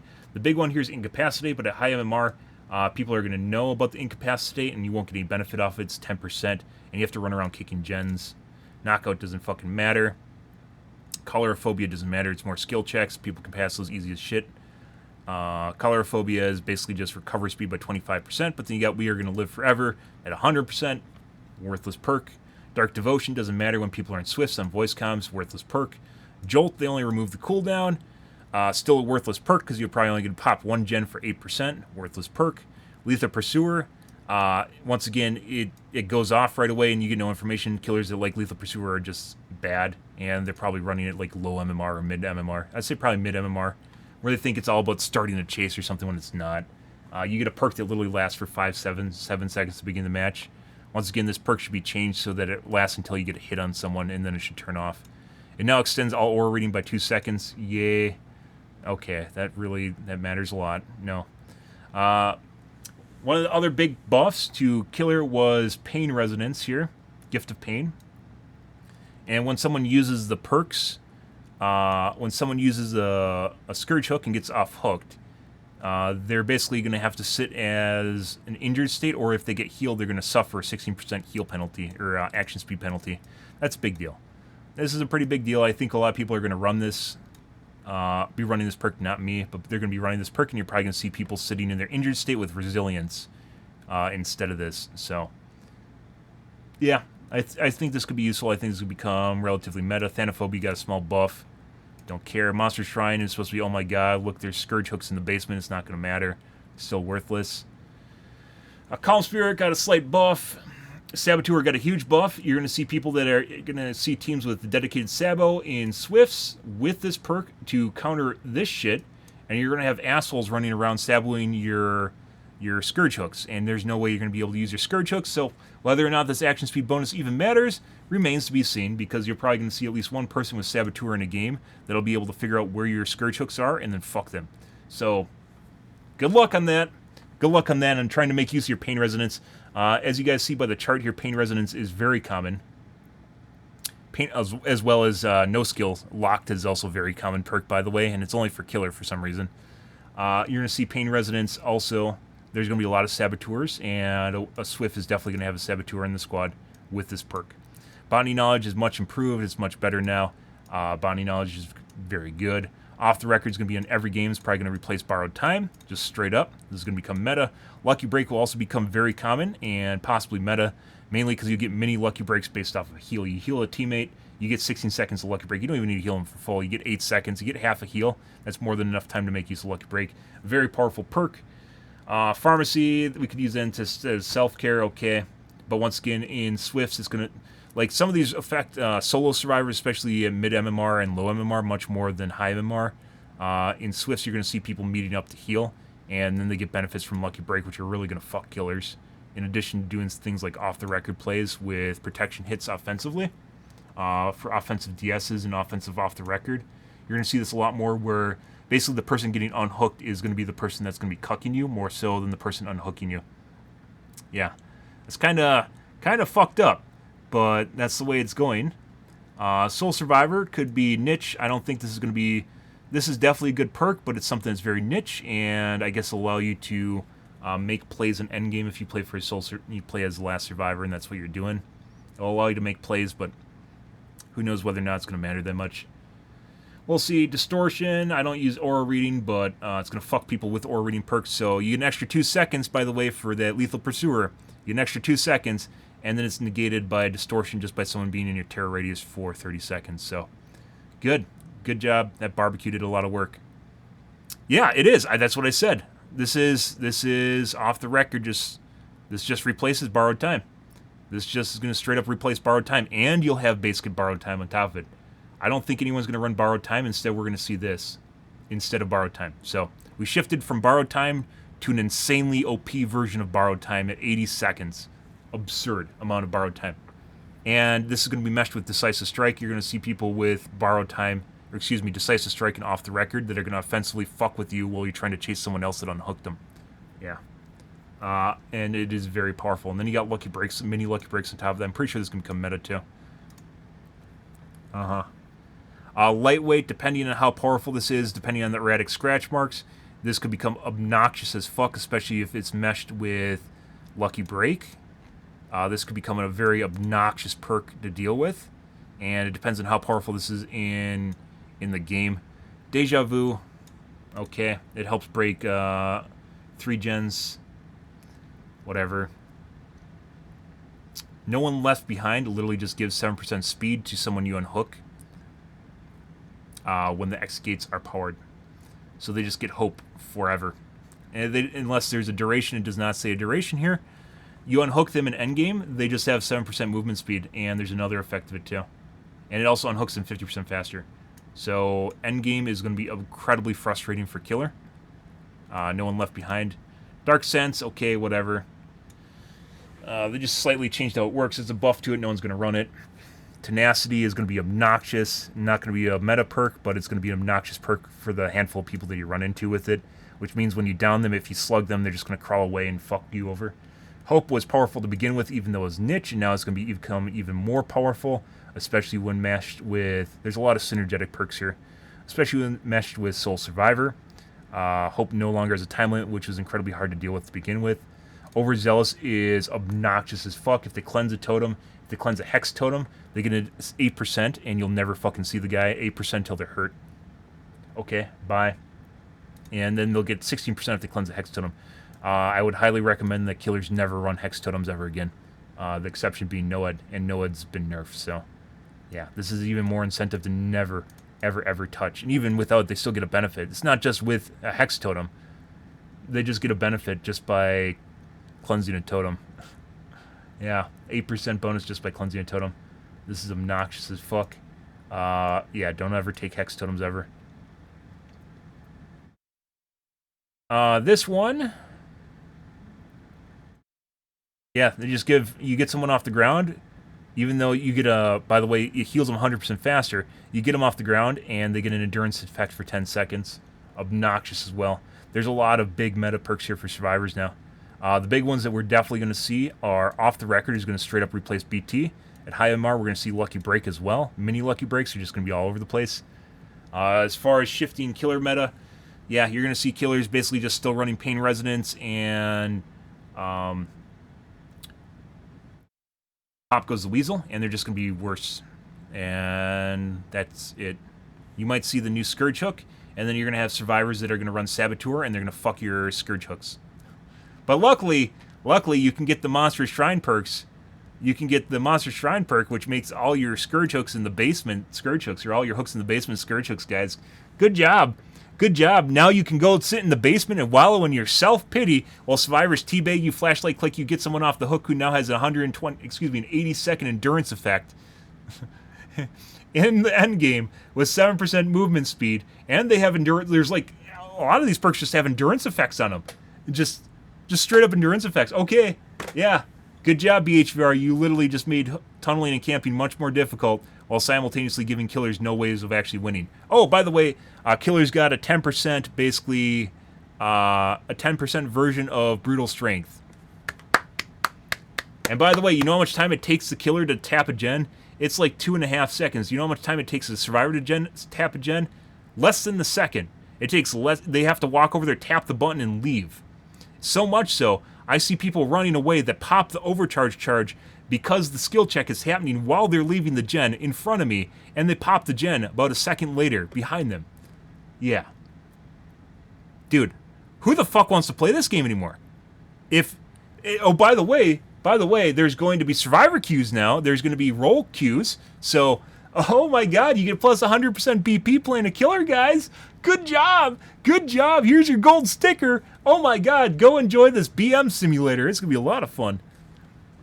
Oh my god. Yeah, and then some maps are hard for the killers to see anyways, like Ormond. It's hard to see scratch marks in Ormond.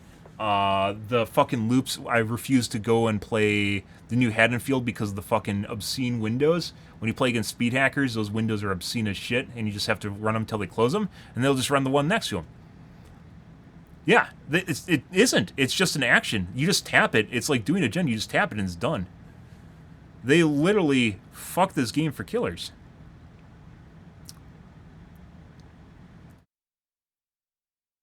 Yeah, meta shift, I'm all in favor of meta shift, guys, but they gave the killers nothing and took everything from them. So, they took everything from a normal killer, and then they took everything from tunnelers. What did they give us back? They gave us 10% BT, or excuse me, 10%, a 10% brutal strength. So let's look at what benefit they gave us. Yeah, they gave us 10%. So when the survivor goes and taps a generator, which takes less than like a quarter of a second, you now have 10%, so now it only takes you 2.34 seconds. Oh, kicking a generator is now 1.8 instead of 2 seconds, guys. Oh my god, that's so much better. So much better. Survivor takes Survivor takes 250 milliseconds, and a killer takes 100 or 1800 milliseconds to do the same thing. And there's 4 survivors. DH isn't broken. You still have to rely on the killer baiting it out. I wouldn't say Dead Hard's gone. Where there's some perks that just don't work anymore. Dead Hard is it's a nerf, but it's also still effective. Meaning if the killer hits you, you get an endurance effect. And they did, by the way, normally if an endurance effect, you have an endurance effect. If you take another endurance effect, it won't work. Like the perk literally says, will not work if you already have an endurance effect. None of these perks are specifying if you have an endurance effect, you can't get another one. So there might be possible stacking endurance effects, which God hope me does not exist in this game, but maybe it exists in this game. So not just the endurance effect. If you are not broken, deep wounded. So if you get a hit from an endurance effect, you get deep wound. And God help me if you can get another endurance effect with a deep wound and it just refreshes your deep wound. Because normally it'll say like you can't have another endurance effect on you, or you can't have another deep wound. If you already have a deep wound, it will not activate. None of these perks say that. So if they can get multiple overriding deep wounds, yeah, you can get the deep wound from endurance effect from off the hook. You eat that one. You eat the off the hook endurance effect, right? And you get a deep wound from it. And then you're still in chase with called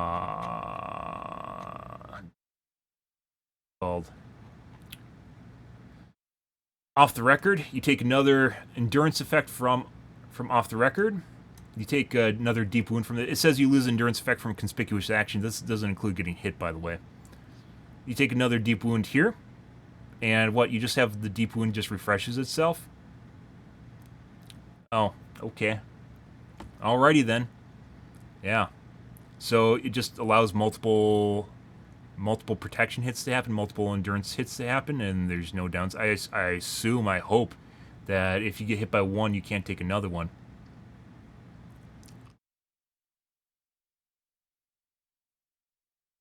Why are they allowed to block you? Because they can. And then this body blocking is going to become a bigger deal in the KD or anywhere. Basically because so it's tough right now for survivors when they unhook to get in front of their friend, the person that unhooked them. And now they're going to make it even more easier, because when you get unhooked, you get a 7% speed bonus. So you'll be able to get in front of the other survivor, and then they'll be forced to take a protection hit, right? But what you're probably going to see is if that happens, you're going to see a survivor that literally goes for a protection hit on, so there's no hook trade. Takes a protection hit from the guy behind him, and then he still gets 7% speed on top of the hit speed. And then that's assuming that the endurance effect doesn't happen, right? That's assuming off the record doesn't happen. I'm not even going to bitch about this on Reddit. I think I've done this enough on stream. I think we're going to shift to, if this is completely unplayable, we're going to shift to Apex. This is literally the nail in the coffin. It's the big things. I'm not doing this to be sensationalist. They took out regression play, and then they took out tunneling, and they gave you nothing back to make up for it. They gave you 10% action speed bonus to tapping a gen. When survivors tap a gen faster than you can blink. Oh boy, you can break those breakable walls 10% faster. Oh boy. Like, they didn't even give you brutal strength in a chase. Brutal strength is 20%, by the way. It's 10%. And what we're going to see a lot of, as I mentioned before, is we're going to see off the record is going to replace BT. Lucky Break is going to be in high MMR squads basically all the time because it refreshes with a heal, and there's tons of heals in high MMR squads. Might see botany knowledge, might not. Depends on how they want to run stuff and if they're running like medkits or something. There's a lot of niche builds here. We might see lightweight in high MMR games too, especially mixed with Lucky Break. There's fucking Overzealous we're probably going to see all the time. We might see Resilience too in addition to Overzealous. Yeah. And how would that work, by the way? You can be hurt, and then you cleanse a totem, and then you get the 8%, 16%. You need an animation, you just like throw them across the wall or something, yeah. Because they don't cater to killers. It was pretty absurd to think that killers were going to get a buff out of this. This is a huge nerf to killers, by the way. They nerf both regression play and they nerf tunneling. So I don't know what you ever think. I was watching a streamer earlier today that said they can't wait. It was a killer main. They can't wait for the new patch to drop. I don't know what you saw in this patch. I don't know what the fuck you saw in this patch, but it is going to be infinitely worse. It was a killer that tunnels, by the way. This is going to be infinitely worse for killers than it is currently. Yeah, and there's a lot of options here. There's stuff that is like I could see it being a perk that's strong, like it's a strong, but I wouldn't say it's like super OP, right? Like, I mean, this Hope's gonna be fucking absurd. Like Tenacity, this is gonna be absurd to deal with. Hope's gonna be absurd to deal with. Overzealous is gonna become meta. No One Left Behind is gonna be absurd to deal with. Distortion, I guess if you run, I don't run. This is probably gonna work better at like low and mid MMR. Where you have killers literally just relying on their intel perks. Soul Survivor, especially mixed with Hope, is going to be pretty absurd, but that's a niche build. But there's just builds that are just going to be in every game, like Lucky Parade Off the Record, mixed with the Decisive Strike. Do you even need a Dead Hard when you already have a minute and 20-second endurance effect? And then you can use it offensively, too. The only way to stop killer for the winning high MMR is to slug everyone as nurse with perfect chaser. It kind of feels that way. I was actually, because based on all the endurance effects mixed, which are going to give you deep wound, I was actually thinking this is going to raise the prevalence of two different things. One is Legion, who gives deep wounds to begin with. So if you get a deep wound on top of a deep wound, that's one of the benefits of him. That means you're going to see probably Legion more. And Legion, by the way, right now Legion is basically the equivalent. Legion with the perks you need and the add-ons you need is equivalent of a naked nemesis. So you're going to need that to deal with all the endurance effects that people are now going to have, which is insane. It is absolutely insane. And then the other one is slugging. And maybe Twins might become more effective. Nurse is still going to be Nurse. But Twins might be effective because Twins based heavily on... By the way, that doesn't mean slugging's easier. It does not mean it's easier to get 4 people on the ground. It just means you're going to have to get 4 people on the ground. And that's absurd. That is absolutely absurd. Yeah, like, they didn't make slugging any easier. They didn't make slugging any easier here, guys. It's just what you're going to have to do is going to have to force slug to prevent any of this shit from happening. And that is going to be very difficult. So, and that's, by the way, that's not the difference between you getting 2 people out and, like, 3 people out and 2 people out. That's the difference between you getting a 4K and, like, a 1K or something. Yeah, yeah, this isn't, oh, you know, I'm all for changing up the meta, I am. And, you know, okay, they nerfed Noed, alright. They didn't just nerf Noed, they changed a lot of shit here, and they gave nothing back to killers. They gave killers a 10% bonus to Brutal Strength, essentially. They gave us a free half-strength Brutal Strength. Free half-strength Brutal Strength. And survivors have endurance effects out the wazoo, which you're going to see being used very offensively at low or at high MMR. Don't get me wrong, a defensive perk is not just a defensive perk, and survivors will teach killers that. If you don't know and you don't understand, you don't think it's possible, you will learn the hard way how an endurance effect can be used offensively, as well as Decisive Strike. And it will be miserable. It'll be absolutely miserable. Well, I didn't say Twins were any better. I just said you're going to have to slug. I didn't say Twins were any better at what they do, because they aren't going to be. I'm just saying you're going to have to slug, or you're going to have to play like something like Legion. Maybe Plague? Plague, as we've seen before, is, yeah, it's like killers that keep survivors at basically no health states. So if you can't take a hit, or you're already to the point where it's not... Well, even then, it's another health state. Endurance is another health state. So it's not just 2 health states. You have the sub-health state, which is Deep Wound, right? So you have your full health, half health, and then you have Deep Wound down here at the bottom where you have to mend out of it. So even if you play someone like Nurse, or excuse me, you play someone like Plague that will keep people at 1 health state, you still have an endurance effect down here below it. So now they have 2 health states where they would otherwise have 1. Yeah, they do. They don't want killers to win. Yeah. And like I said, it basically, you're going to have to play a killer that will function around basically automatically removing or reducing the effects of an endurance effect, which is like Legion, once again. Because you can hit Legion with Frenzy, it'll eat their endurance effect with like borrowed time, and then you'll be able to catch up with them again. which doesn't mean he's good, by the way. That just means that's where we're now at. The baseline for killers is now at something like Legion gameplay. Or Plague. And Plague doesn't have anything to catch up, so she's even worse off than Legion is. Or just insta-down someone, so someone like Shape might become more powerful. Not any more powerful than he already is. Rather, it's going to be about one-shotting survivors, so they can't use their endurance effects. But if they have the endurance effect and you one-shot them, I think it still goes off. So if they're at full health and have an endurance effect on them, they still won't get one-shot. So you can't even use a killer that one-shots people.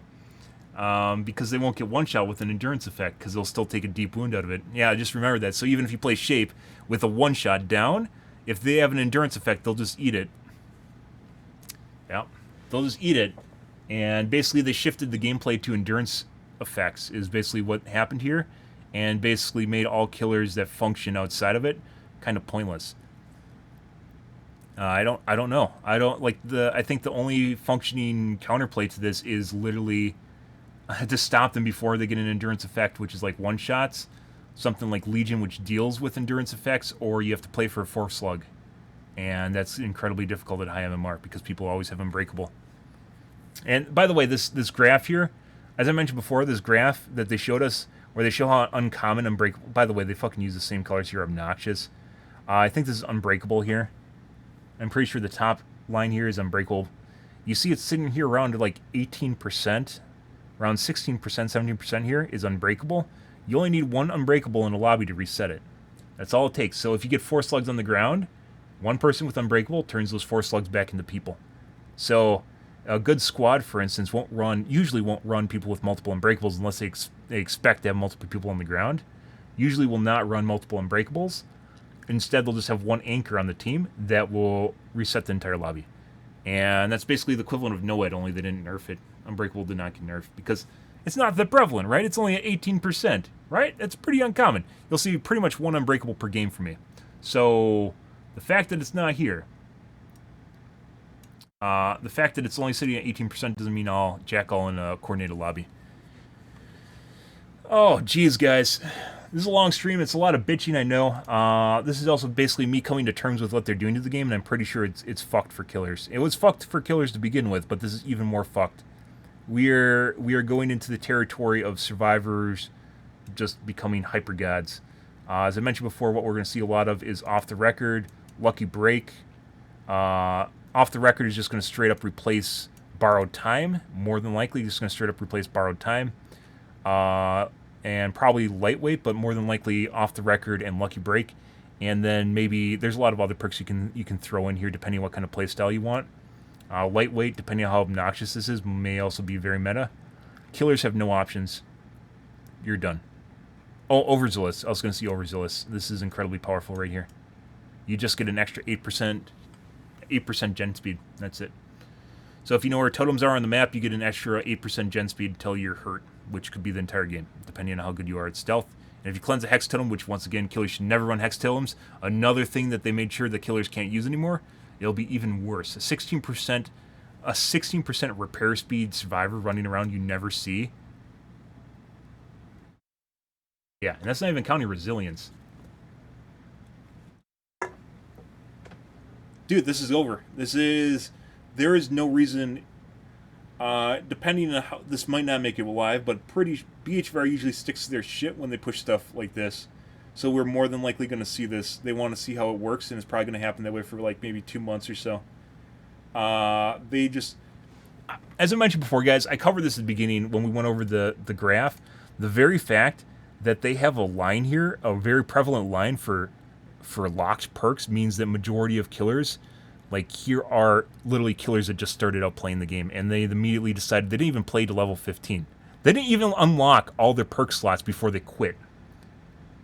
This shows you where the game is. This fucking bold dick right here shows you where the game is in terms of killers playing this game. Like they realize pretty sure off, just like early off, that they don't want to play this game anymore.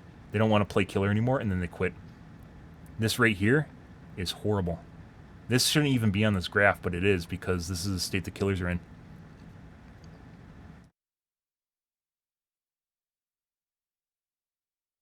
Yeah, so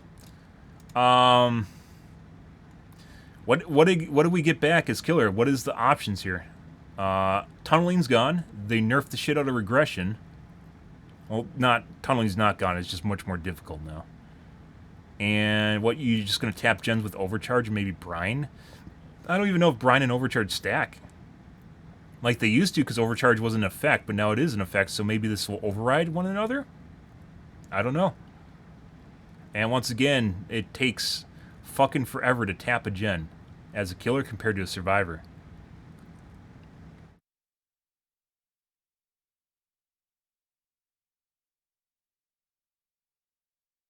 And the funny thing is,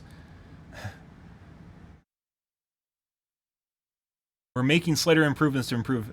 The average kill rate, how many survivors are killed each trial on average, are a little lower than we'd like, a sentiment echoed by many community members. To ensure the killer feels like an unstoppable force to be feared, we're making slight improvements to many aspects of the killer gameplay.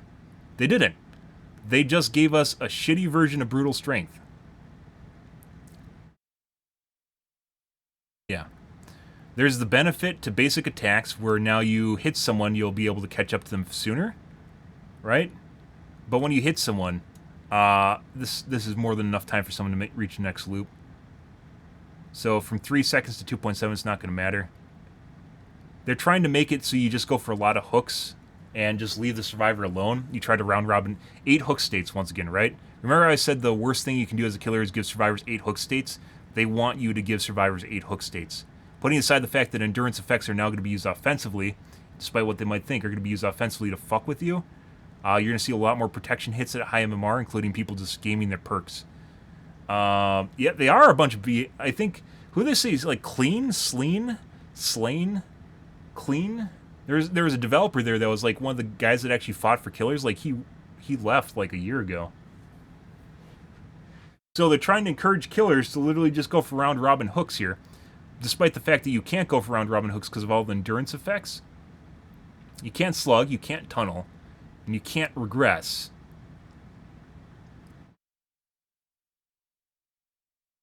And they also reduce the speed bonus from being hit from 2 seconds down to 1.8. So there is that 10% reduction. These are not big enough to make up for all the bonuses they just gave to survivors. It's basically 10% across the board to killer. McLean. Yeah. Yeah, fucking Deathslinger didn't need a nerf. They nerfed him and gave him like nothing back. They gave him like a little bit of movement speed while he like aims, or like while he's moving while aiming. That's not enough, because it was the difference between someone being able to get behind cover and them already being behind cover, right? Deathslinger just got shit on and gave him nothing back. A lot of killers, like Spirit, got shit on and got almost nothing back. He changed her playstyle to using Killer Instinct, which is hit or miss, which is why basically no one plays her anymore.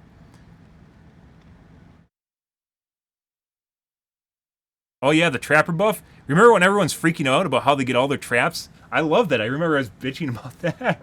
All the killers were like, oh my god, guys, I get all my traps and I can go set up in the kill dungeon at the beginning of the map. Oh my god, I killed one survivor in the kill dungeon. How amazing is that, guys? I killed a whole survivor in the KD. I'm a Trapper main and one killer makes me happy. Oh my god, one kill makes me so happy. Yeah, and meanwhile you can just play Cannibal and you don't have to deal with that shit. Jesus Christ. Like killer mains are that hard up where they see like a slight buff, which still doesn't make them not valid.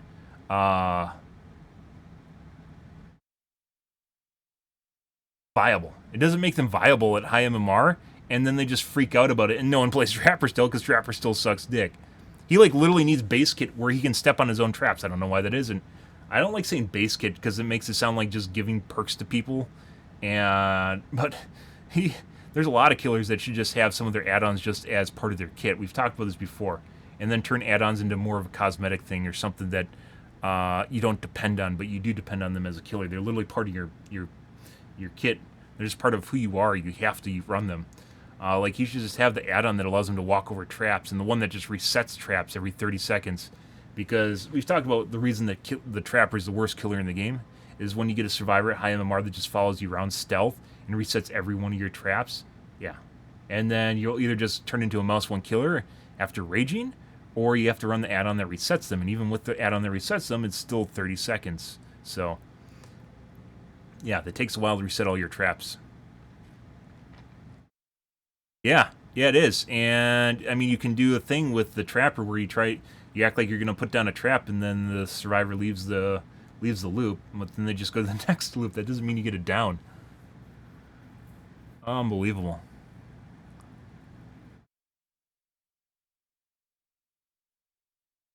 Yeah, most of our recent killers are basically good at low MMR, maybe up to mid-range MMR, which doesn't matter to most people.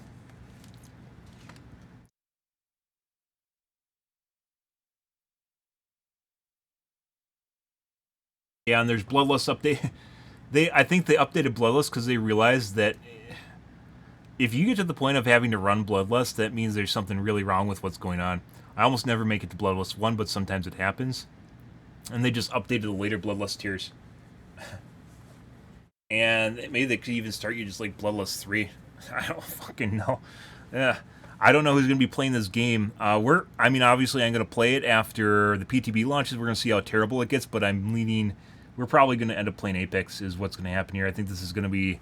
I said it was like totems, but we got through the totem meta. We got through MMR. MMR I didn't mind, by the way. Then we got through totem meta, and we got through the buffs to things like bow, where they just like tried to shit on you with bow. Like, hey guys, let's make it all about this fun build where survivors just go run and hide in a corner in the top of the library in RPD, and it'll take us like 2 months to fucking put a hook up there. But you know, hope you guys enjoy it. You know, you're just like, yeah, survivors meanwhile are going, yee! I get to run upstairs and hide in a corner, and the killer can't do anything about it. Oh my god, this is so amazing. And meanwhile, like killers just ripping out their hair and having PTSD. There's a reason that there's a waiting line for survivors, and you can throw all the BP you want at the clown, not the clown killer, but at the clown that gets to play the killer, and and it's not going to be enjoyable. Like people like this big bold dick right here exists because people realize that killer sucks. This is the killer sucks line right here. You can literally map this out. This is people that didn't even play to get all their perks. They didn't even play the killer to level 15 before they're done with them.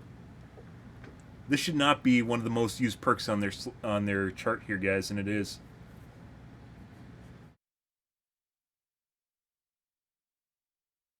Yeah.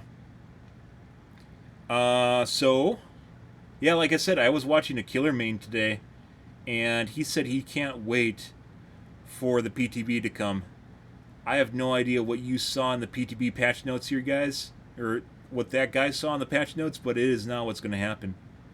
They took everything from killers. I'm not being uh, I'm not being facetious. It's not hyperbole. I'm not being sensationalist. We have gotten nothing back except for a 10% speed bonus, which basically amounts to brutal strength, and maybe you'll be able to catch survivors easier in loops. What's going to matter here a lot is this right here. This is the telling sign, and once again, survivor or not survivors, BHVR wants to shove you into the round robin hook, killer hook. Like they want you to be a round robin killer hook, and that's it. Where you just give survivors random hooks until you reach 10 hooks and then or 8 hooks and then you kill people. And they're doing everything in their power to make sure that happens. And what's really going to matter is how fast you can do chases, which is going to be this thing. And I don't think it's going to matter. Mouse 1 killers are just going to be garbage still. And it's going to turn into not spirits, nurses. So you either have to slug or you have to have some way of dealing with endurance effects, which means Legion maybe.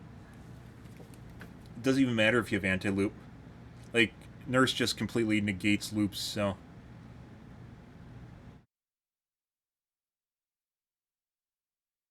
And they're trying to buff Bloodlust a little bit. They aren't go, because Bloodlust goes away when you break a pallet. Bloodlust goes away when... I thought even when you swing you lose it, or when you use your power. I haven't went out of my way to min-max Bloodlust, but it looks... the very fact that they have to depend on it in order for you to actually make MM1 killers viable is just... It's a telling sign of just how bad the game's going to be.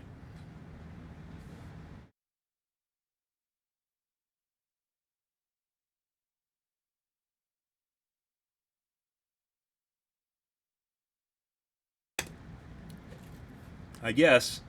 I mean, I've streamed DBD for a year and a half, and I wasn't even bored of it yet. But this is pretty... This is pretty bad.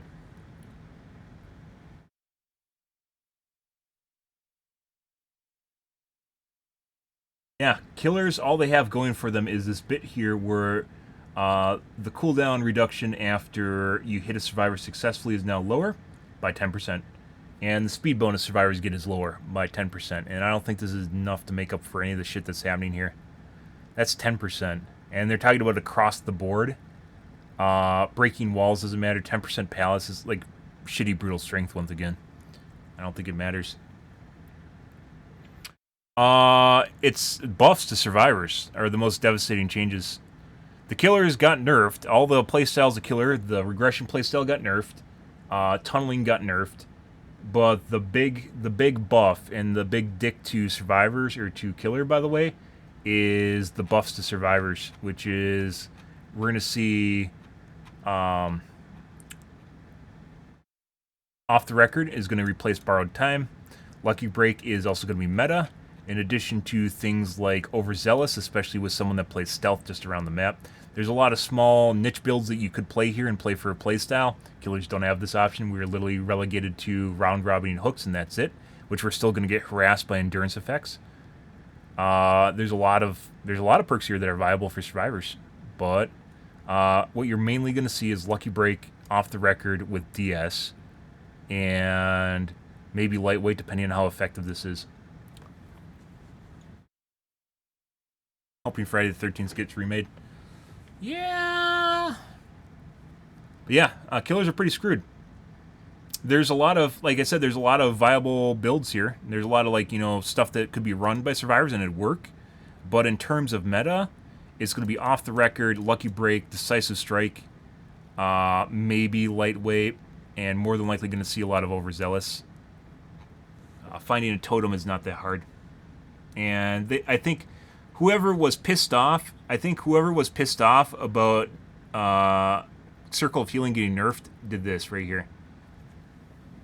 Once again, we've talked about this before, where it seems like there's internal teams inside of DBD that fight over the game balance, and they're mainly comprised of survivor mains.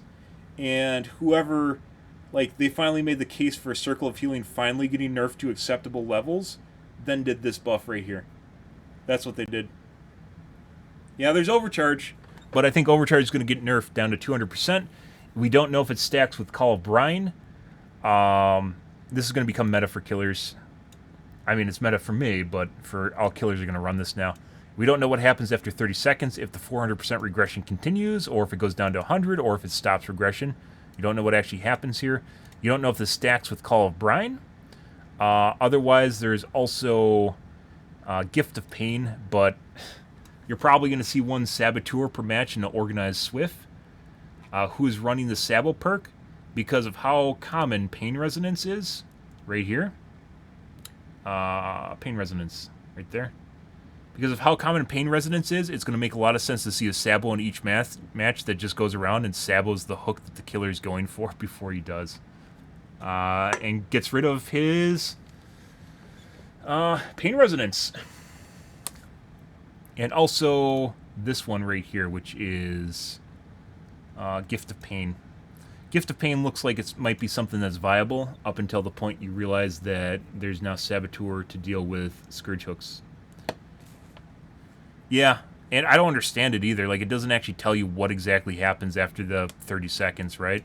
Ramps up to 400%, but what happens after this 30 seconds? Is it done? Does it turn off? Does it go back to 100%? How does this stack with Call of Brine? Does it stack at all? Yeah, I don't think this is going to stick. This is probably just going to go to like 200%, and that's going to be it. Which, once again, is just going to replace Call of Brine. I don't even know why they would... I guess. So here are the two... This is going to be run, and maybe this is going to be run. Otherwise, there's basically no perks that have changed for Killer. Monster Shrine! Oh my god, this perk's so amazing now! No one's going to run it. Besides maybe a Bubba in a basement with Pain Resonance, I think is going to be the only time you're going to see Monster Shrine ran. And maybe that's what this game is going to turn into, is Bubba getting one guy into the basement with Monster Shrine and Pain Resonance. Maybe that's what I'm going to turn into. Maybe I'm going to do that. I'm just going to be a Bubba in the basement with Monster Shrine. And while you might think that Bubba isn't effective in the basement, or not effective with all the endurance effects that are coming out now, you can hit through survivors, and that's a big deal about him, is he has an AoE, and almost no killers have AoEs. So, like he has crowd control.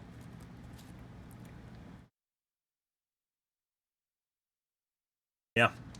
I don't know. Maybe that's the end game. Is Bubba in the basement? Maybe that's where I'm going to go, guys. Is I'm going to transition to Bubba in the basement with Monster Shrine and Pain Resonance. Yeah. I mean, putting aside it takes a lot of the stress out of the game. It makes it very difficult for survivors to hook rescue, and depending on how easy it is for survivors to rescue in the first place, there might not even be options. Like it's the difference between 1 to 2K with Bubba in the basement doing Bubba, or 1 to 2K while round robining hooks and survivors teabagging you coming for protection hits with offensive decisive strike and off the record. Yeah, yeah, my dude.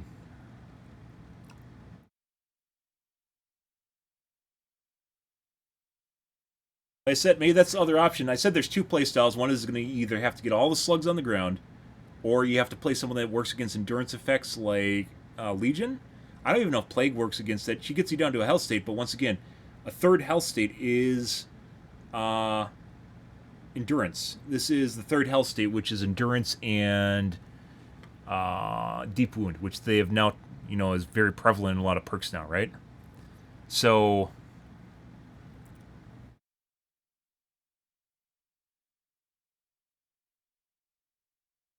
yeah, Lucky Break is going to be very, very hard to deal with. It is hard to deal with right now, but it only happens once, and that's not that big of a deal, which is why I don't really care that much if it happens. It allows one survivor to get free, but a rechargeable Lucky Break means if a survivor heals another survivor, they have another Lucky Break, and it doesn't need to last that long. I said Lucky Break effectiveness is probably about 5 seconds. That's all you need on a Lucky Break to change the flow of a chase completely, is 5 seconds. At that point, if the killer sees your scratch marks again, it doesn't matter.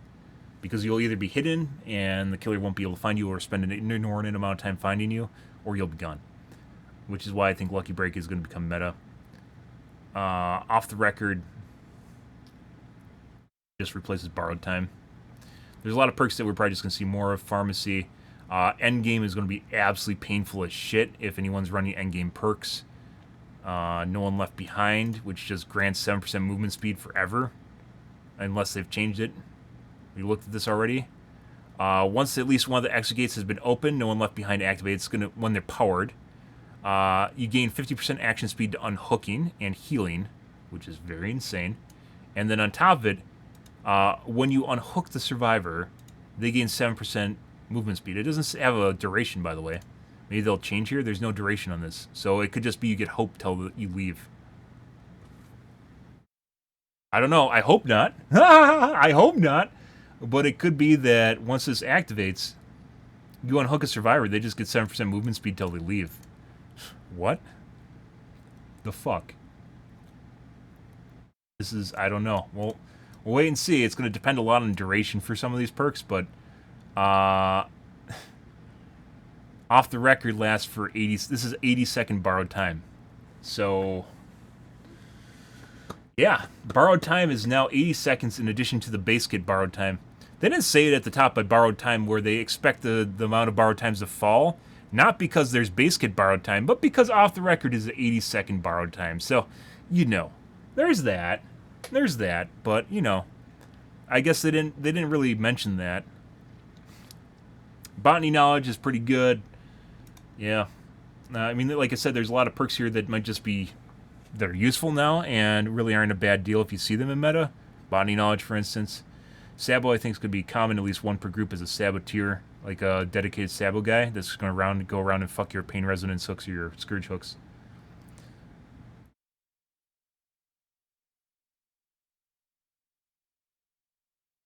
There's actually a killer main. And by the way, Hope is forever now.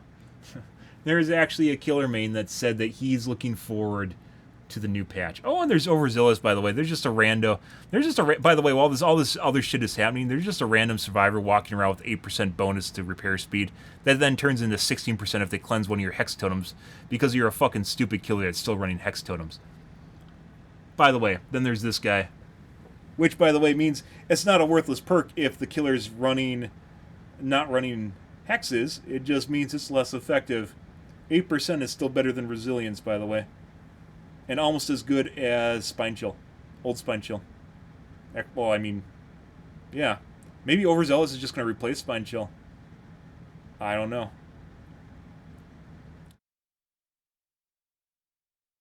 Yeah.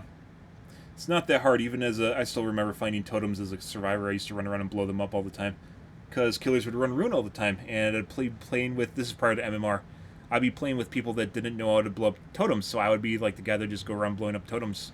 Because almost every game would have a Rune. That was like over a year ago at this point. A year and a half ago.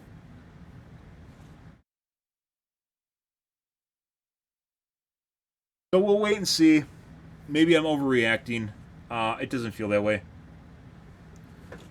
The big takeaway here isn't like I was on board with everything, and then I saw off the record I was on board with pretty much everything that was happening here, and then I saw this perk, which is an 80-second borrowed time, and then Lucky Break. These are the two big ones right here, guys. Yeah. I want to make a pizza. Yeah, I'm gonna make a pizza, guys. We're gonna play. We're gonna play through this. We're not play through the patch. I'm gonna play it and I'm gonna launch it. And we're gonna play it during launch. We're gonna see how bad this gets. But I expect what I'm probably gonna end up doing is I'm probably gonna end up playing Legion. But Legion once again isn't viable that well. Like once you go against a speed hacker, it just blows everything apart. Playing Legion more often because he can eat endurance effects. And possibly Bubba, which I said I was never going to play because he's too good at camping. Well, welcome to 2022, guys. I am now going to be a Bubba main. Is basically, I'm not Nemesis anymore with the whip drags. Good-ass whip drags just getting around the corner, threading that needle with my tentacle. Nope, what you're going to see me is revving a chainsaw in a basement, and an exit gate's powered, and me just BMing the guy on the hook. That's what's going to happen here. Hope you guys are going to enjoy this new arc of Ben Sam Plays Dead by Daylight, but it's basically probably going to amount to me revving my chainsaw in the basement or playing Legion.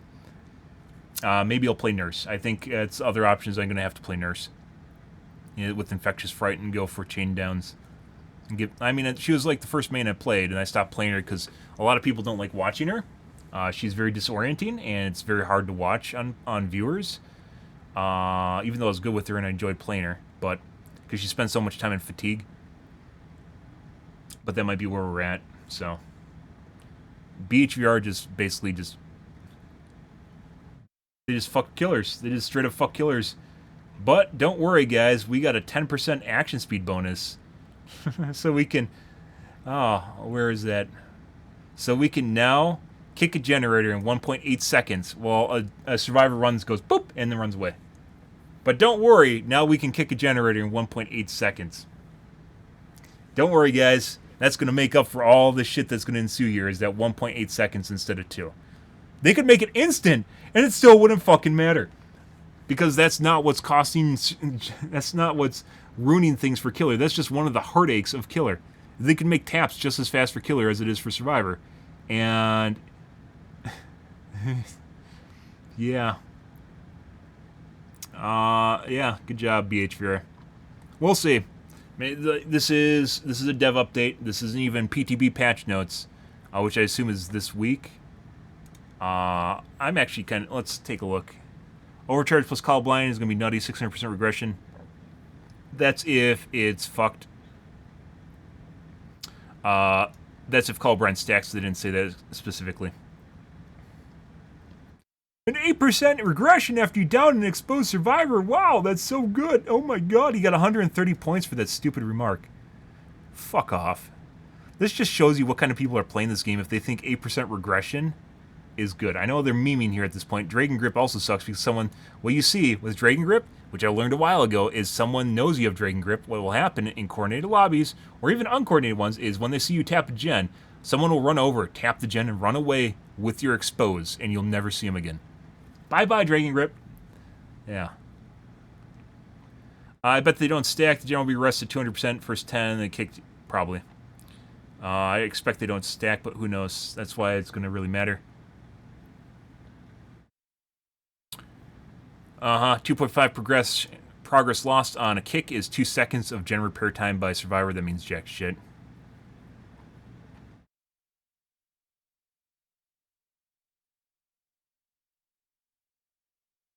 Off the record may become meta with this change. Yep, it's going to replace borrowed time.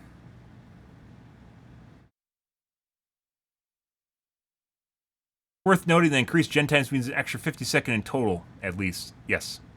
50 seconds. That's it. That's over the course of an entire game. Across 4 survivors.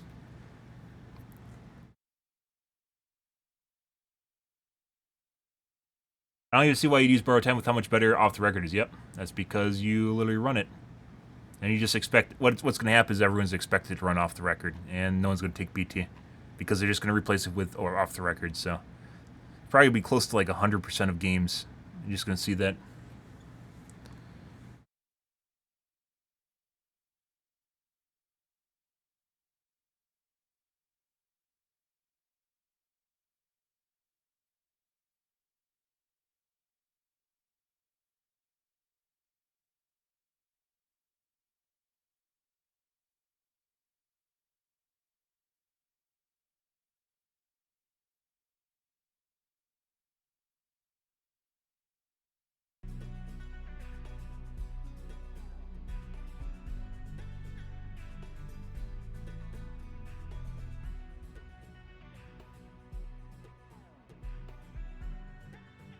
Game's going to be chaos when live servers. I love it.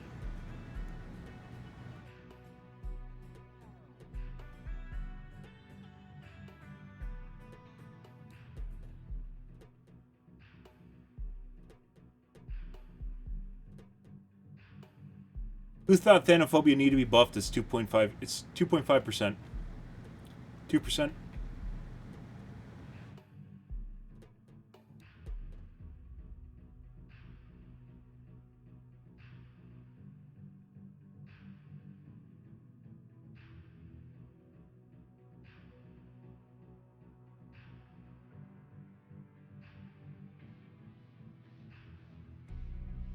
On self-care, the nerf self-care, 64 seconds self-heal at level 1. What the fuck are they thinking? They're thinking that people aren't going to run the perk anymore, so it doesn't matter. And they're going to run a med kit or the free med kit out of a chest, or you'll just find your teammates with a perk to find teammates and they'll heal you. If you didn't know, guys, if you're a solo survivor, there are perks that'll literally find you your friends. Yeah. What a Kindred? No.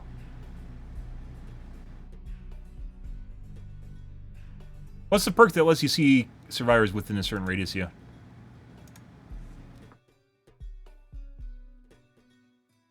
Where the fuck? What?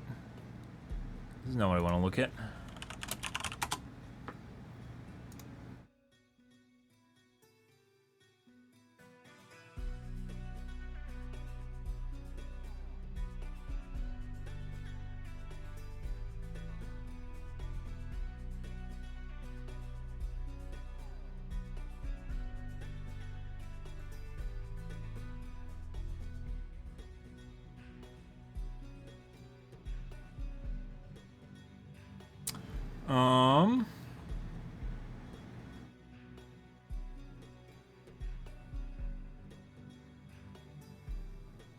Bond.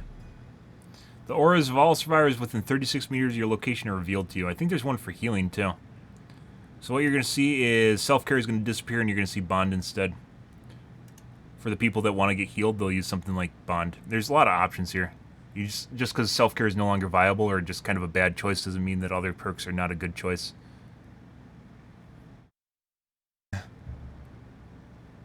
Especially considering the benefit with something like... Lucky Break. Yeah, imagine you just go and heal a survivor and you get Lucky Break for 16 seconds. You can go take a chase. A lot of options here.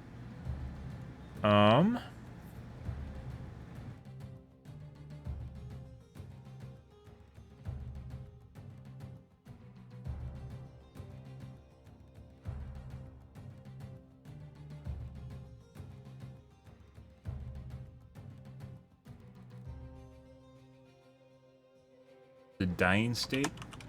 There's one for finding survivors to heal them.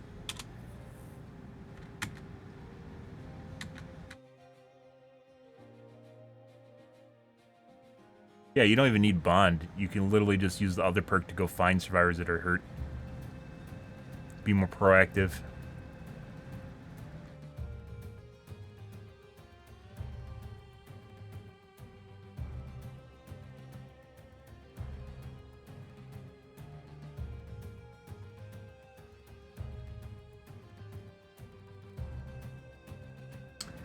The ores of survivors in the injured state on the or in the dying state within 128 meters of your location are revealed to you. Empathy. So maybe not even bond. You're gonna see empathy with. If you're a solar survivor, you're gonna see empathy with.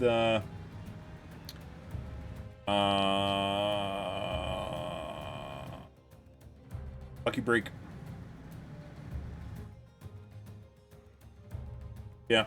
So the option here for people that normally self-care is empathy or bond.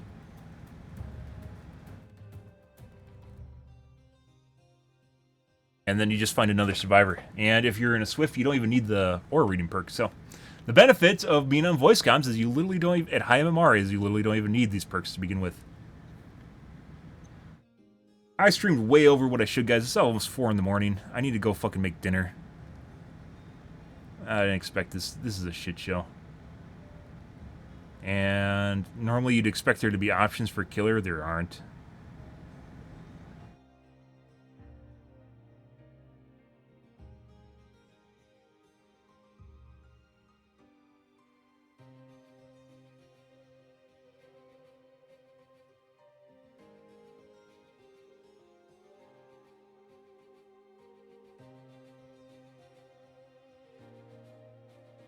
Oh, and there's Metal Man. There's a lot of options here, guys.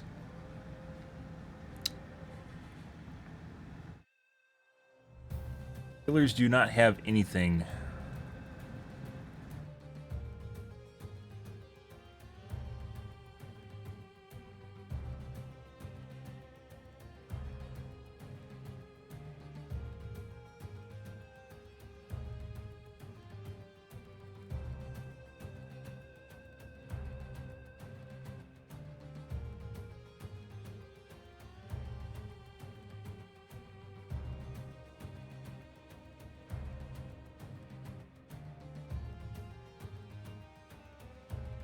What?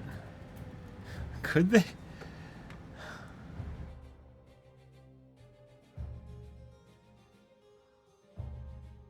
Broken means you can't be healed.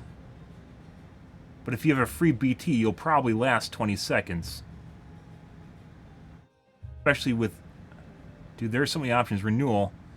The next time you're unhooked or unhook yourself, you suffer from broken until renewal deactivates. You're automatically healed for 1 health state after 20 seconds.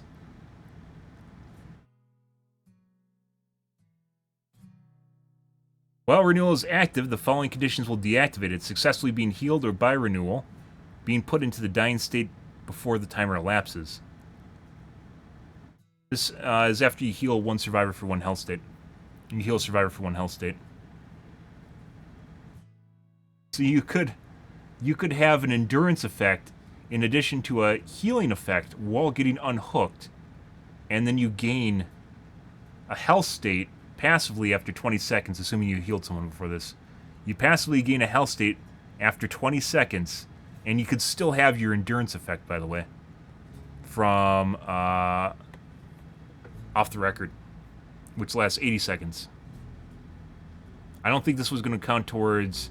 There's like fucking developers at BHVR that try to make like these passive buffs that kind of slide under the table. So, renewal, I don't know if this counts because you aren't technically healing yourself, the perk's healing you. But inconspicuous action includes healing yourself. Where are those? But that might not count because it's a perk healing you. It could be gaining a health state, though.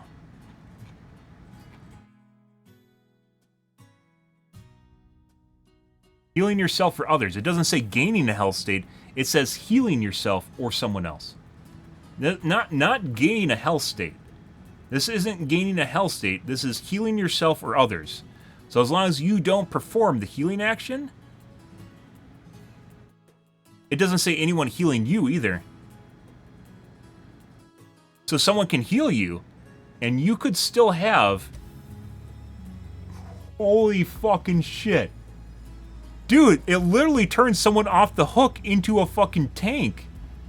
You get off the hook. If you have renewal and off the record, you have an 80-second in addition to your normal... We don't know whether or not the mend effect from...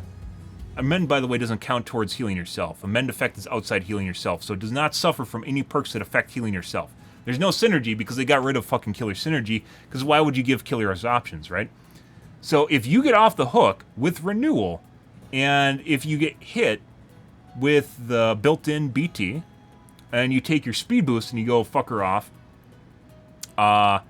you then get renewal activate after 20 seconds if the killer's still following you. You gain a health state, in addition to having off the record still in your pocket. If the killer is following you, you gain a health state, you still have an endurance effect, and you have your decisive strike. And if the killer fuckers off after someone else, because you're like, yeah, like, holy shit, what the fuck is he doing? You literally just follow the killer and you get in front of him, you fuck the killer, you get down, you decisive strike, you run off. Anyways. Well, you won't get down, you'll take your protection hit from... you're going to take your protection hit from... off the record. And then, if the killer still proceeds to follow you, you DS them. Well, no, you wouldn't, because you gained a health state from resilience. They'll take another hit, then you'll get downed, then you'll DS them.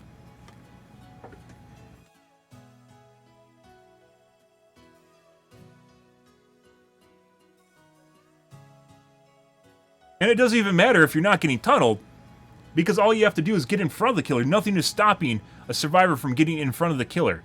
Like, if you take a protection hit, it should deactivate your endurance effect. Like, if you intentionally take a protection hit, it should deactivate, and inconspicuous action should include a protection hit. A protection hit means you take a hit for another survivor. That should deactivate your endurance effect, and you should just go down. Because it's not defensive anymore. That's the difference between offensive and defensive, is when you intentionally take a protection hit for another survivor. I mean, there's options. You could make it so that doesn't happen. A protection hit doesn't happen with them being unhooked in the same time period as the built-in DS to prevent people from being on top of each other, right? But there's a lot of cases where that person that's off the hook will intentionally make you hit them. Oh, Jesus Christ.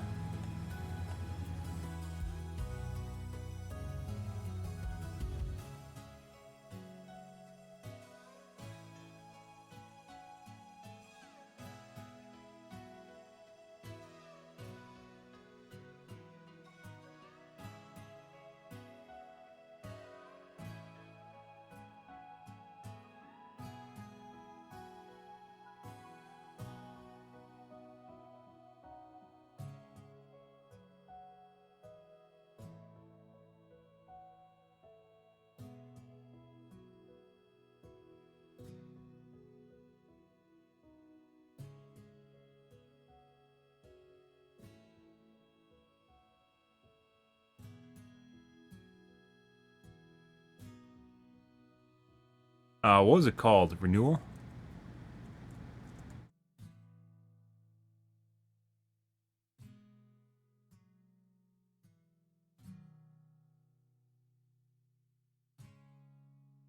This game's going to be Dead by Daylight.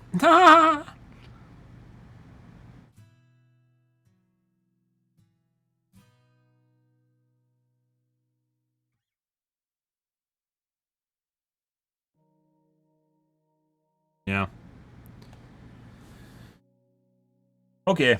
Enough bitching about this. I think we covered pretty much everything here, guys.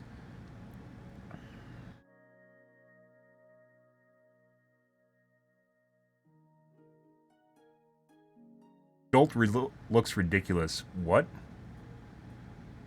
Who would ever say this?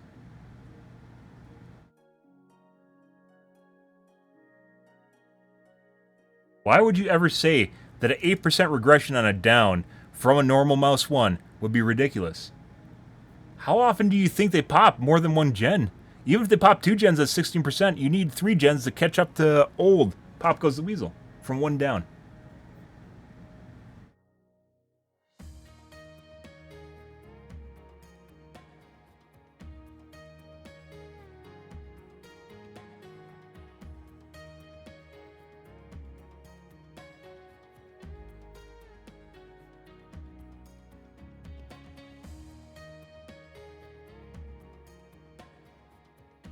Yeah, and there's Deliverance too, so you can just literally just straight up unhook yourself to on top of this shit. By the way, renewal activates with unhooking yourself. So the perk that we just talked about, this guy activates even just by unhooking yourself.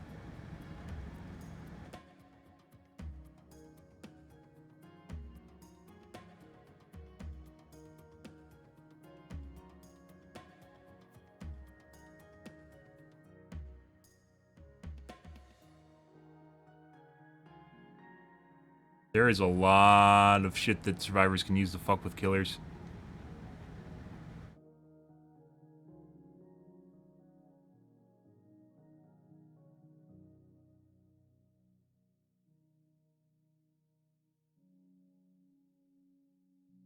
Yeah, everyone's gonna be running off the record. Like, literally everyone. Because if you don't, you're gonna get fucked by it, so... Rather than be the guy that's not running BT, you're gonna be the guy that... And make it optional, everyone's just gonna run it. Monster Shrine rework is epic and closely matches how I wanted it to be changed. But I wonder if equip means you don't have to get the Service Scourge hooks level anymore, it's just basement ones. No, you totally get both and it's not gonna matter. Why? You're gonna take Monster Shrine so you have hooks in the basement that are Scourge hooks? And you're probably gonna be within 24 meters, so that person isn't actually gonna get sacrificed sooner.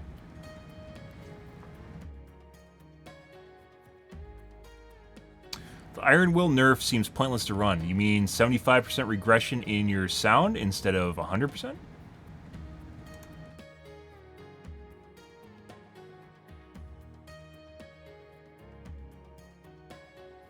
I use the bathroom quick, guys. We're back.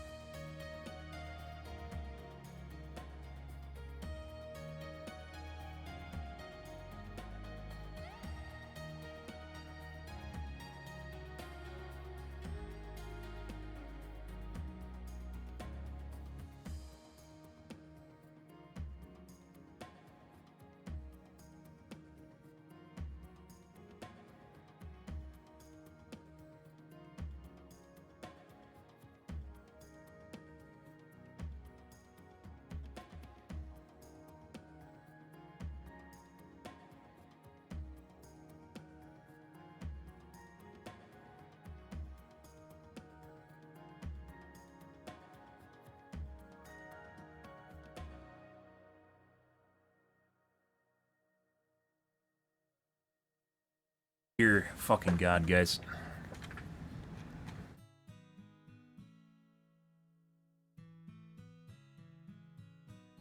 Oh, it's because you're in Chase. It doesn't work as well in Chase. If you're exhausted. So if you use an exhaust, which most of the time our players do, it won't work in Chase.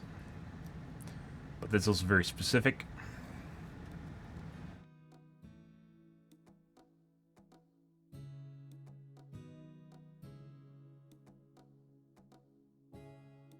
I think it's going to be 25% isn't enough.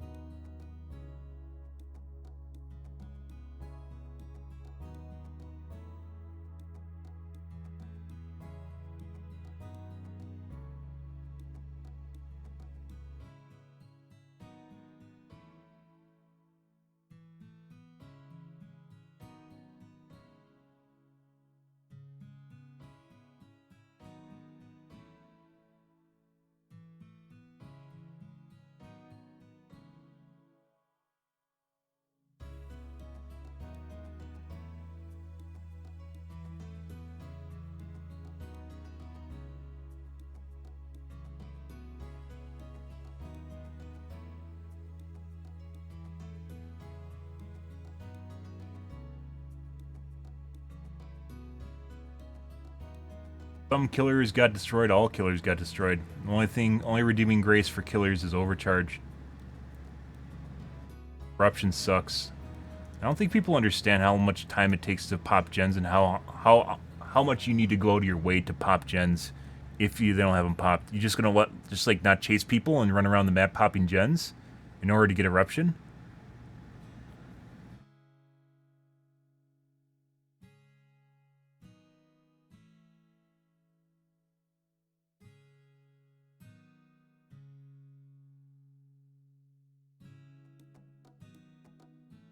All these general killer buffs are great, but then there's a nurse to think about. I think it might be time for them to completely rework her. Oh. Okay. Alrighty, guys. I need to call things here. I didn't want to. Oh Jesus! I didn't want to stream this as long. This is some heavy shit, guys. Killers are fucked. I like how Survivor's saying Survivors are fucked now because of Iron Will. No. No, did no one see all the endurance effects they're just giving people?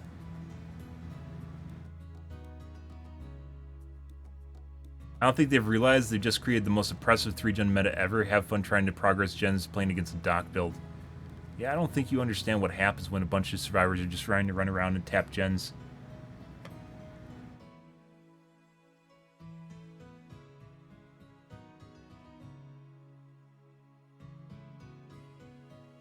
Oh, buddy. Lots of Survivor mains. My favorite one is people saying Jolt's gonna be OP.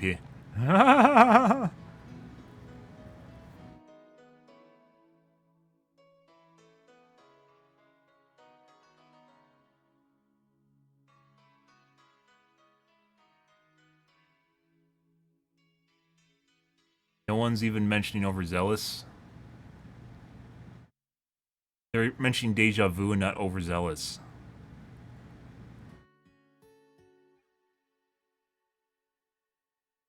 What a time to be a killer main. What? Did I miss something? Just me, or do most of these changes seem very killer friendly?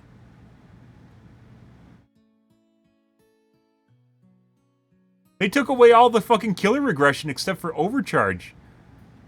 They nerfed the killer regression except for overcharge, which is probably going to get nerfed too. Oh, eruption. You can just run around the map tapping gens and then get in a chase with Survivor and then down a Survivor and pop all those gens you just ran around the map tapping. Okay. And hope none of the gens finish before you down the Survivor.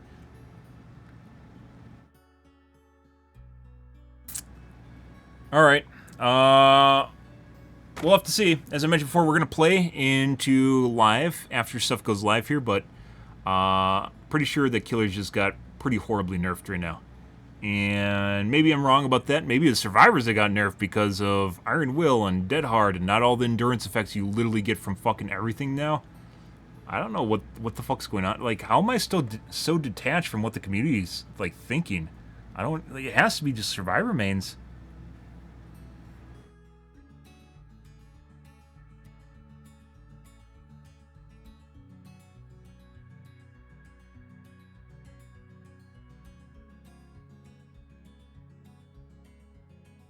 Okay.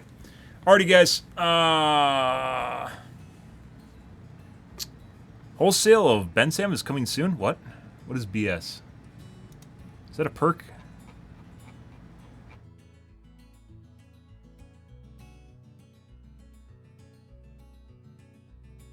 Moon Shadow Step?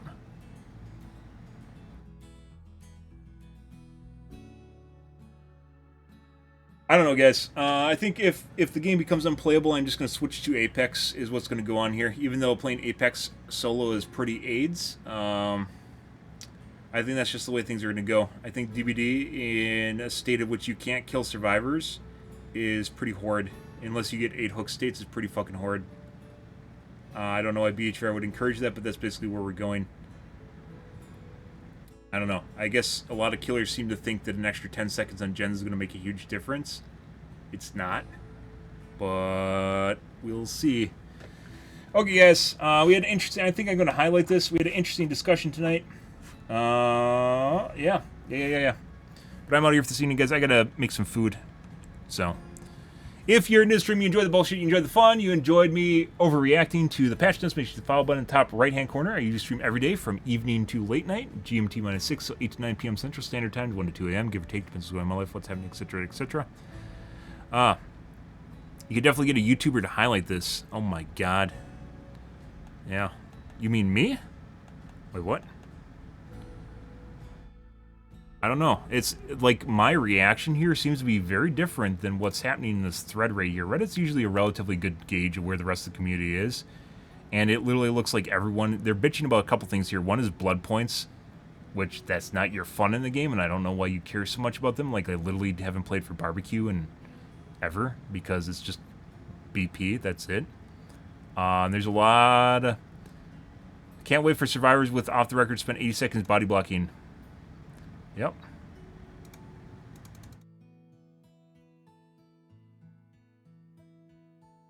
Yep.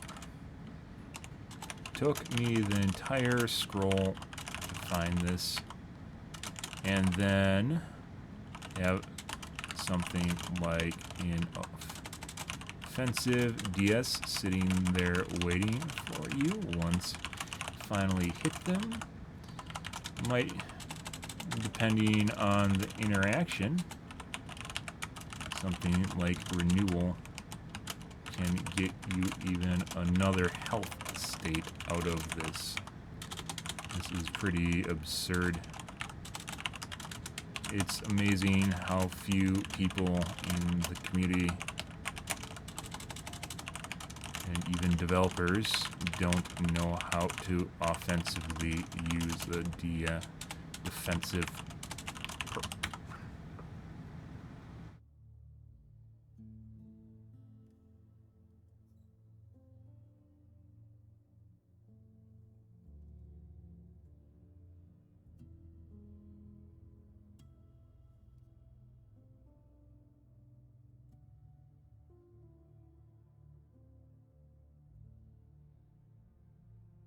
If a survivor can keep themselves between me and another survivor for a full 80 seconds in chase, I wouldn't even be mad. That's impressive. Yeah, you haven't seen two survivors work together to make that happen, have you? Because it's totally not possible for one person to literally change direction and have another person get in front of you and cut you off when they change directions. 80 seconds of survivor not working gens, I'll take that. That means you can't catch another person during that 80 seconds because you have to hit them. This guy's a fucking moron.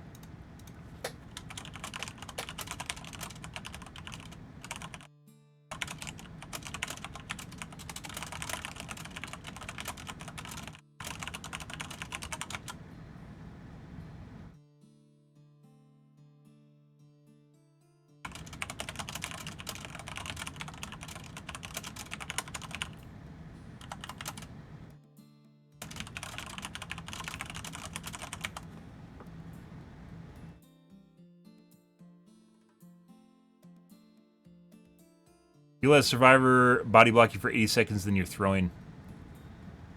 Okay.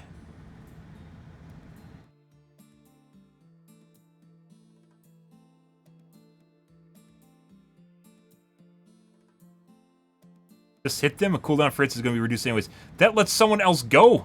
Do they not realize that it's another hit for another person, and if you chase them, then you'll get DS'd?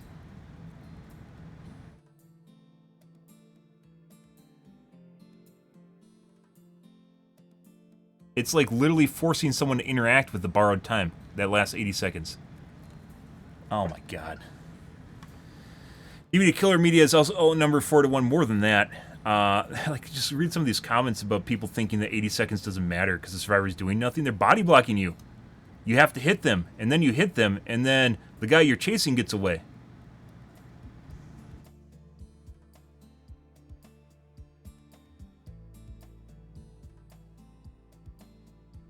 God. Not sure if we can stack endurance hits. I sure fucking hope not.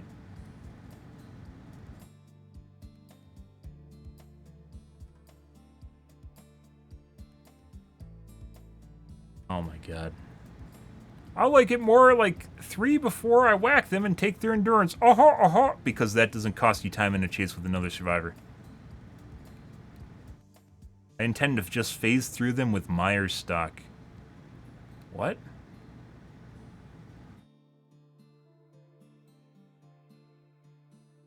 Oh, is there something with Myers? There is something with Myers, isn't there?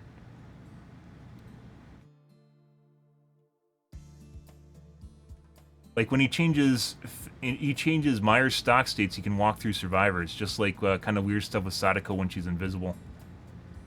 What is it like when you change states?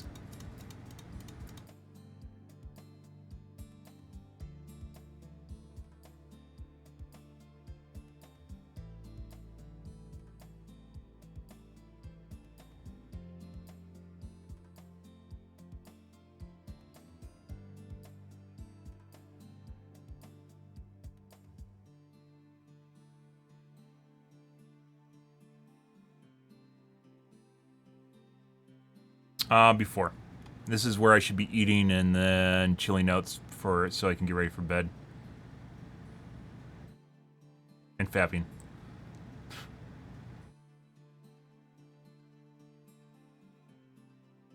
I need some food too. I'm getting peckish.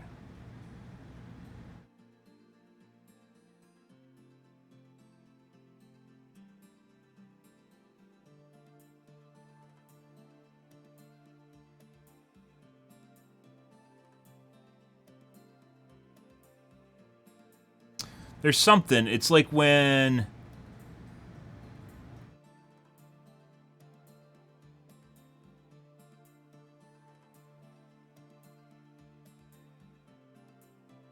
There's something where when you change to like tier 3 or something, you can phase through survivors or something weird. I know I've seen that when I've played him. I don't know if it's mentioned though. Oh yeah? Hope they're tasty.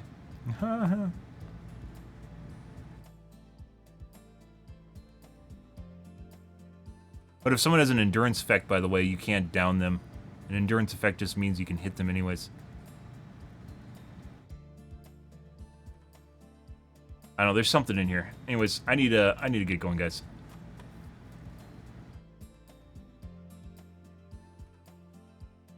If you get body blocked by 80 fucking seconds, that's 100% of you, because the survivor can't get in your way. Fuck off. Stupid piece of shit. That's totally not a survivor that's in control of that survivor. That's just you. Yeah. It's just watch a survivor stand in a doorway, and then you have to either run around them or you have to hit them. Yeah. Good luck with that, though. Alrighty, guys. I'm out here for this evening, guys. These are pretty stark patch notes, guys. We'll see how it goes. Maybe live, maybe I'm overreacting. I'm pretty sure that they just nuked the shit out of gen regression as well as tunneling and camping. But we'll see. Probably, if worse comes to worse, maybe we'll just do Apex or I'll be a Basement Bubba. When you stock, they can phase through you. Is it only when you're stocking, or is it after you change states? Oh yeah, they can run through you when you're stocking, right? Well, how would that help you? You can't, like, when you're stocking, you slow down. Okay, well, he made it sound like you could use it offensively. If someone's trying to run away from you, you don't run faster than them when you're stalking. And maybe there's an add-on for that. There's definitely add-ons so you can stalk faster, but I don't even think you can move at normal speed. So. Just a rando on Reddit saying stupid shit, yeah. I remember that. I remember being at hooks and people run through me while I'm stalking. Yeah, that's not going to help at all. Okay. Well, I'm out here for this evening, guys. Thanks for watching my stream as always. I'm going to highlight this, and I am out of here. Hope you guys have a wonderful evening. This is the kind of media that has to be watched to see fair viewpoints. Yeah, but that's not going to happen. Most of the community is Survivor mains, and most of the top streamers cater to them, and that's one of the reasons they're top streamers is because they jerk them off. So. Probably not going to happen, but alrighty, guys. Thanks for watching my stream as always, and I hope you guys have a fantastic evening. Have a good night, guys.